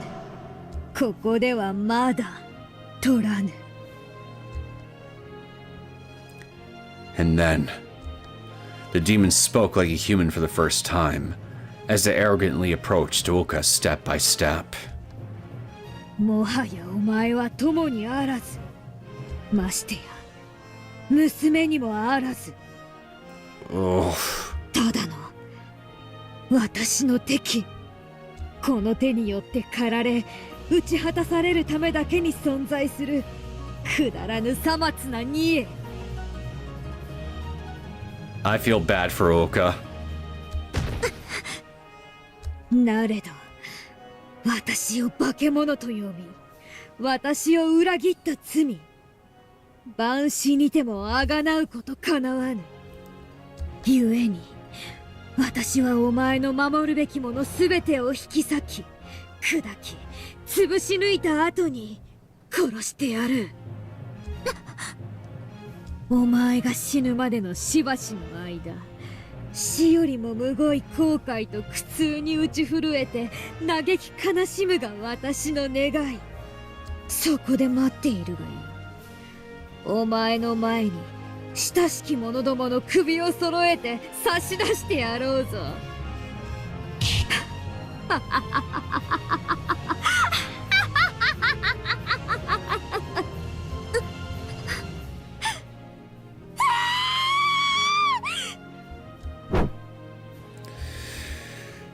Now she's sounding like the demon that killed Riku.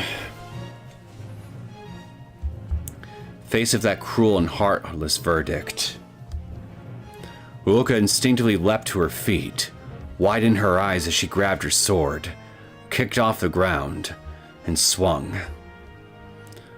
But the demon swatted away that desperate strike, as if it were mere child's play, and sent her small body flying away.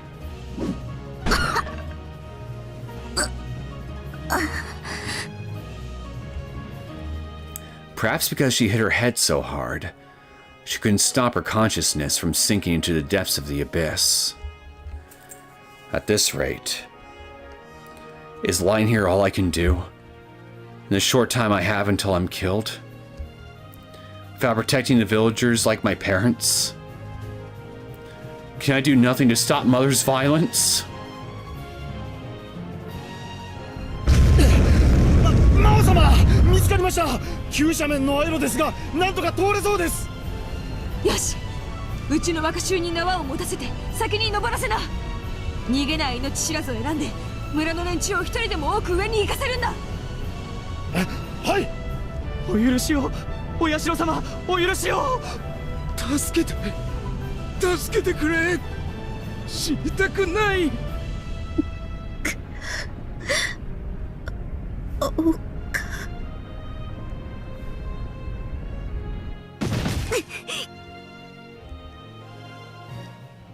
I could see them. The villagers desperately fighting to survive. The faces of those dear to me, doing everything in their power to grasp their future. That's right. It was the same with me. It was the same for me, so I had to. I had to! Stop her right here and now! On your feet, Uoka Furude. Steel your heart and take up your sword. Abandon your kindness and doubts, and become a demon! Turn your emotions, reasoning, and instincts into blades of ice and fight Mother. No, this demon! Because I still have precious people I need to protect!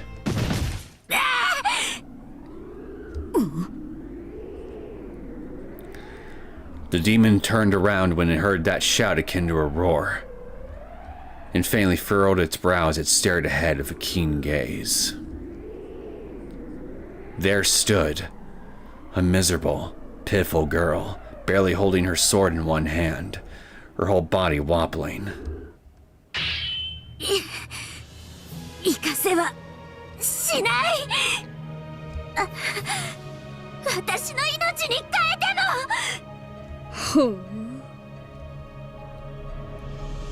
The demon slowly turned to Uoka and raised its claws again.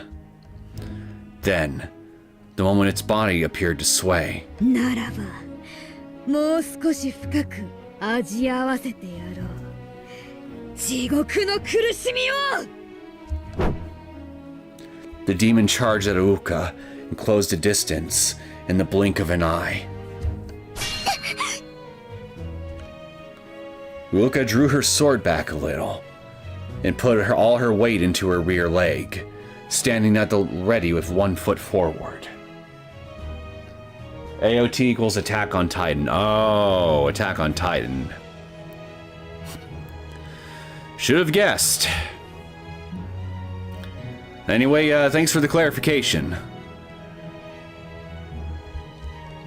By this point, she was reaching her physical and mental limits, so she no longer had time to hesitate or consider holding back.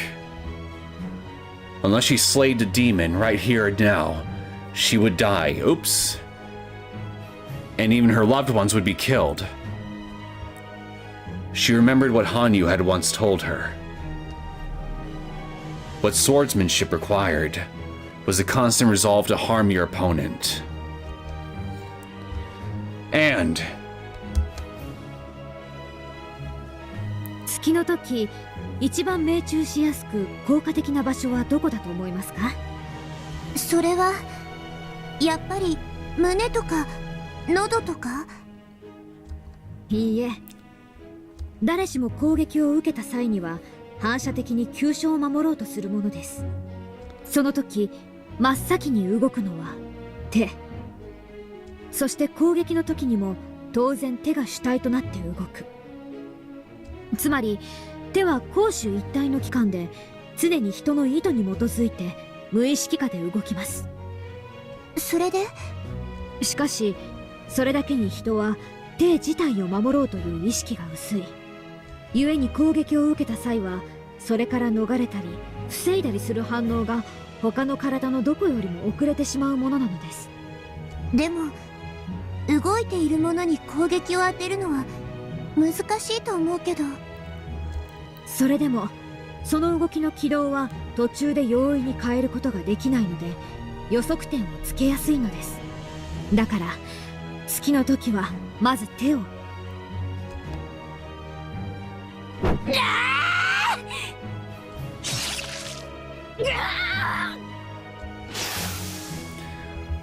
The sword pierced through the demon's hand, all the way to the other side of the blade. A fierce spray of blood gushed right out then, staining the demon and Uka's face crimson. 貴様、よくも。Right then, the demon erupted with pain and hatred as it regained its stance and turned its head with a roar, only for its face to warp in surprise. Shudders welled from its throat as it stared right at Uka, standing in front of it. それは。Oh, her eyes have changed. There was no mistaking it. Uka was in the pose for the strongest technique the demon had excelled in before it had lost its sanity. She stuck out her left arm and pulled back her right elbow as if drawing a bow. She held the sword perfectly level in one hand and placed her left palm on the sharp tip. The blade was painted with speckles of fresh blood. And then...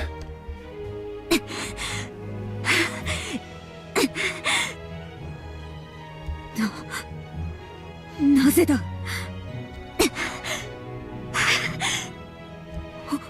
王か。その目は、その黄色の瞳は。Impossible. It was impossible. I remember her showing me that stance before, but it was nothing but a mere imitation back then. I admit I couldn't help but admire her potential strength, but it was supposed to be a crude copy that would have never matched up to the real thing. So why? How did Oka know that? It's the scroll that the scroll or documents or whatever that you gave Riku's father. The technique that would slay a demon, a Ryun. She probably knows the technique because she inherited the documents you gave Riku's father. Her grandfather. And that wasn't all. Why were her eyes a deep crimson, as though they were bloodshot? Those crimson eyes were supposed to indicate the worst and most violent sign that only a Ryun could possess. So why? まさか、お前は、あなたは鬼顔。母様。As for Uka, her wild and turbulent panting gradually eased up, and her limbs, which had been shivering, ceased their shaking as if to match her breathing. Her sword tip was pointed straight at the demon. The glint in her eye pierced the demon without the slightest tremor. これ以上母様にあなたに人殺しをさせないさせるわけにはいかない Oh, Riku. That coldly shining resolution in her eyes. Uoka's features briefly overlapped a familiar person's face, then vanished. Those eyes held a strong will in them, just like... Those eyes were the spitting image of the person the demon had once loved and held dear.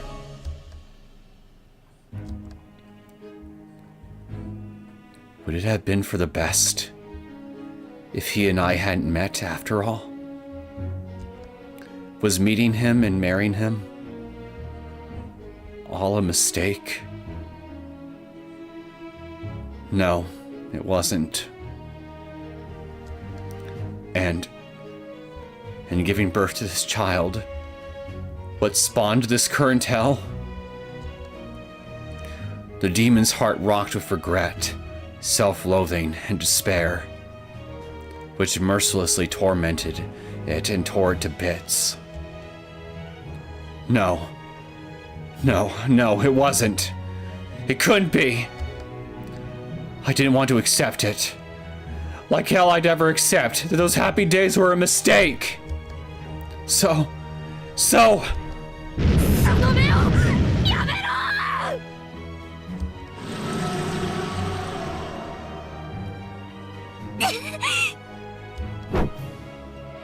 The demon charged at Uoka with a blood-curdling roar. It ran as fast as a gale, too fast for the eyes to see.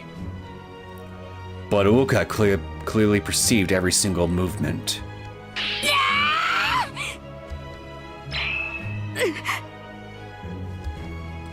Sensing Uoka was striking head-on with all her might, the demon instantly changed its approach.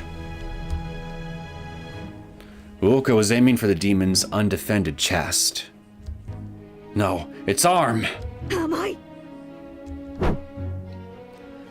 Uoka had a tendency to always aim reliably when practicing.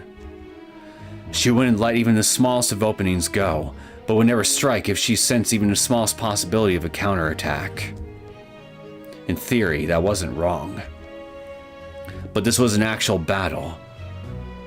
A fight to the death. If you didn't make full use of advantages you found and take the openings you'd created, there was no guarantee you'd get another chance to attack. The resolve to make those decisions was the decisive difference between Uoka and the demon.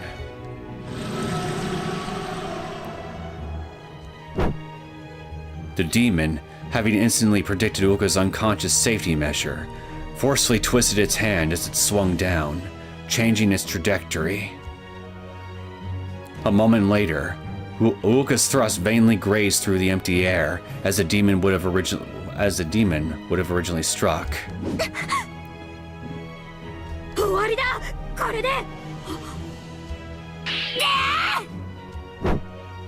But Uoka followed up by taking one step forward as she rammed her raised left arm against the back of her blade.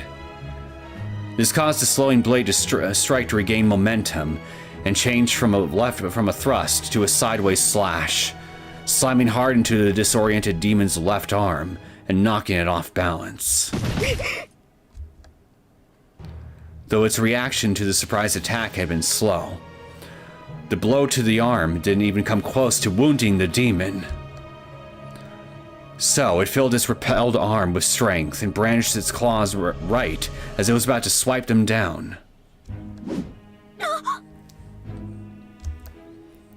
It was astonished. Uoka was at point-blank distance to the demon. She'd pulled back her sword arm at some point, twisted her whole body like a spring as she stood in the Turi Galkia stance again. And then... さよなら母様。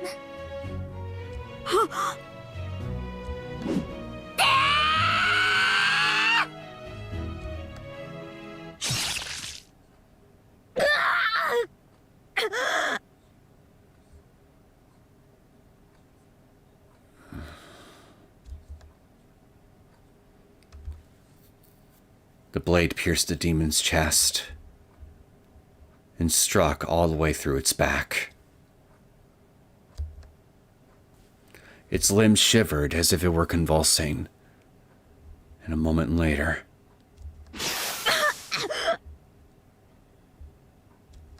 it coughed up a massive spray of blood. Why? Why wasn't I born a human? Why couldn't I become a human? Was to find my fate my sin? Was to find fate my sin? Was wishing for these feelings to be granted my sin? Then, at the very least,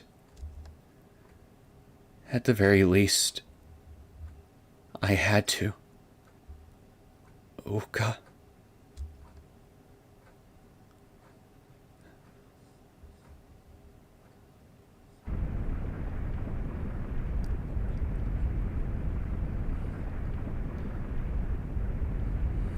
Uka mustered her remaining strength and returned to Fruity's shrine to escape the raging flames.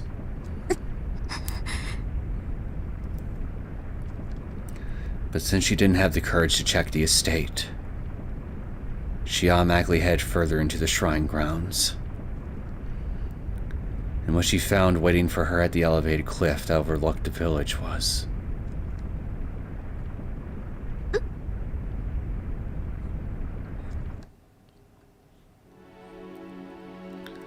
a ruin. That was no longer the village Uka knew. The flames that had spread almost everywhere were burning as strong as ever, dyeing the area a sinister scarlet. The moonlight illuminated wrecked houses and ravaged fields. The stench of smoke rode the wind and spread all the way over to her. The dirty dust clung to Uka along with the heat. It was hell. What Uka was witnessing was undoubtedly hell.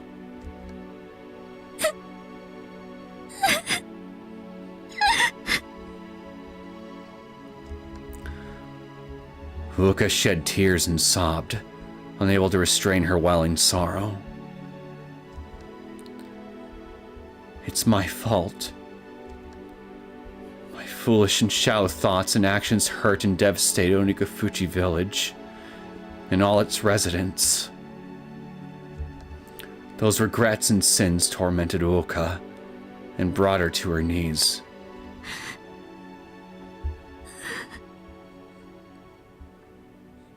I really have no words at this point. I'm just... my heart, it's... oh, God.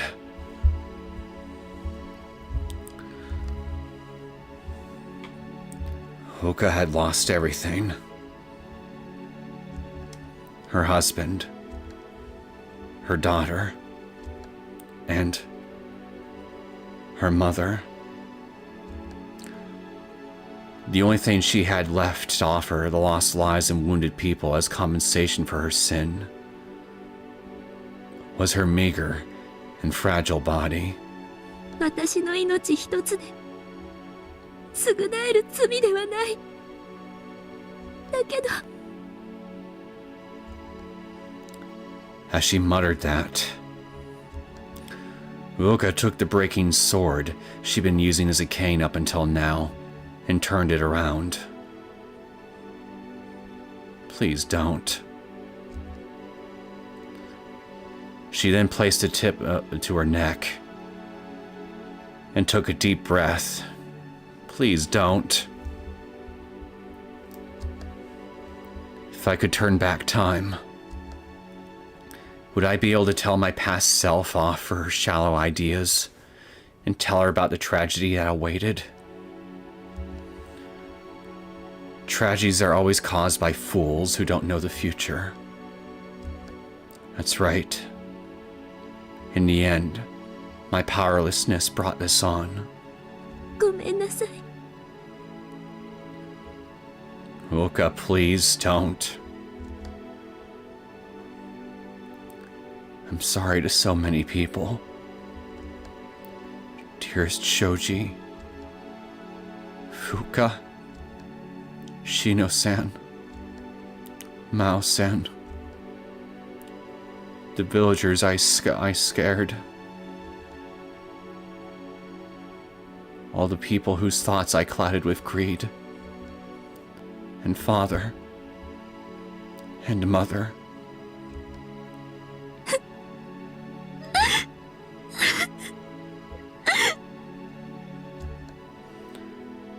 Why? Why was I even born?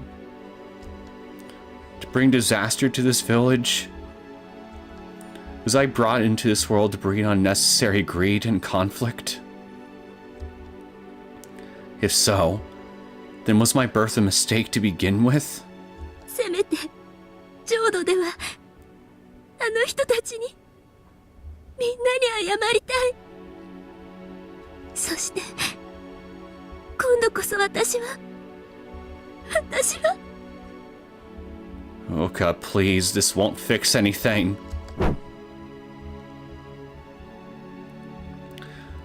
Uka muttered that as she closed her eyes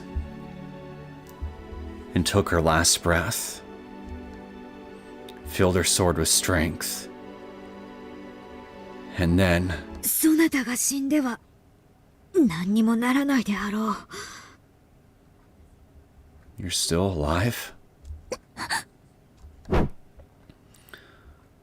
Uka's eyes widened and she turned around in shock.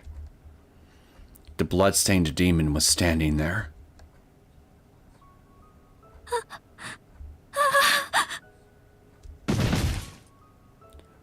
Uka trembled as she hung her head, clasping her hands in dejection. It wasn't unreasonable. She'd believed she confronted the demon with all her desperation and might, and finally slayed it once she found the resolve to stab it. Yet that demon was still alive? Apparently so. I felt her despondency and despair in my skin as I slowly approached her. And then... すまなかった、王家。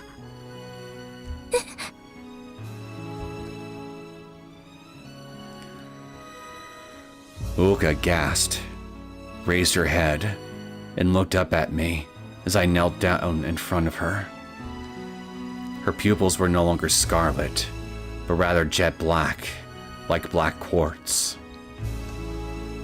Once I saw that, I was able to rid myself of the last of my concerns and heaved a sigh of relief. 王家、私のせいで優しいあなたを苦しめてしまったこと、もはやどれだけ詫びても足りないだろう。それでも私はあなたが好きだった。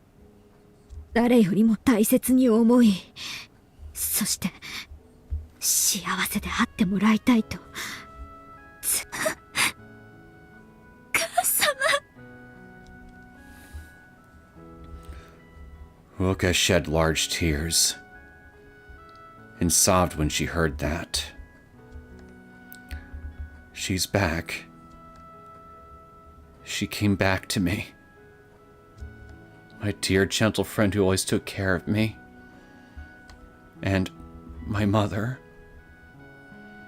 Stop doing this to me. I can't take it. My eyes blurred again from the warmth of those heartfelt emotions. But I no longer had the right to hug her. And, most importantly, there was no time.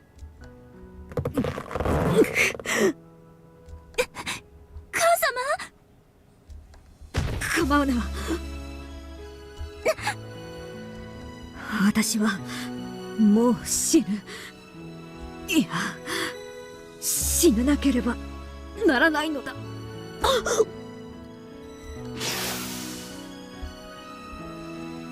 At that moment, I coughed up a sudden rush of blood. 急がなくては。I finally regained my sense of reason, but my injured body was rapidly regenerating, and I could feel my sense of self gradually breaking apart. I completely turned into a demon at this rate.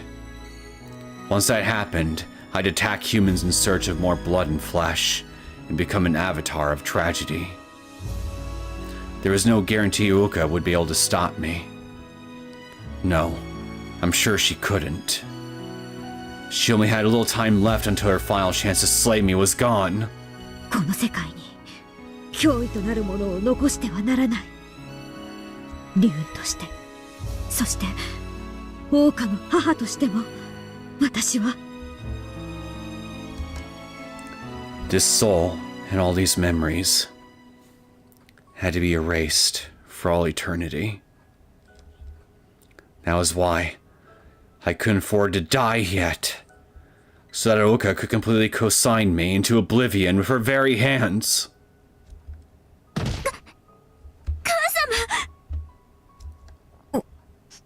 王家、私の最後の頼み、これを。And then, I presented Uka with what I'd brought from the depths of the ritual storehouse.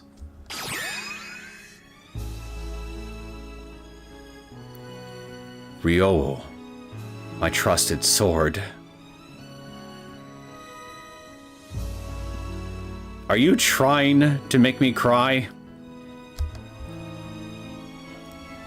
My irreplaceable partner, who had once saved my life and slain many enemies. And now, he was the one thing that could end my life. それは竜王、鬼を狩る剣、竜王。これで王か、私を切れ。Because I kept my vow to live on man's land as a human, I was allowed to become Riku's wife. And I admonished myself. So now that I'd broken that oath, I had to pay for that sin. Atone for my sins. Consign the demons from this land to oblivion with that punishment. And bring peace back to the village. That was the duty of the Fruity family. I'd entrusted to Riku's father. To kill me, I needed someone who also possessed Ryun blood. In other words, it was only possible for members of the Fruity family to slay me. 人の剣で竜を。あなたたちの言う鬼を殺すことはできない。だが、私の剣、竜王であれば、それも叶う。使え、これを。そして切れ、私を。そんなこと。Oka rejected it, shaking her head hard enough to dishevel her hair. I've lost everything. Just when I thought I had nothing left, my mother came back to me. And now, I was supposed to kill her again? With these hands? I couldn't. I couldn't possibly do that. 嫌です。私にはもう。王か、頼む。もう、あなただけ。あなたにしかきないのだ。 I urged myself to stay conscious as I desperately tried to convince Uoka. I knew well just how kind Uoka was, and I was grateful for that. I'm sure I'd be crying tears of joy in any other circumstances. But that was no longer needed. It was futile. あなたは私を恨んでいるかもしれない。こんな血とこんな運命をあなたに与えた私を憎んでいるかもしれない。それでもリュウンはリュウンの血を引く者によってしか打ち果たすことができない。だからあなたに頼むしかないのだ。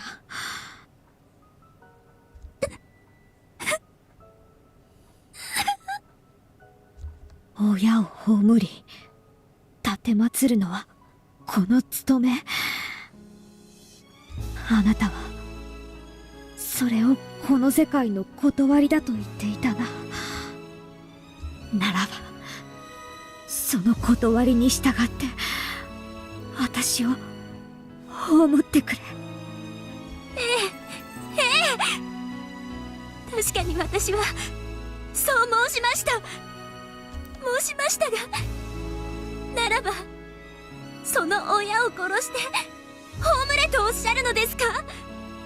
そんな断りなどない。聞いたことがありません。すまない。だが分かってくれ。 And with those words, I cut the mouth of Ryu's sheath and drew the sword to urge Uoka to make up her mind. The gleaming blade reflected my horns. That single, utterly loathsome difference had brought all this misery. Even so, I had passed them on to my daughter. That alone allowed me to remain thankful to God. 聞いてくれ、ウォーカ。聞きたくない。聞きたくありません。人は常に罪に溺れながら生きていく。そしてそれを誰かに押し付けなければ生きてゆけない。自分は正しい、自分は悪くないと言って他者に原因を求めようとする。そしてその押し付けられる一人になりたくないからこそ互いに罪を押し付け合う。そこで生まれいでた象徴が鬼。人の世を乱す真の鬼というもの。だからこそ私がそれを背負い人が払うことで人は人を疑い争う宿命から解放される。 I'm getting some Jesus parallels here. Or is it just me?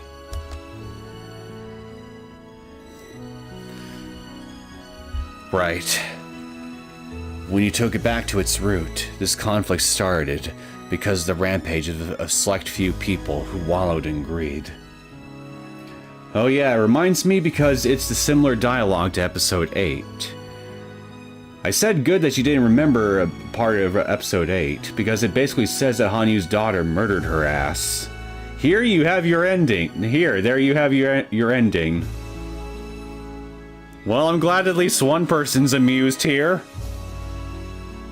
Me, my heart is tearing in two! Right. Alright, I just read this. There was indeed a part of me that wanted them to be made aware of their sins.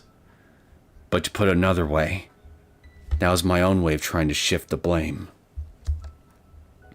So, they should no longer be blamed now that they had come to this.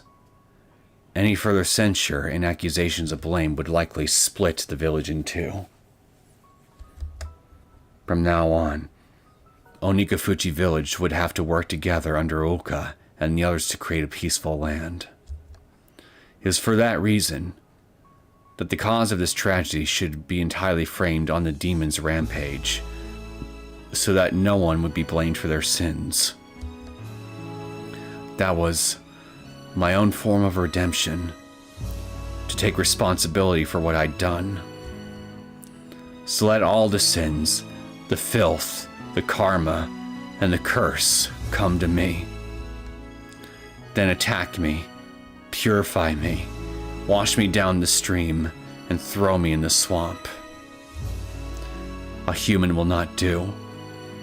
So is the fate of one not human to accept that role. That's right. If a human were made to bear it, then mankind would likely not be freed from the demon of doubt. Then they would paint over good intentions with malice, doubt and hate others with non-existent wicked hearts, and destroy one another. I'll be made an example of as the root of malice, to keep man from devolving into that worst-case scenario, and bring back their conscience. 私はこの世界の人ではない。そして角を持つのはこの世界の鬼の証で、その役目は人の世の最悪を引き受ける因果を背負うことだ。故に私はこの村に起きた最悪の元凶として撃たれ、欲によって乱れた人の心をこの身で払わなければならない。それが私の使命。そして私のここにいる意味。そんな、おかしいです。なぜ私たちの罪を母様一人が背負わなくてはいけないのですか。そもそも人の罪は人の罪。私たちの罪も私たちの罪です。母様の罪では決してありません。そうでしょう。 Yeah, I kinda agree with her, to be honest. I get what you're trying to do here, Hanyu, but I feel Oka's also got a fair point. That's right. This tragedy came about because I relied on my mother. Much blood was spilled because I couldn't make up my mind before strife broke out. It's not Mother's fault. It's mine. It's all my fault. Oh, for God's sakes, it's everybody's fault! There! I laid the blame on everybody! Oka said that and wept bitterly. Wept for the likes of me. She truly was, a kind girl. She didn't live in hatred. She regretted and pondered her mistakes without averting her eyes from them, and then tried to improve on them. That was why Uka needed to go on to lead the people. And if it meant providing the cornerstone of her future, then I'd gladly become a demon. I'd take on all the sins of responsibility, bear them, and then fade from this world as a demon, the symbol of hatred and resentment. わかりませぬ。わかりませぬ、母様。母様には確かに隠せぬ角があります。しかしながら角があるだけで人ではないと申されますか。 Well, there's also the claws too, but details.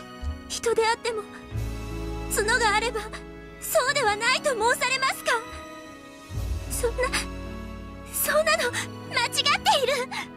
母様に角があろうとも私にとって母は人以外の何者でもない。鬼でも化け物でもない。母様は決して化け物なんかじゃない。王か、ありがとう。あなただけがそう言ってくれる。 Is Riku a joke to you? Is Riku a joke to you?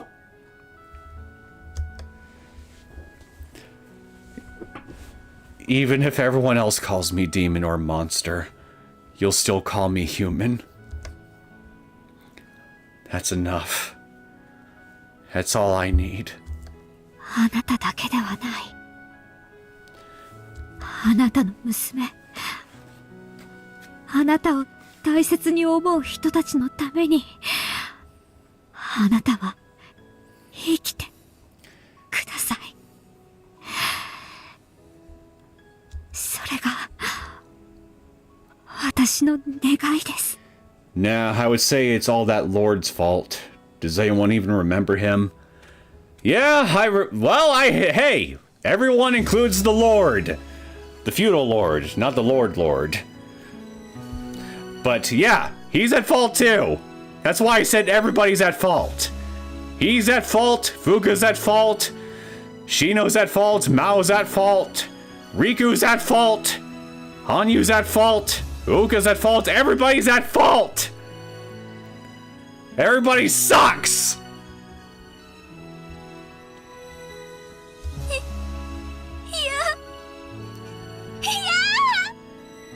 このままでは私はまた王に化して理性を失ってしまう。 You all suck! 王か、私が私を取り戻した今が最後の機会なんです。私をあなたの母として行かせてください。母様。悲しい思い出、辛い思い出、何度泣いて苦しんで悔いたか、もうわからない。でもリクと出会い、彼を愛したこと、そしてあなたの母になれたことは、私はそれだけは後悔していない。本当に最高に幸せだった。 I will not cry. I will not cry. 私も。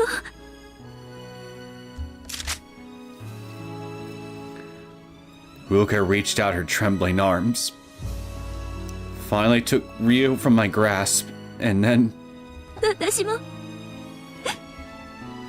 母様の娘に生まれて、母様とこれまで共に過ごしてきて、本当に幸せでございました。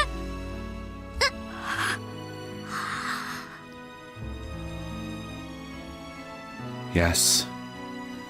This is all I need. Now that I've heard Hoka say that, I can die. Thank you, Hoka.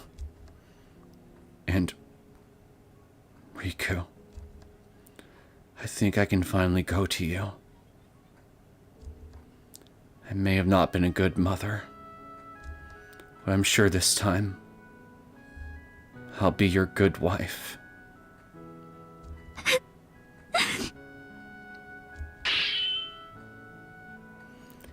Eventually, Hoka held a Ryu at the ready, her tears showing no signs of stopping. And then, although she shivered and hesitated over and over again, she quietly pointed the tip at my heart and got into a thrust stance. 刺した瞬間、私に続けて祝詞を唱えよ。よいか。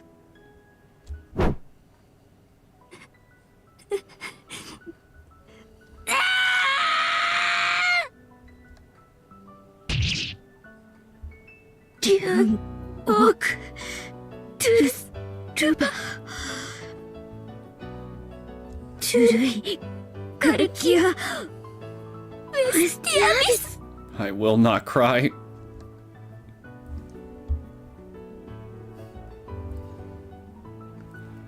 Oka. I have one last wish after all the times I messed with your life. Please, live. Don't turn out like me. Yes, Mother. I shall put an end to the world that allows these sorts of conclusions right here and now. And I'll surely create a world where no one is hurt. Where no one has to get hurt. それはとても古い昔のおとぎ話。ほんの少しの違いによって生まれたとある不思議な物語。誰かのために懸命に生きてきて、誰かのために懸命に生きようとした、そんな家族の絆の物語。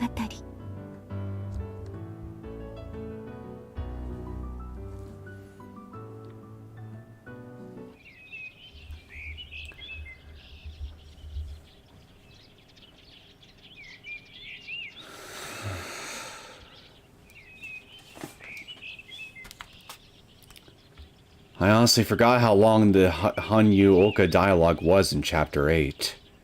They kind of couldn't change it because it was the only part that was from Hanyu's memories and not some scroll. Well, if I ever get around to replaying Chapter 8 along with the rest of the main story in my own time, I guess that's something I can compare and contrast it with when I think back to this. Honestly, who the hell knows when I'll ever get around to replaying the main story.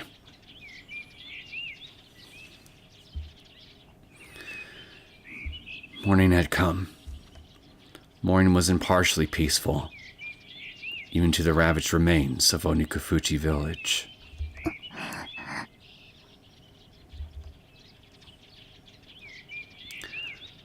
I opened my eyes. I slowly rose to my feet and looked up to the sky. It was blue. Radiant sunlight shone forth from the cloudless ultramarine sky onto the earth. A clear breeze gently caressed my cheek. Just then, I felt something faintly dry on my skin and realized they were my tear stains. If this were a dream, if this were all just a bad dream, I would thank God with all my heart and rejoice over the start of peaceful days. But this was reality. The world I lived in.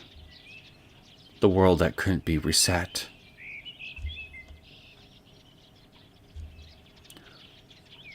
The sword sticking out of the ground that I used in place of a cane still had the branching blades sticking out of its sides, and was stained a brass color. That shade was unmistakably the color of her blood. I wanted to believe that the fact it hadn't returned to its original form was Mother's final wish for me to never use this sword again.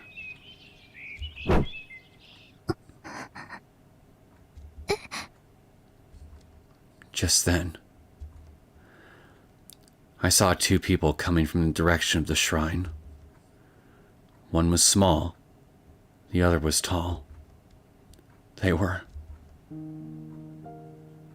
お母様?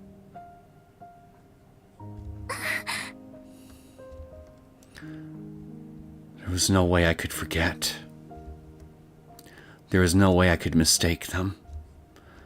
They were my family. My dear and beloved husband and daughter. Wait, what? What, huh? What? I thought those thugs killed the husband. What? Am I misremembering something? I'm pretty damn sure they were bragging about having killed him. What? お母様、お母様。風花、よかった。よかった。無事で。オーカひどい傷。大丈夫なのか？ What the fuck is even happening? Are you a ghost? Hey, this arc confirmed beyond a shadow of a doubt, as if the one other previous console arc didn't do it already, more or less, that ghosts exist in this universe. You must be a ghost!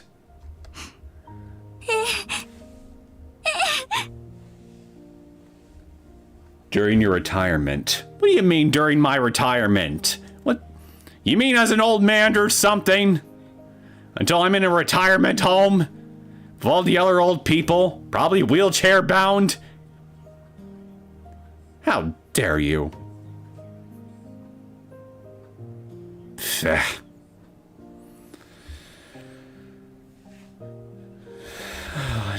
All due seriousness, like seriously, what the fuck is even happening right now?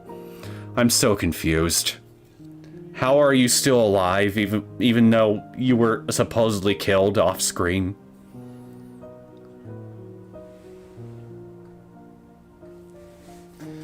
I really don't understand what's happening.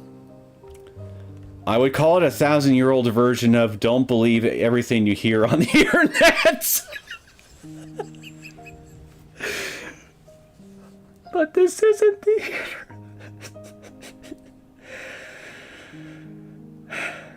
Point taken. Point taken.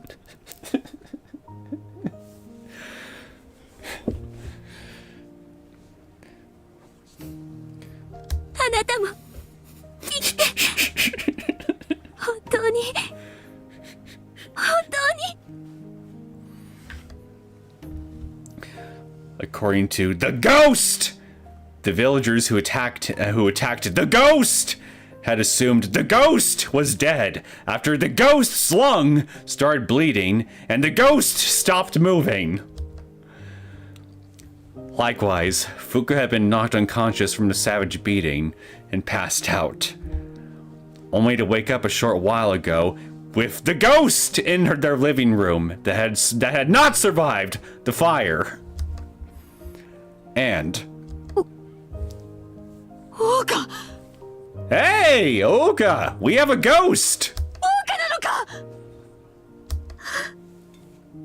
よかった。みんな無事で。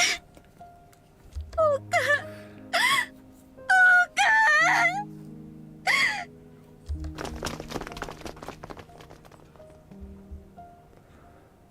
Misinformation already being popular. Yep.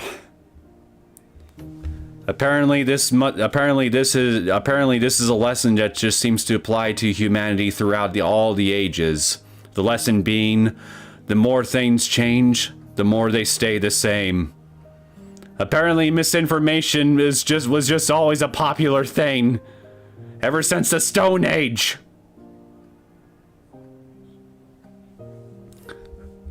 Her loved ones rejoiced and cried as they ran over.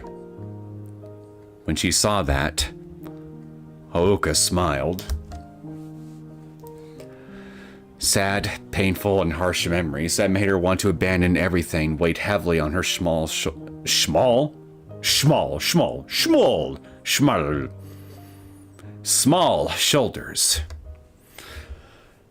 But even so, she found herself smiling when she saw everyone. I've lost many things. I let go of more happiness than I can begin to count. You let go a lot of mine as well, I'll have you know. So, I I want to always protect this happiness and everything I hold dear. And I want to create a world where sins are no longer wiped away through sacrifice. The utopia Mother dreamed of was a place where humans work together to support one another in body and mind. I swear I'll create it on this land. Then one day, when Mother is reincarnated into this world, she can come to that ideal village with a smile. Well, good news. Well, I got good news for you. That kind of pretty much happens in Chapter 8. That is the destiny of those born into the Fruity family. Into the three families. No. Because I believe that is my duty as the inheritor of my mother's blood. The one who wished to truly love this land and its people. 母様、私は行きます。大切な人たちが私を求めてくれる限り精一杯。 I looked up to the heavens as if calling out to the one I could no longer see. Just then, Fuka gently wrapped her tiny hand around mine.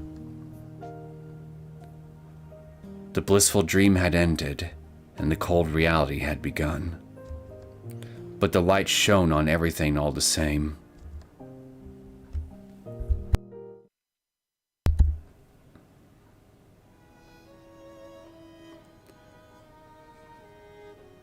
I'm not gonna read. I don't think I can read it this fast, so I'll just do it silently.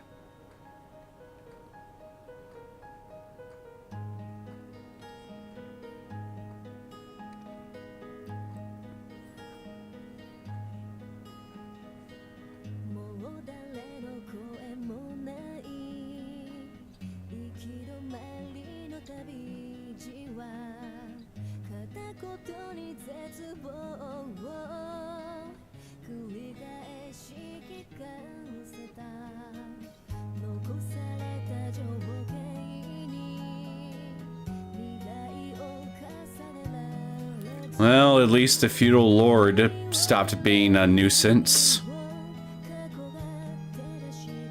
There's that, I guess.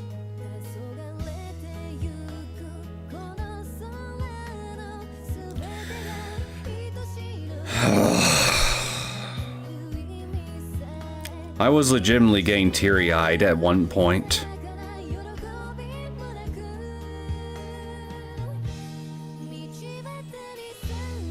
Fuck this arc.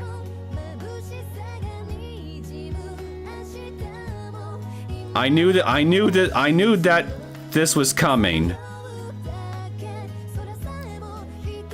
Not so much the specifics behind it, but the general gist that this whole thing was going to end in tragedy, okay? I knew that was coming, but the way in which it happened still freaking sucked and just kept clawing away at my heartstrings, much like Hanyu's claws, bits and pieces at a time until eventually,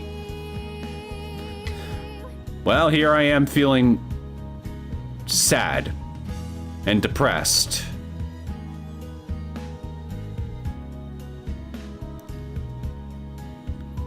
And I really don't have anything more to say other than that, because what can I say?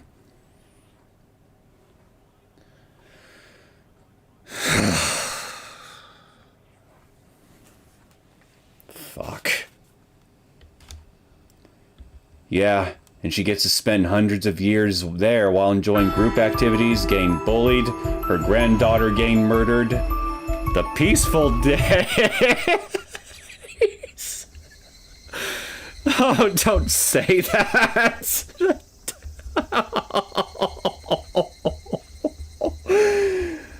Oh.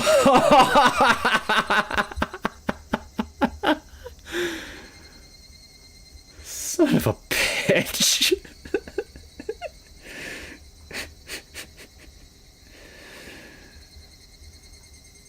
That's not funny. Okay, that's not funny.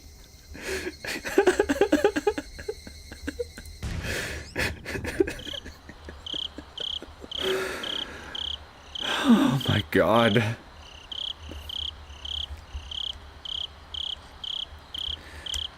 This Higurashi arc really better do a damn good job of bringing back nothing but good feelings for me when we come back and resume our journey through, well, what's left of all this crap. And I'm assuming what will likely eventually also include the other arcs that aren't part of this console arc package, considering, well, again, I've come this far. Maybe I should just see the rest of all the other ones the whole way through, you know? Especially since I'm now getting through these at a pretty decent pace. Or at least I got through Kotohugushi at a pretty decent pace, since I just streamed it and all that. I think that could make doing all the other extra arcs a bit easier to swallow for everybody. Maybe, I don't know. Hopefully.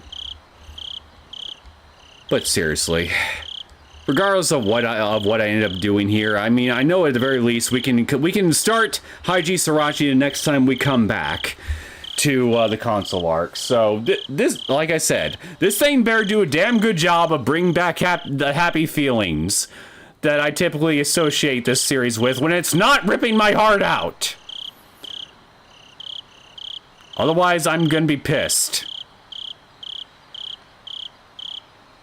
Kotohugushi just has made me a bit of a depressed wreck right now, okay? I need something happy and sappy. And going by what I'm seeing in the little icon for the arc here, I certainly would not mind seeing a little bit of cleavage here and there too. There's very few things in this world that can make me happier than that. I'll be honest with you.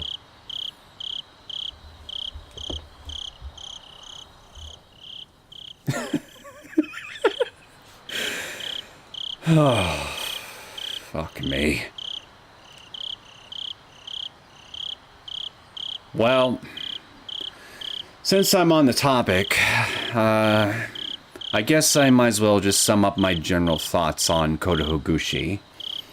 Yes, even I was amazed at how good it was while it was being created in my mind. Wait, what was being created in your mind exactly? I'm confused. Well, while you're forming a response, I guess I'll just start my own rambles. I'll try to keep it short.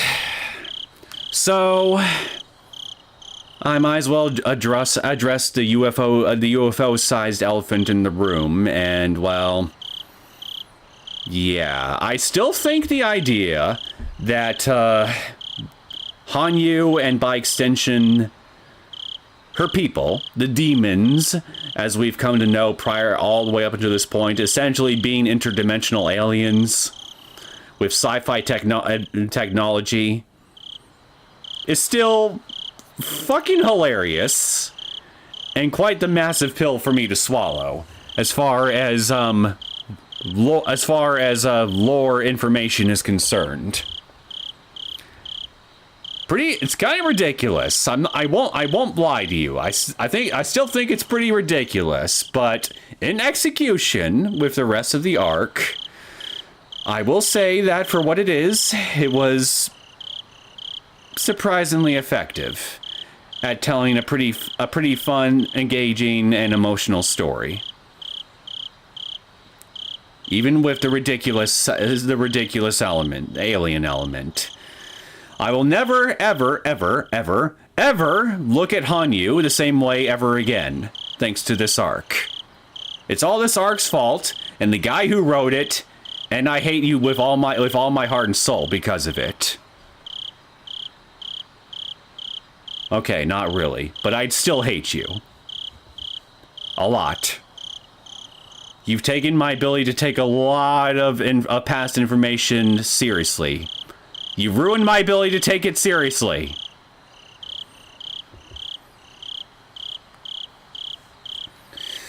So, the alien stuff aside, it was certainly nice to actually get a pretty engaging story a prequel story for Hanyu. To see what her life was like here before the legend of Orishiro-sama came into being. Her role, how her backstory ended up tying into all that. Seeing her relationship with Riku, with Shino, and by extension the villagers within Onikafuchi. And then later on, her relationship with Fuuka. It was all really good stuff, really good drama, and it actually asked a lot of pretty good philosophical questions and presented a lot of good philosophical conundrums I wasn't expecting it to throw out there. But I think were actually handled and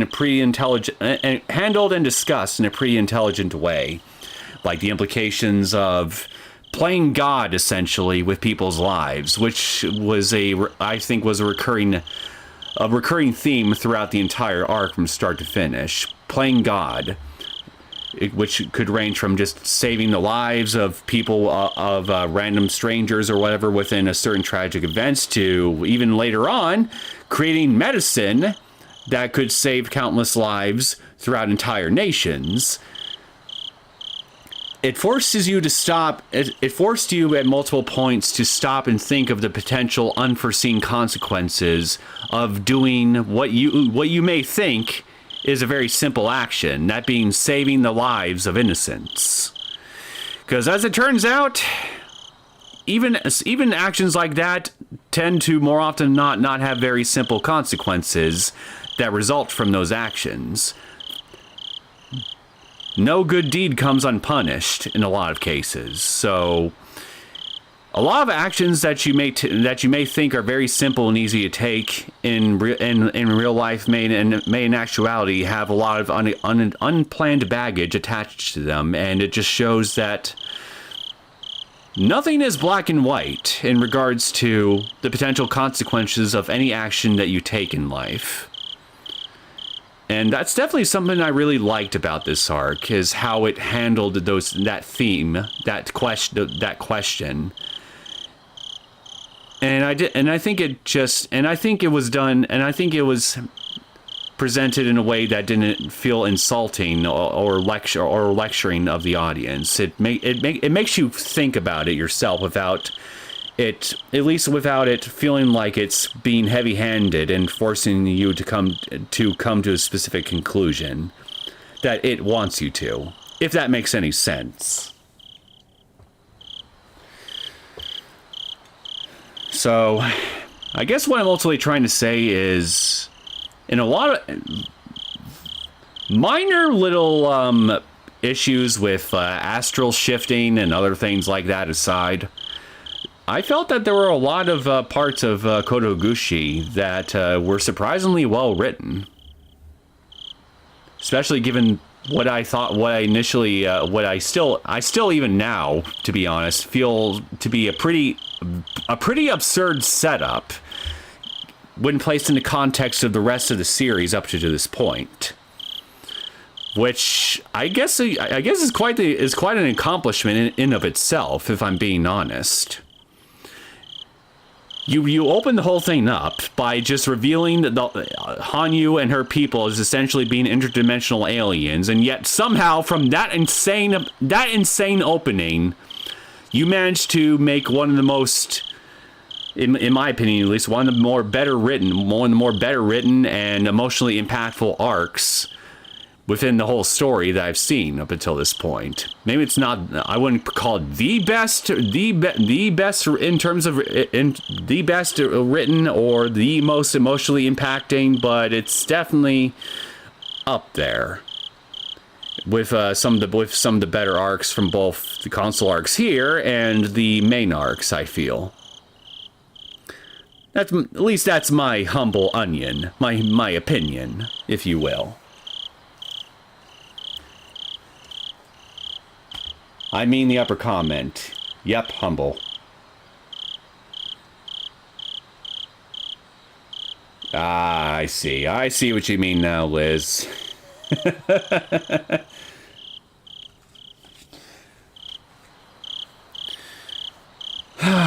So, other little things. Well, besides that, it was also nice just seeing Riku and Hanyu's banter when Riku was still alive. Reminded me a lot of the fun hijinks that I like from other stories within the series. In regards to the club members, their interactions with each other, and even, well, some of the extended story characters that we got to see. Just good old-fashioned Higurashi silliness. However short-lived it ended up being. And then it took a Riku away from me. And made me very angry and very sad. But I should probably shut up about that point, because otherwise I feel like I'll just end up retreading ground I've already just covered. So, yeah, good at character interactions, interesting insight into the early days of Onikafuchi, later to be known as Hinamizawa. Surprisingly good and interesting prequel for Hanyu as a character, even with the whole alien shebang. Yeah, as far as first impressions go, just going off the cuff here, unscripted, without putting all my thoughts into paper, that's generally how I feel about Kotohugushi. And made me cry, and it almost made me cry too. I'm not lying. Towards the end, I was getting teary-eyed. I almost shed tears. This was seriously emotionally trying for me at a couple points. Again, I hope to God that Higurashi will bring in all the big guns to make me feel better after everything that Kotohugushi has just now subjected me to. Because boy howdy, am I gonna need some serious cheering up after all this.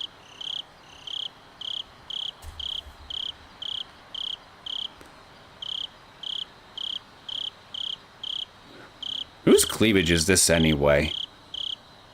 Seriously. Wait, no, this pose. Is this Reina? Oh dear God, we're gonna see Reina in a swimsuit, aren't we? I'm not sure how to feel about that.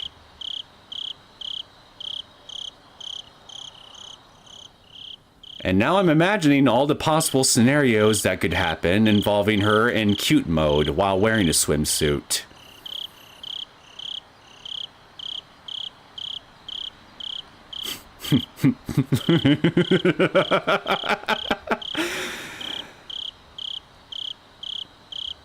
Oh, I don't know if I should be excited for what's going to happen in this arc, or if I should dread it, or both.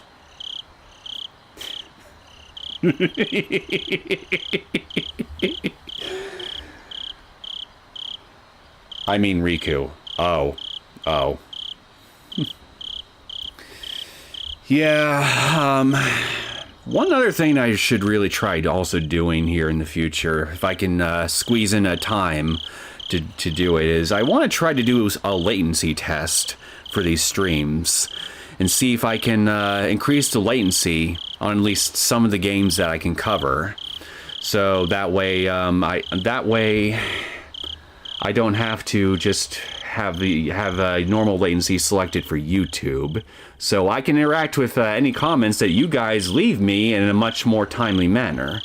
So there's a lot less delay involved. The reason I have it set to I've had set to normal for the longest time is because, well, the second half of my Resident Evil 3 remake live streams, I tried setting that back then to a higher latency, and it ended up turning that whole thing into a choppy, unwatchable mess. But on the other hand, I also had a weaker internet connection back then. Now, this was before I switched to fiber optic, so a part of me kind of wants to see if I can try a lower latency and still get pretty good results as far as as far as video buffering and all that is concerned, while having some more much better live interaction with you guys. But on the other hand, I'm still kind of scared to try to, because I really did not like how that the second half of RE3R ended up turning out, because that one time, and I really do not want to repeat history if I can help it, because that would suck. Still one of my biggest regrets to this day. Hey, ESPN01, welcome back. I see you finished the arc. How was the ending? It destroyed me! The ending destroyed me. It almost made me cry, for real. So, I just basically more or less gotten done summing up my off the cuff thoughts on the arc as a whole here. I mean, if you had me just take some time to put all my thoughts in a more coherent manner on a piece of paper or something, I could make something more coherent. But in a nutshell, I liked it in spite of its more absurd elements, and was surprised at how well I felt some parts of it were actually written. So I definitely would personally place it up there with one of the higher quality written arcs within both the console arcs and the main series as a whole, even if I personally wouldn't call it the best out of the whole bunch.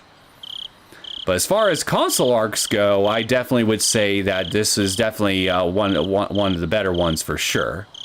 Definitely near the top for me personally, which again I find kind of surprising, especially given how the whole UFO elephant in the room ended up setting everything up for me at the very beginning, and has retroactively made it impossible for me to take certain elements of the story seriously going forward. But I'm just repeating myself at this point.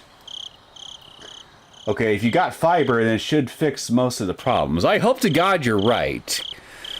The only thing is, I need to figure out what game I want to try to do a latency test with, because I want to make sure that whatever I have left to cover of Signalis and Yakuza 0 and Higurashi, that I don't have any issues with that here, because if I end up having issues with any of those games with the latency test and ends up turning into a choppy mess after the whole fact, that's really going to annoy the fuck out of me going forward.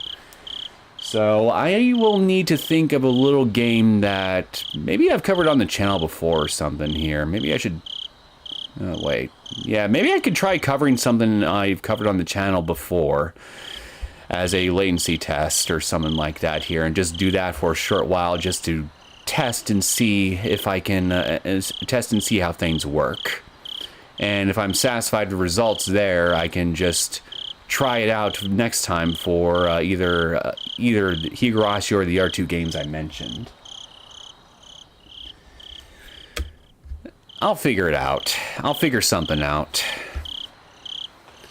Worst case scenario, if it ends up being a dud, I'll just keep the latency settings as it is here, so that way I can get the best that we can all reasonably hope for.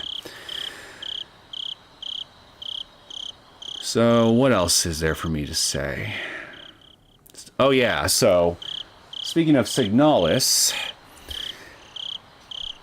I am going to see if I can try to cover what I hope will be what's left of Signalis sometime tomorrow.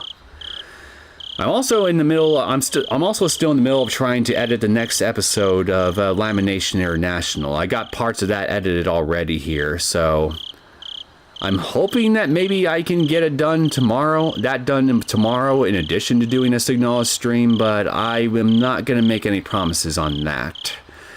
But I am working on it as much whenever I can. So it's gonna come eventually. It's gonna come sooner or later. Next episode of Lamination, I mean. But Signalis, I'm going to try to do tomorrow.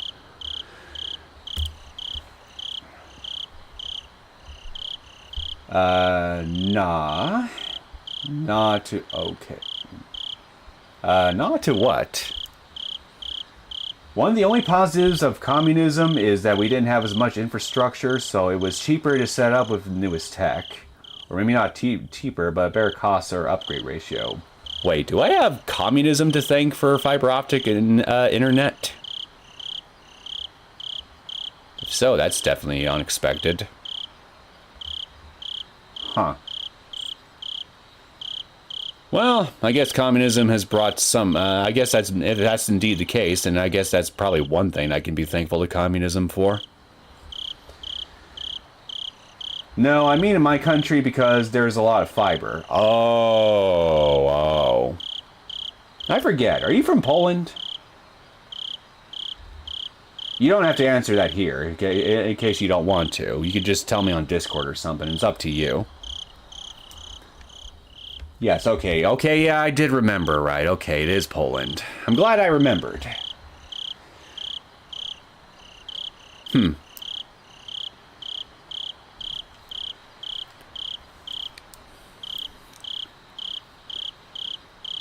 Is there anything else I want to mention before I bring tonight's stream to a close? I don't think so. I think that's pretty much everything. So, in that case, yeah, so, to reiterate one last time, next time we come back to Higurashi, I'm going to start the Higurashi Arc.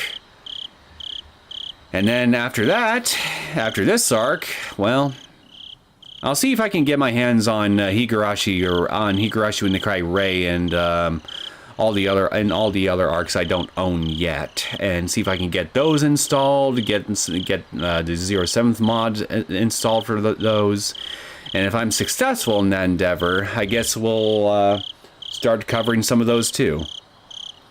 And then after that, finally check out this epilogue. And then, after that, Higurashi, When They Cry, Go. Although I don't think I'm going to be streaming those for obvious reasons. I'm pretty sure the stream and my channel would get nuked out of orbit almost instantly if I tried that. So that's probably something I'm still going to have to edit, like almost like a dedicated Let's Play or something like that, but it's not a Let's Play because for obvious reasons. But details. So yeah, I hope everybody who tuned in tonight has enjoyed today's stream. I had fun with all you guys, except for when I wasn't, and I was having my heart torn asunder again. That's not fun. Hopefully Higurashi can pick back up the pieces of my broken heart and make it go thump thump again. And hopefully for reasons that I will personally enjoy very much, because, you know, fan service and all that. Okay, oh, hold on. Because it's easier to get governments to install the newest tech when there isn't any in comparison when you ask them to replace it, so you pay the same price for a lower upgrade. Well, I never lived under a communist regime, so I definitely wouldn't know. Hopefully I never do. So, yeah.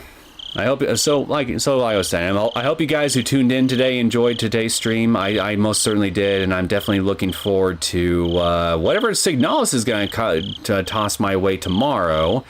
And I am most certainly going to be looking forward to whatever Higurashi is going to be tossing my way when I can get around to that starting next week. So I hope you all, I wish you all a pleasant day or evening or whatever part of the world that you happen to be in. Have a fantastic night, and take care.